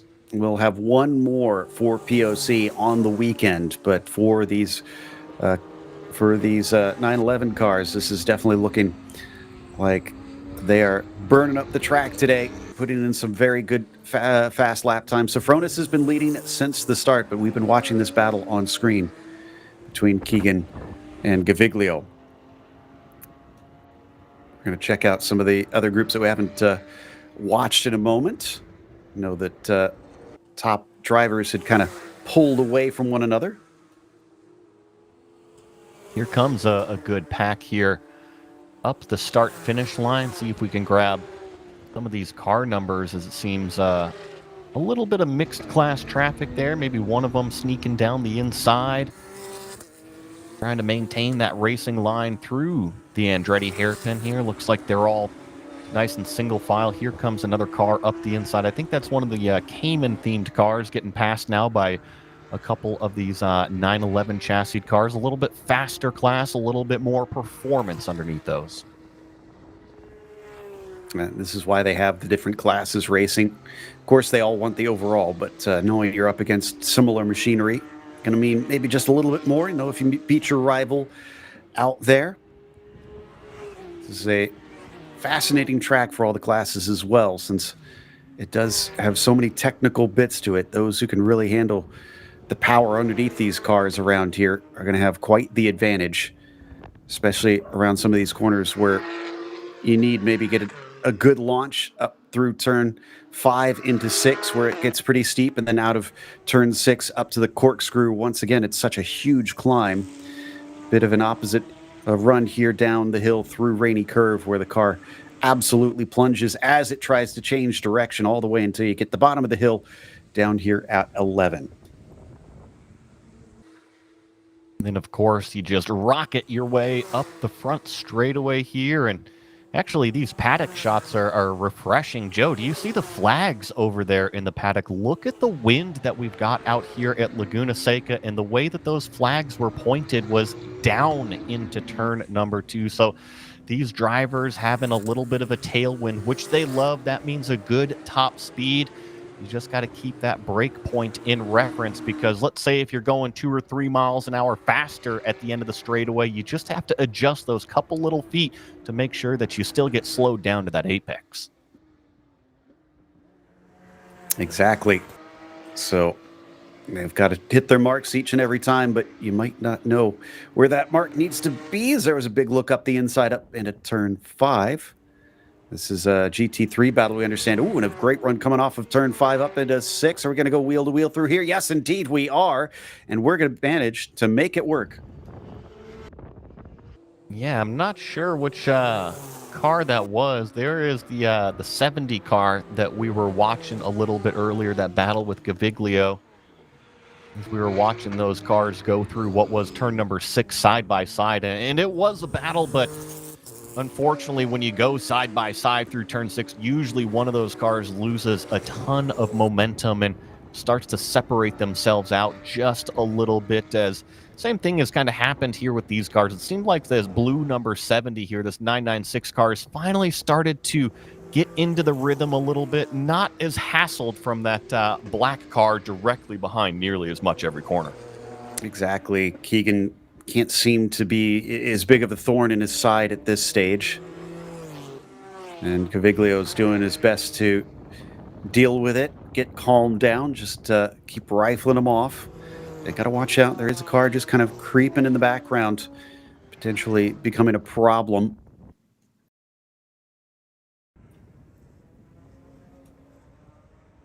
And we're going to try and get an update on laps left here in a bit. We're having a technical problem or two in the background, but we'll try and get that updated because last we saw it was about 9 laps left. We've had a number on the board. We're getting close, probably, I would imagine, to somewhere around 5 to go. I think that's kind of roughly what I would feel too, maybe 5 or 6 laps to go. Remember, these fast cars led by James Safronis out front were doing about 128 or so. They're capable of those sub 130 minute lap times, so that's what we kind of have to reference ourselves off of. And granted, it's a 15-minute race, so I'm with you. Probably a handful of laps to go as we get little bits of dust. Oh, there's a car stopped there at turn number 2. He's pulled well off driver's left, actually to the inside of where that pit exit is. So not in a dangerous area, but definitely a car stranded on track.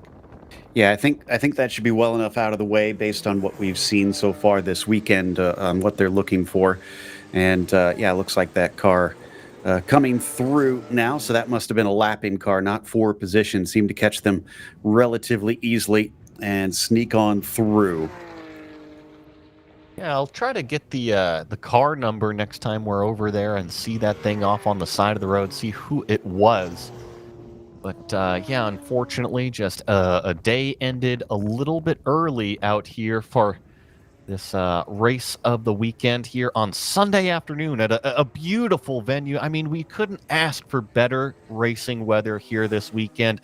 Mid 60 degrees ambient temperature, a little bit of wind out here. The engines are happy. The drivers are probably plenty happy when they climb out of those hot race cars. Just a great weekend of Porsche racing.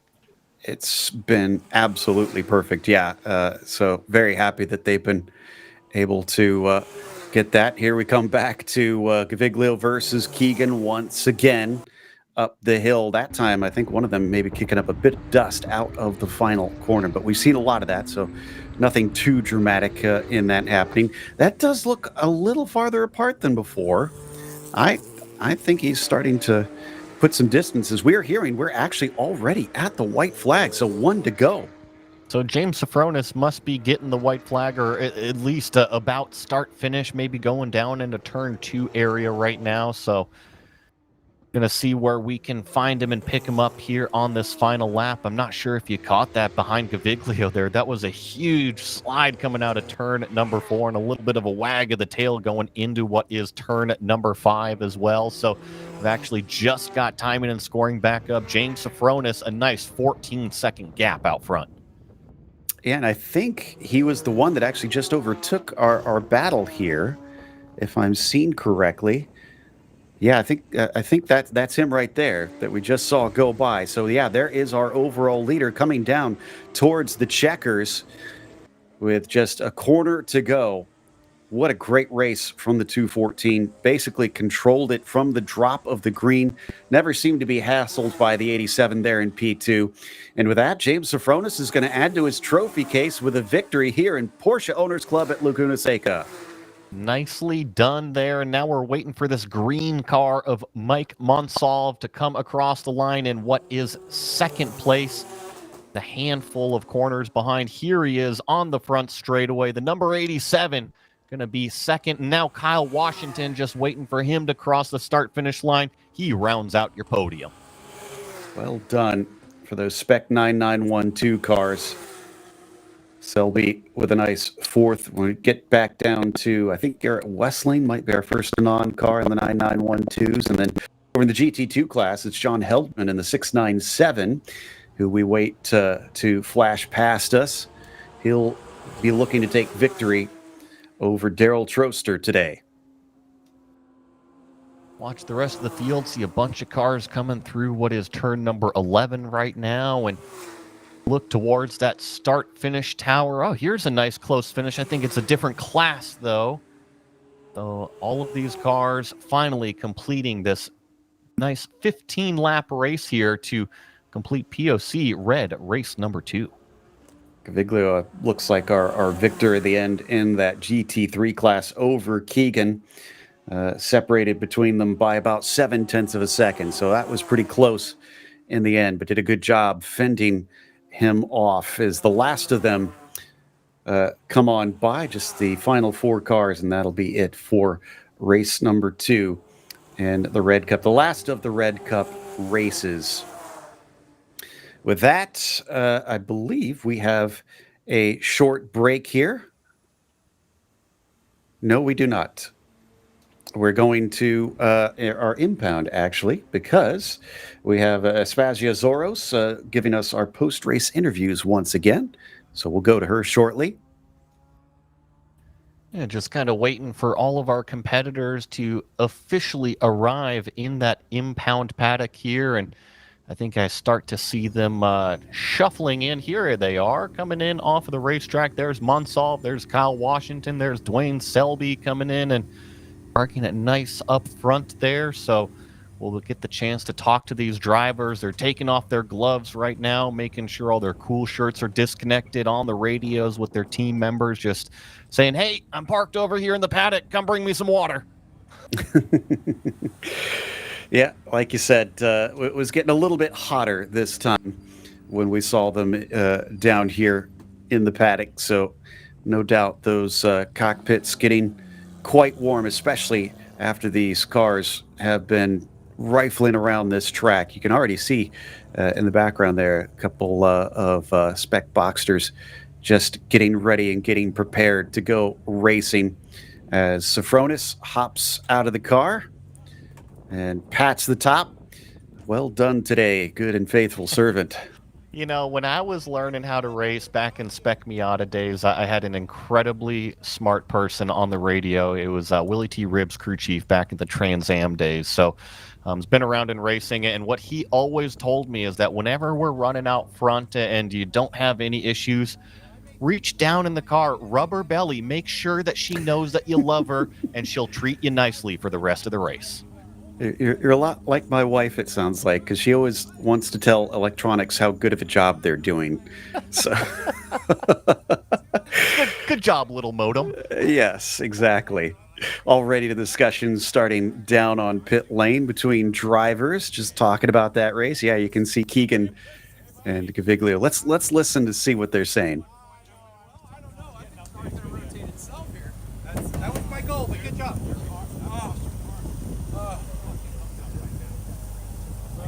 It's the best it's ever been.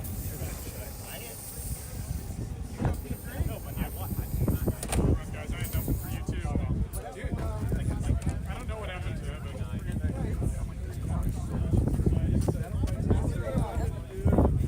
Hey everyone, we're here at the impound for the Red Race. These are the Red Run group, and we are going to get to know some of our racers. Let's go see P1. That means pole position and the winner of this race.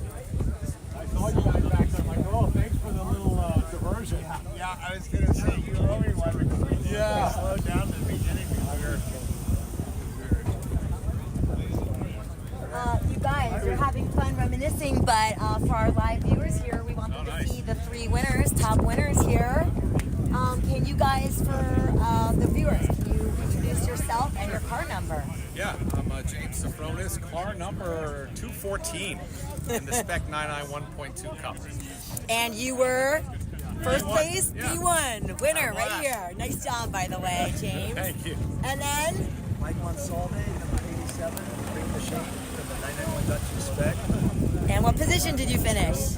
2. So great, congratulations. And Kyle Washington, 132, and finished behind this guy. nice. All right, the 3. And there was a fierce battle, right? The beginning was interesting. I watched these guys fight it out and let me get away, and then I kept getting splits from Tate, and I was like, all right. The car is great. I want to say thanks to my man Kyle, because he owns both cars, so I had to represent the other one. And now that car I just drove is for sale. There you go. You can 2 wins. No, but thanks to Kyle. He let me enjoy the weekend with him and share the event and drive his car, so we had a blast. POC, this is is a great place to race. I've raced here for many years, especially back in the day. So between Mike and Bob and all the guys, I really enjoyed it. So, you know, Laguna Seca, August, perfect weather, great time. Yeah. 17 spec cars, that's great. Yeah, and your group is the fastest group, right? You're representing the fastest group that races in POC, yeah? That's correct. So that's good for everyone to know. And what's your top speed that you were doing today? I mean, we're probably hitting maybe 145 into turn 2. Yep. But, you know, with Laguna, it's all about cornering speed and braking and trail braking in Porsches. And so these Porsches are fun. I mean, we're doing 27s, 28s in qualifying, which is not bad at all for these cars. Yeah, that's pretty quick. You guys are definitely fast. And congratulations again. We're going to see you back at the podium. And let's talk to some other racers. Thank you. Thank you, guys. Thank you. How was your race? Awesome. You're Tom Stone, right? And this is your car? Yes. Excellent. 254. I have to remember your number. So did you have a battle with anyone in particular, or was everyone? I was battling with Kelly AAA and a little bit, but she got me. I got in front of her. She got back past me, and then she got me. Oh. She left me in the dust. So. Yeah, I think I saw that pass on the front straight, right? Yeah. It was a good pass. Yep, it was a perfect pass. But you did a good job. We had a little mix up, and it was a great race. Yeah, see, that's it. It's all about the positive attitude. I like this. All right, let's come on and see some other racers. Hi, Eric. This is Eric. Could you tell us about your car? What are you racing today? It's my Westwood Racing Supplies car. Okay. What more about it? What do racers? What do our viewers need to know about it? It's a 2017 model. Okay. And it's fast. It's pretty fast. You did a good job. Thank in this you. Race. Had the same graphics for 3 years. It's time to change. Okay. Oh, you're gonna change. Okay. On the 992, we'll go all new graphics. Yeah. Well, we have another racer that just joined us. So can you introduce yourself to the camera? Tom Mueller. And Tom, were you battling with Eric today? No, I mean earlier, but I didn't really catch him during this race. Maybe at the end I started to catch him. Yeah. It wasn't really contending. I was mostly with Garrett. Oh, okay. We actually hit each other. Oh. Sometimes that happens. But it's okay, you guys. We both consider it a racing incident. So. Okay, good. Well, we'll see what the competition committee says. The cops already agree. Yeah. Okay, good. So just a little Robin. Robin's racing sometimes. That's good to know. Hi. Thanks for protecting me. He's just backing up, making some room. Okay, well, thank you guys. I'm so glad you had a good race. Come on, let's talk to some more. Oh, here. We were talking about Kelly, the guys that mentioned Kelly. State your names for our viewers here. They want to know who you are. I'm Jim. Tim Steedman. Steedman, yes. Kelly Triplet. Nice. We race GT4s. I race GT3. Oh. You race GT4? Well, I'm racing GT3 now. Yeah. She was killing me. Yeah, we were having fun. We just had a blast. We were battling out there, so we were just chatting about that. I saw your great pass on the front straight. We were talking to Tom Stone about it. Thank you. That was excellent. We did a good. And so, even though you're in different classes, your cars are in different classes, you were still battling on the racetrack, right? Well, I moved up to GT3 and took weight out grade. Oh, okay. So I did not catch that We were update. in a battle the whole time. It got close. Oh, my back God. and forth. A couple more laps. Yeah? Oh, yeah. Well, see, this is a the good driver. Good driver. Yeah, you guys are so supportive of each other. I keep those elbows out, but not Make yourself big and wide. Yeah, exactly. Well, that's great. Thanks for educating everyone. Thanks for coming over, and You're thanks for you guys recording all this. Thanks, guys. Yeah, well, your fans and your family wants to see you, so now they can. Yay! All right, and by the way, that's Jim's car there. Beautiful color scheme right here. So let's just see some other reasons. What are these guys talking about? Oh, did you hear that, Jim? Did you want to say that for the camera? Who are you, Jim? Jim? I am Jim Sullivan. GT3 Race. Great. Trying to get adjusted to my new Cup car. That's the challenge. How new is it?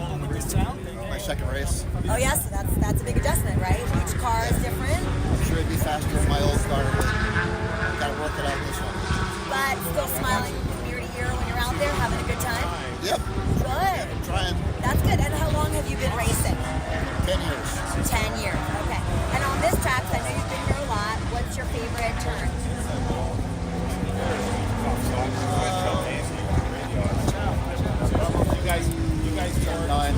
Number 9, why? It's just a challenge to hang on as the car swings around that curve. Yeah. Okay. A long curve. A long curve. Okay, so that's good because we're not in the cars with these racers, but that's what it feels like to them, and that's important that we understand that. I'm glad you had such a good race. Oh, hey. A nice shirt, by the way. Oh, thanks. Yeah, POC shirts. We're pretty stylish. On and off the track, but look on the track, this is style. I mean, look at his shoes. Can we just even say that? So who are you for the cameras? Oh, my name is Darren Moore. What car number? 763, red and black, right over there. Red and black. You're not matching your car. No, I need a new car, not a new racing. I need a new car. Good to know, but we always need, right? Yeah, Need always wants, need something else. Okay. But today it's not a cloud in the sky. It's Laguna Seca. This is a special treat for us. So we don't get it this good. So I'll worry about the suit or different race car next time. I like that. But Okay, that's least of your concern. What a wonderful. A little bit later. Yeah, that's nice. And Laguna Seca, I mean, it's sort of an epic track for us, right? Laguna Seca is what Pebble Beach is to golfers, what Wimbledon is to tennis players. It is the epic creme de la creme. It's the top of the heap. So anytime we can come here and race our cars and even finish the race, you have nothing to complain about in life. That's wonderful points to remind everybody about. They're good. What was your favorite turn on this track? Favorite turn is 6, and it was also the one I struggled with the most. Oh. So it was a challenge every time. One out every 10 times I get it right, but the other 9 I would say still have work to do. Okay, well, Rome wasn't built in a day. You got work to do, but Yeah. good job. Good job. Thanks for sharing so much and explaining your favorite turn. We'll see you next time. See you next time. Thank you. Dude, nice job. All right, come on, let's go talk to maybe a younger driver here. Not that, we're kind of younger to this track and younger to this class.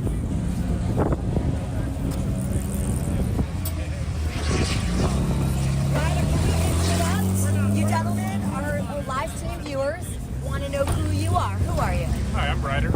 And what car are you? Which is your car? This one? This car. This is a 997 Cup GT3 class. Okay, GT3 class, and it's number 683. Number 683. So now, I know you a bit. Tell me about your racing career. You started with what? Driving career or racing career? Because I work in racing as well. Good point. Driving career. Let's go with that. Okay, yeah, so I started just track day with Street Cayman back in 2017 or so. Okay. And then I started getting faster and faster, and I got to a point where I kind of felt like I need to get a cage and something like that. So I was looking around and came across Spec Boxster, and that seemed pretty cool. So, Boxster, right. So I started doing that, and I raced in that for 2 or 3 years. And then one of my friends who used to drive this car, she my number car. So how long have you had this car? I've had this car for about 5 months. Yeah, so he's really new to this car. And are you happy with your performance? Pretty happy, yeah. I wasn't quite able to keep up with the two at the front, but I held third for the entire race, and I was pretty happy. That is something to feel very proud of. Third, and this is a new car to you and a new class. So good job. You're really climbing up the ranks.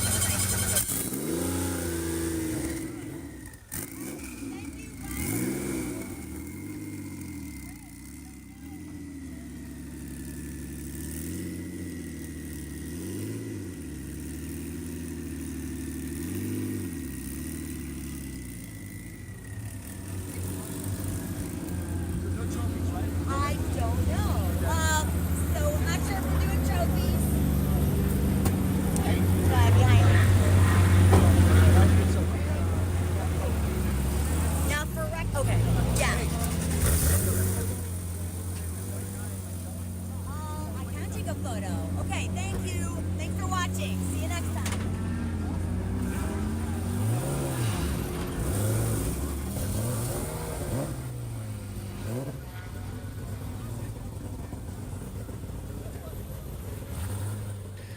Big thank you to Aspasia Zoros for doing our post-race interviews. Some fun stuff out there. But we're going to head to an ad break, it sounds like. So we'll be back with the final race of the weekend, Orange Cup Race 3, in a moment.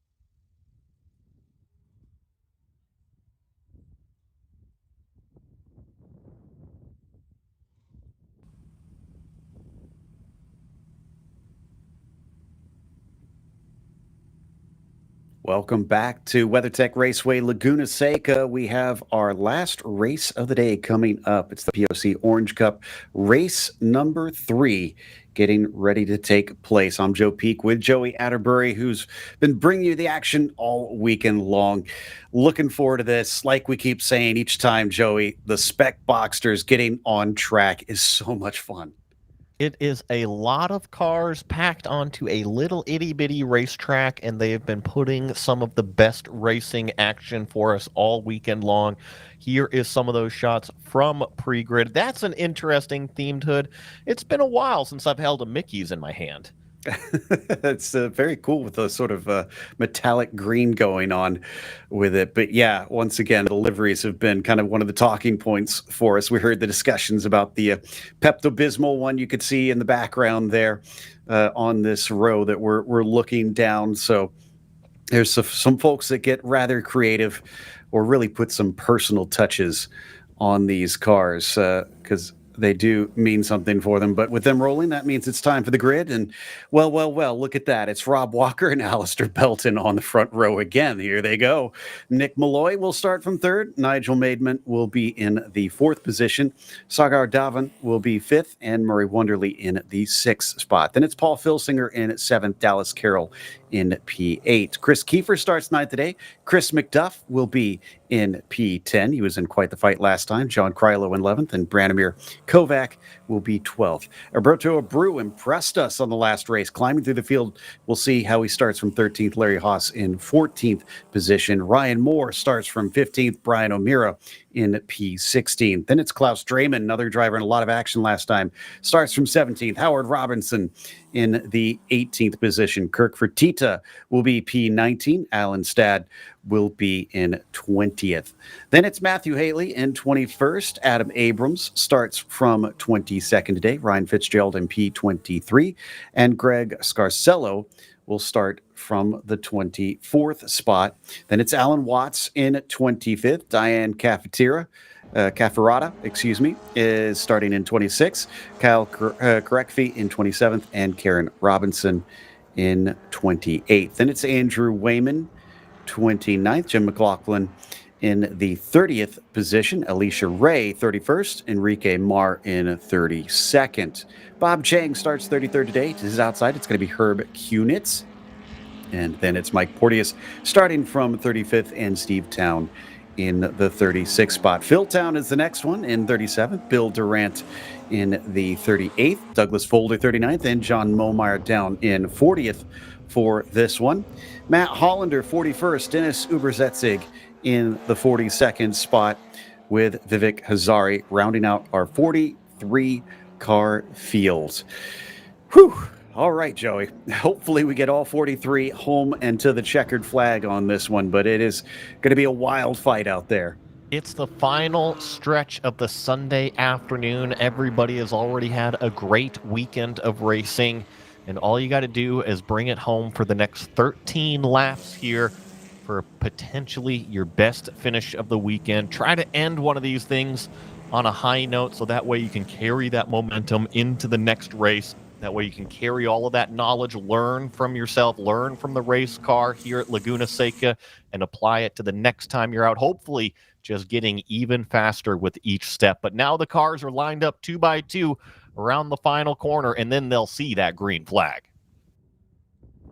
Indeed, the safety car is already in. We're still pulling some from the back, but looks like they have just made it in time as they round turn 11, waiting for the signal from the flag stand.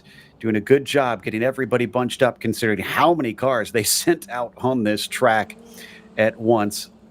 And we wait patiently for the call. They cannot go before they wave that flag. There it is now. Green flag is out. And we start to work our way towards that first braking zone down at Andretti Hairpin as they spot their markers into that first turn. It looks like we are going to be easy at least around turn 1, but look at them spread out 3 wide, 4 wide for some of the cars farther back in the pack. Now they accelerate down towards turn 3, and so far so good. Very busy on these opening couple of corners. And look at that turn number 3, a little bit of a nervous moment about 2/3 of the way back through the pack, wheel to wheel, side by side for what is 3rd place overall. I think I saw Dallas Carroll getting held up there, and now a car is coming back on track. That was a nervous moment in 4, and now 3 wide going into turn number 5. As they cut back across, it looks like a few of them managing to make space for the other, although they're going to bang wheels coming up to turn 6 here for a brief moment. We don't want to see an accident up into that fast left-hander, because we've already seen cars get beached out in the gravel here. So far, so good. They all give each other just enough room as now we head towards the corkscrew for the first time in anger.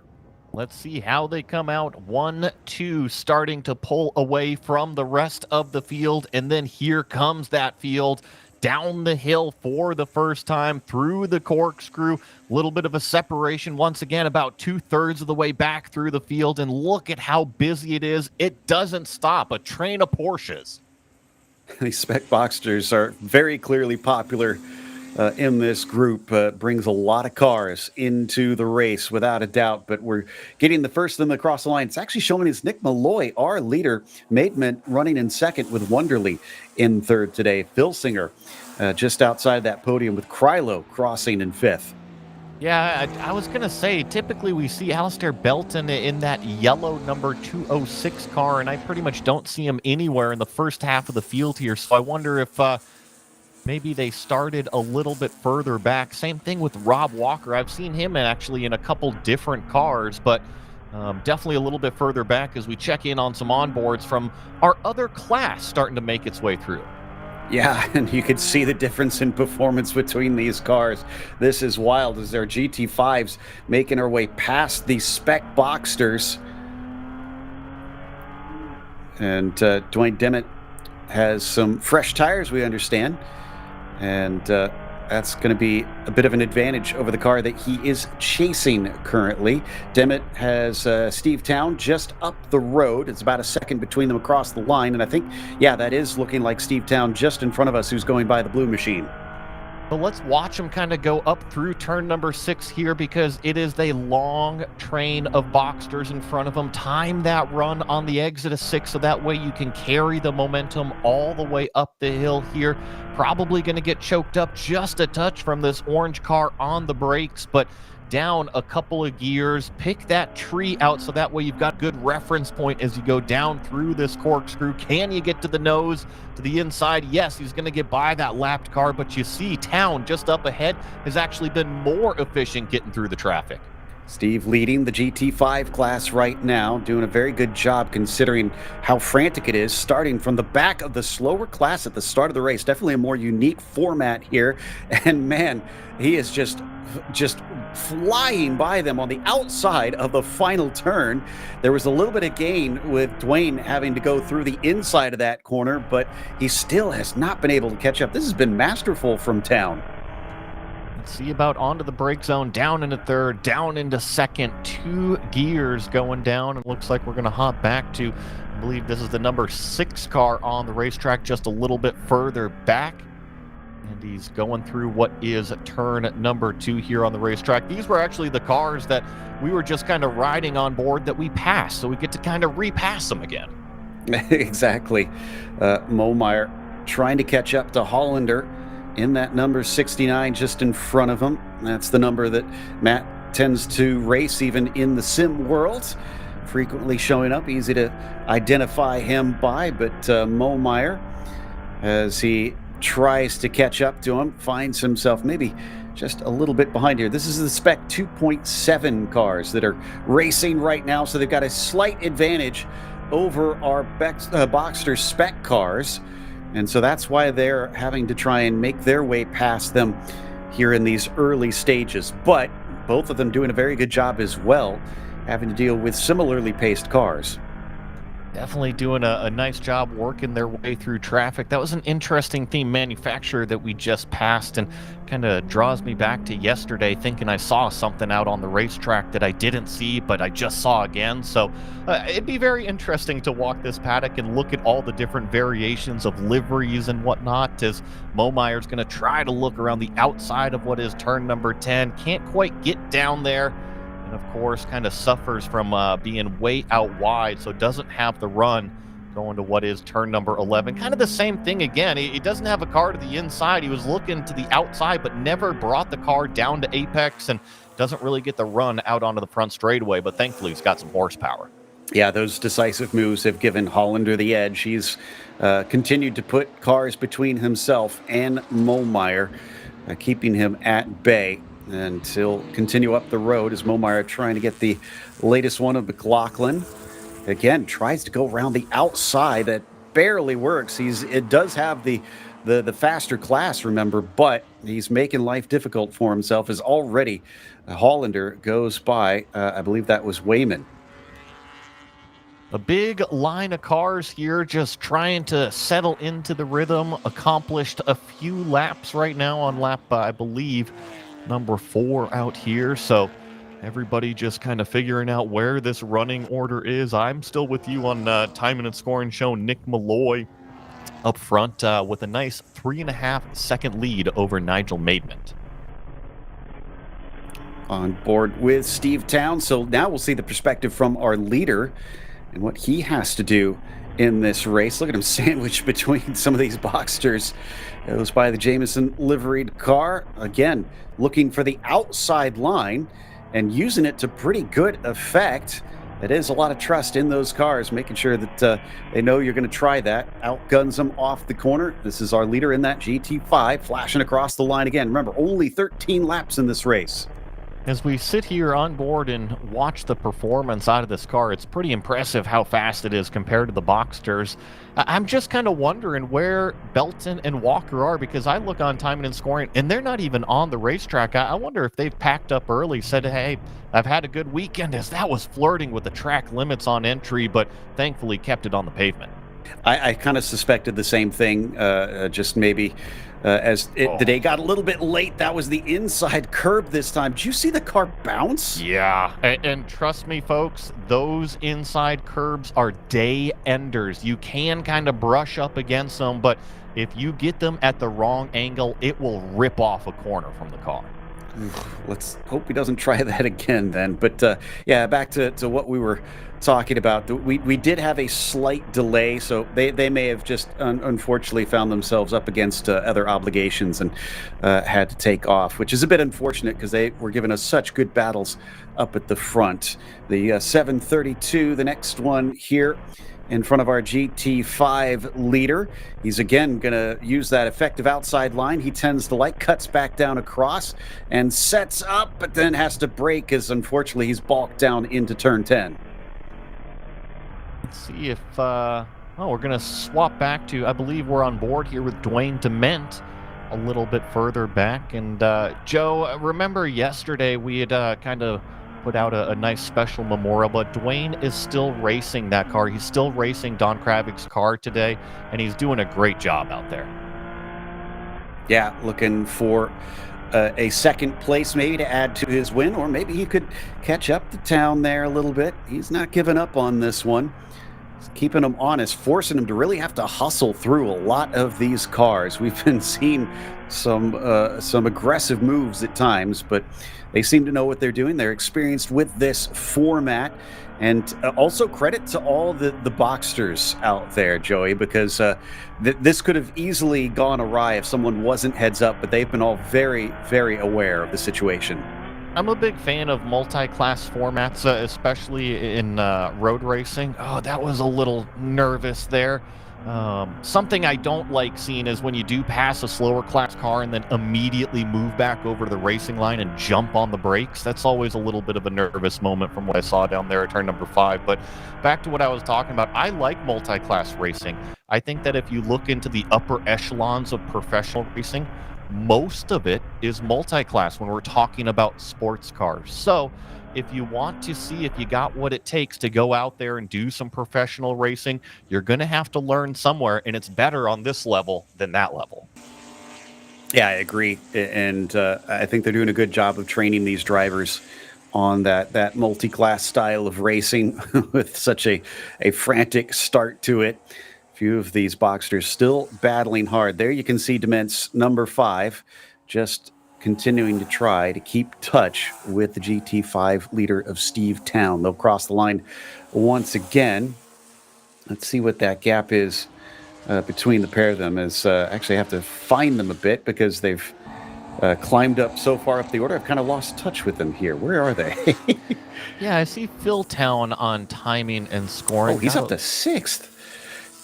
Yeah, and it's just, trying to sort it out here, and you're right, he's all the way up to 6th place overall. Dwayne Dement still certainly right behind him in that 7th place overall, working on lap number 6. 7 laps to go, coming up to halfway. About 2.5 seconds between them. So, yeah, Steve's been doing a very good job to keep him behind, just continuing to pass all these other class cars and never letting him to get close enough. Since they have dropped apart a little bit, we're going to take just a short break for an ad. We'll be back for the remainder of the last race of the day here for POC.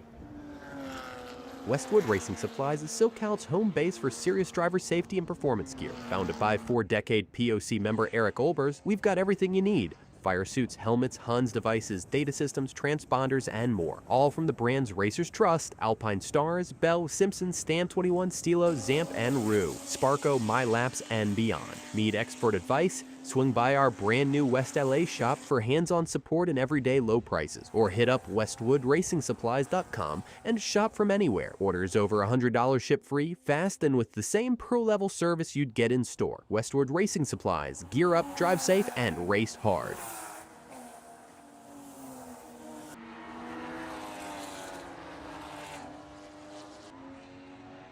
Down to 6 laps to go now. Still being led by Nick Malloy. Steve Town has come from the back of that Boxster class as they grid up the GT5 cars behind them and is already up to 3rd overall. But it's been an interesting dynamic here, Joey, because Dement, we understand, did not race in the last Orange Cup race because there was a limited set of tires out there. So he has fresh tires, and Steve Town does not. So this was a strategy call by the 5. So far, it hasn't really paid off in a way that we can see, but maybe later in the race, we'll start to see Steve feel it.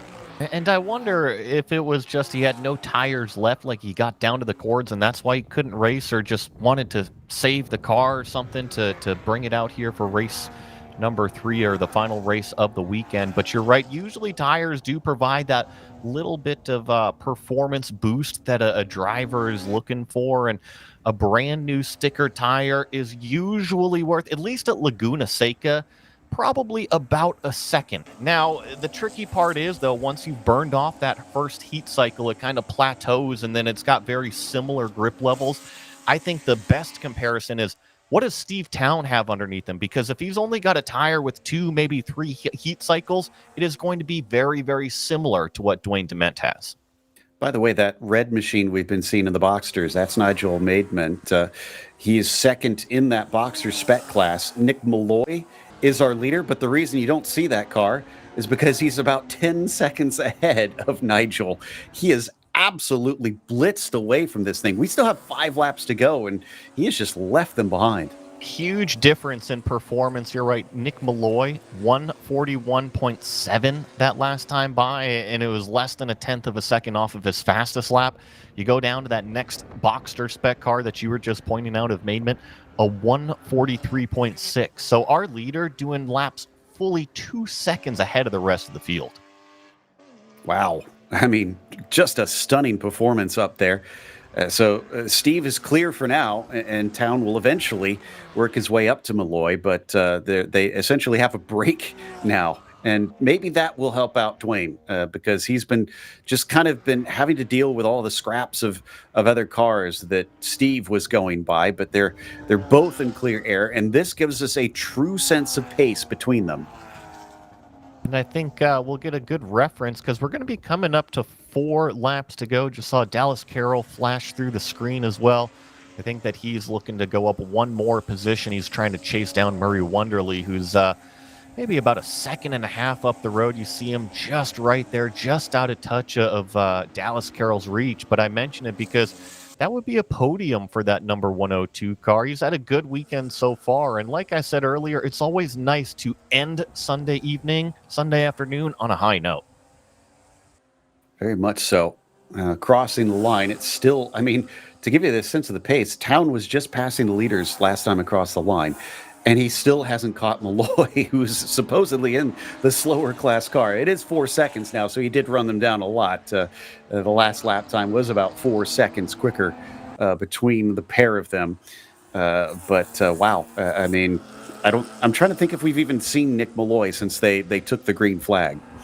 No, I believe he's in a gray car. I think you're right. Like a dark charcoal color car. It was a very clean looking car on pre-grid, I must say. So, the number 46 is definitely way out there and maybe even a bit disheartening to all of his competitors. He's one that's going to have to be reined in. As I think, is that Maidment in Wonderly in a race? No, excuse me, that's Wonderly and Carroll. So that's for 5th overall. But that is for the last podium spot on the Boxster Spec class. So, yeah, this fight that we see between the red and the orange car is for P3 in Boxsters. And this is another tricky little fight here because they are just out of touch of Maidment that you said is just up the road. So it's almost a 3-pack, but it's really Wonderly versus Carroll. That's the red car versus the orange car going down through turn number 9 right here. So it's a little bit of a difficult position. Do you try to go up and catch Nigel and see if you can make it a 3-car battle, or do you just scrap amongst yourself for 3rd place? I think if I'm Dallas Carroll, I'm just trying to grab whatever positions I can as quickly as possible. You know, I say the red car. I guess it's just more reddish in comparison because I realize that is our lovely little tiger car that we've got that Wonderly has been running. It's a sunburnt tiger. Yes, I like that. But we can see if he makes his laps great or just maybe average as he tries to hold him back. It does look like he is pulling in Maidment a bit. You're right. The 3 have definitely gotten closer. I wonder if Maidment maybe had a little bit of a mistake, and we're also catching this yellow car, so I wonder if maybe just the slower car that they got to get by is starting to accordion them up, and it looks like they are going to get out of the way and let this trio on by. Yeah, nicely done by the lapped car, very gentlemanly, but they have separated a bit since we last looked at the times between them. So across the line, it was practically nose to tail between them. Now they get some breathing space as up at the front, Town still hasn't actually caught Nick Malloy. It was 1.3 seconds between them. Wonder if since then on this lap he's finally made it past to get the overall lead. We'll see the next time they cross the start-finish line here shortly. And Steve Town over Dement. Let's see, that gap last time by was 4.8 seconds. Woof. Steve actually, I think, put distance on him. 100% he did. He's starting to gap it out, and he is officially overtaken for the race lead this time by. So the 822 just crossed the start-finish line, and he becomes P1 overall. 11 laps completed, just a couple more to go as this battle for what is third place in this Boxster spec class is still as close as ever. It absolutely is. And I think this is the one that we'll want to watch to the finish because we're pretty close to the end. Maidment comes with quite a bit of experience. He actually, although he started a bit late, he didn't start racing until he was 54, but that was back in 2013, and it was here at Laguna Seca. So he knows his way around, and he's trying to use it to the best of his ability. As we watch this battle, I've been kind of behind the scenes here watching our overall leader of Steve Town. Remember how we were comparing the tires that maybe Dwayne Dement had a little bit more of an advantage? I think I see why Steve Town is out there at a faster pace than anybody. I mean, he is attacking this racetrack like I don't see anybody else, bouncing over these yellow curbs, sticking his hand up out the window, waving to people as he's going by, saying thank you very much. He is just having a blast out there. Very comfortable. Should be white flag this time by, and he's coming around the final corner now. So as we hurry our way up to him, still have that last step on the podium. Actually, no, second, I should say, in the Boxsters is up for grab. But white flag is now out. And, oh, my goodness, we didn't see it on screen, but Steve took it three wide and off the course. Goes Carroll, keeps it from wrecking, but may have lost an opportunity to fight for that third place. I think you're right there. That lost him a ton of track position. We've seen some of these Boxsters get really slippery here late in the afternoon. It doesn't matter if it was turn number 10 or turn number 3 or turn number 4, like we've seen some huge slides at. But it is definitely getting more and more low grip out here at this WeatherTech Raceway Laguna Seca. I see our leader, Steve Town, rounding out of what is turn number 5 right now. So he has one uphill climb remaining.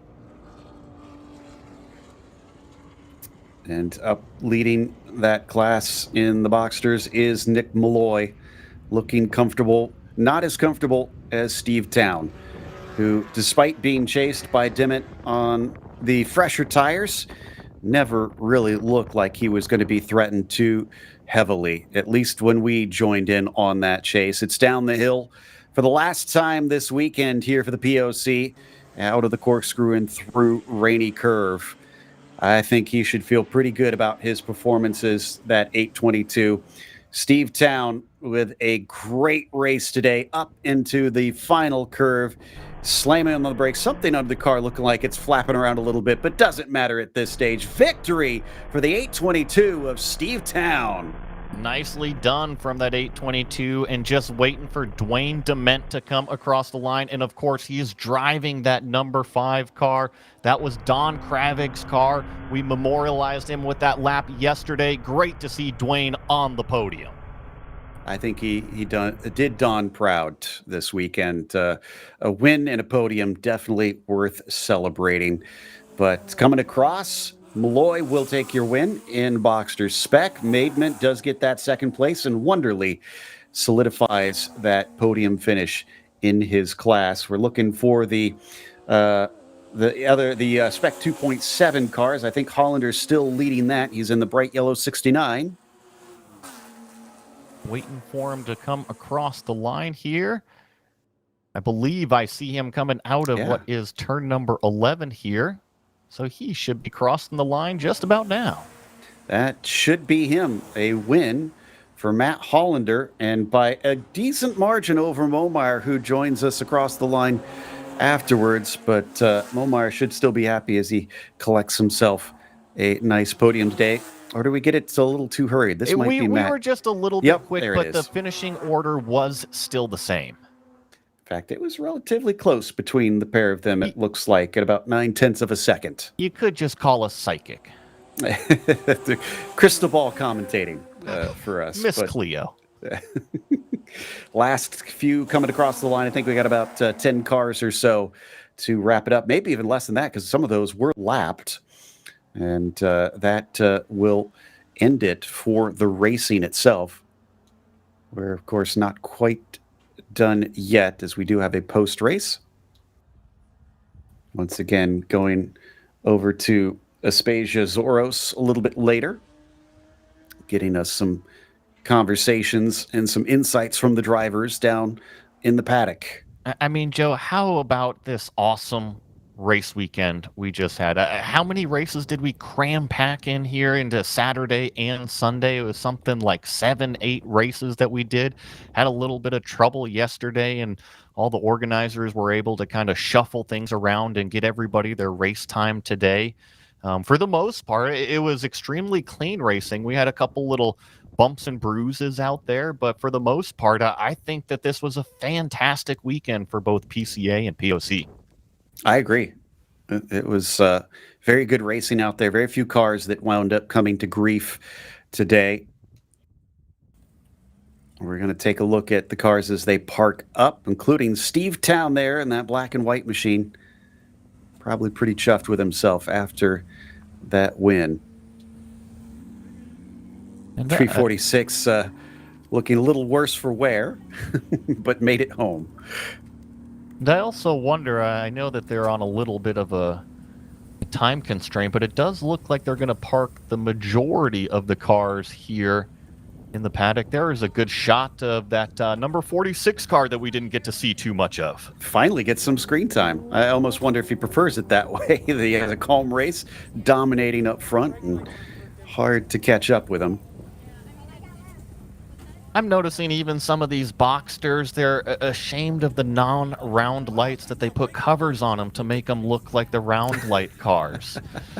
My goodness. I've learned something new. This is your bugbear, apparently. That, and you know, the sunburnt tiger might have Clifford as a dad.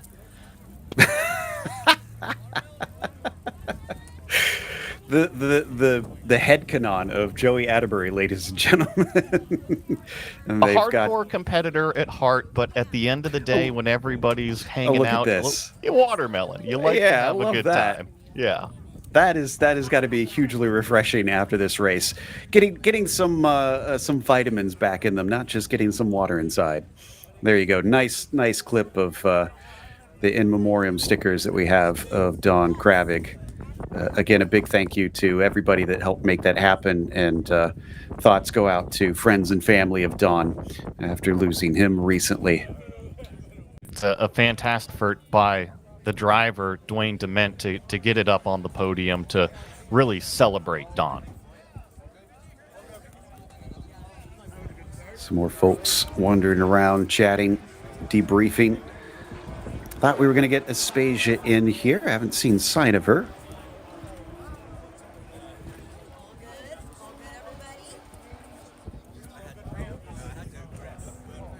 Sounds like we might not have her for this one.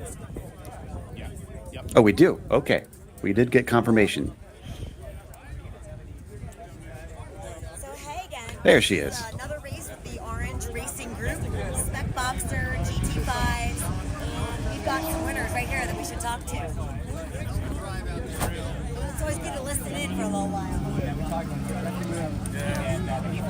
Hi guys.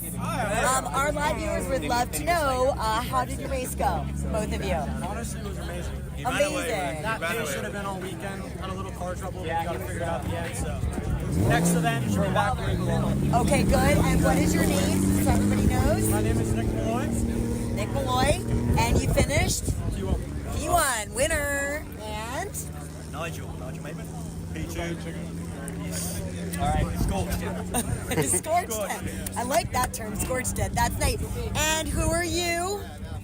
Who am I? Murray Wonderly. Yes, great, Murray. Got it right. Yeah, you got it right. Wonderful. And then cars-wise, we've seen your car, the Tiger, right? 614. What number are you, Nick? Oh, he's saying hi, thinking that, I think it's his family. And what car are you? Number Nigel? 46, right behind you. So you're 46, sorry, I just interrupted you. And then right behind? 705. 705 is Nigel. Nice looking cars, everybody. Got the style and pizzazz. Great. Was there any one moment in your races where, you thought maybe you could catch P1 here, Nick? Not me. No, after the first 3 laps, no, I gave up. Yeah. Okay. I was trying my damnedest to reel him in. Right, so he just went ahead, and then it was really the two of you battling. Well, no, I wasn't. We were spaced out 1, 2, 3, and I was trying to catch him, and Dallas was catching up to trying to catch me at the same time. But battles over there. It's pretty spread out, actually. Right. 3-4 places. All right, well, if you were going to pass on this track, where would you want to pass? Anyways. Okay. Answer. And you? Oh, I don't know. I would say probably 5 to 6. 5 to 6? Okay. And Nick, where would you like to pass if you could pass? Where are you aiming for? Front straight, out of the corkscrew. Last corner, front straight. 5, 6. Wow, okay. So you can see we have a lot of different answers everywhere, and that's great because you're all running different races within your race. Thank you guys, and congratulations, you're the top 3. Both those great to watch.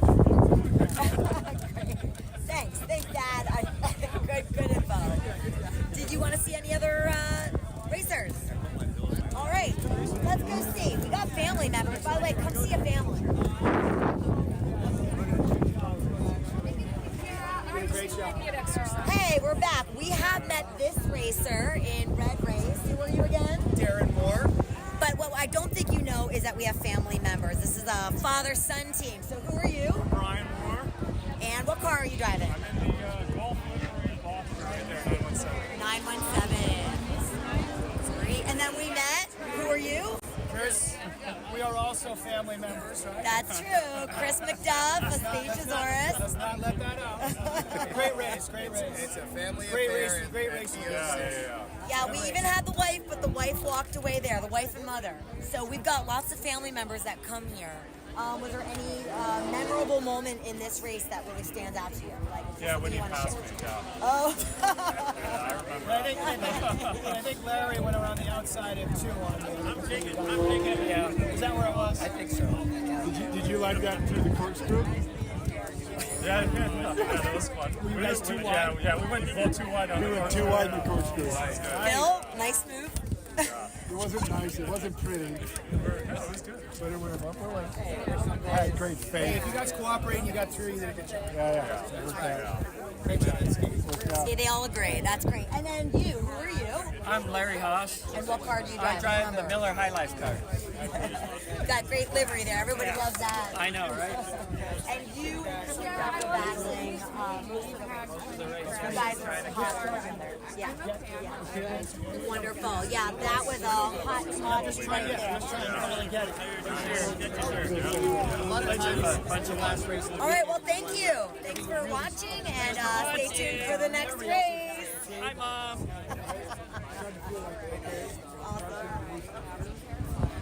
That scares me. I just worry.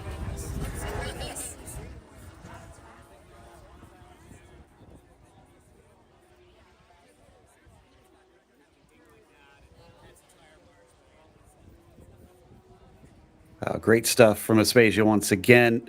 And, well, that does wrap up the racing and wrap up our show. I want to get your last thoughts here, Joey. Like you said, I mean, what a fun weekend of racing out here. It was a fun weekend, and it was a clean weekend of racing. And I want to give tips to the organizers, tips to the track workers, that if we had any incidents, they were able to get it cleaned up, shuffling around the schedule when it needed to. All the competitors put on a great show out here, a great weekend of racing. And we're going to have more great weekends of racing because PCA is going to be going to Road America. That'll be August 30th to September 1st. That's a great place to visit. They've also got Summit Point from September 12th to September 14th. However, POC has a little bit of a break, and they'll be back in October from 11th to 12th at Button Willow Raceway. In the meantime, though, on behalf of everybody behind the scenes here at DriversEye Live, as well as Joey Atterbury and Joe Peak, make sure and tune in the future. But until next time, race clean, race hard, and we'll see you on the track.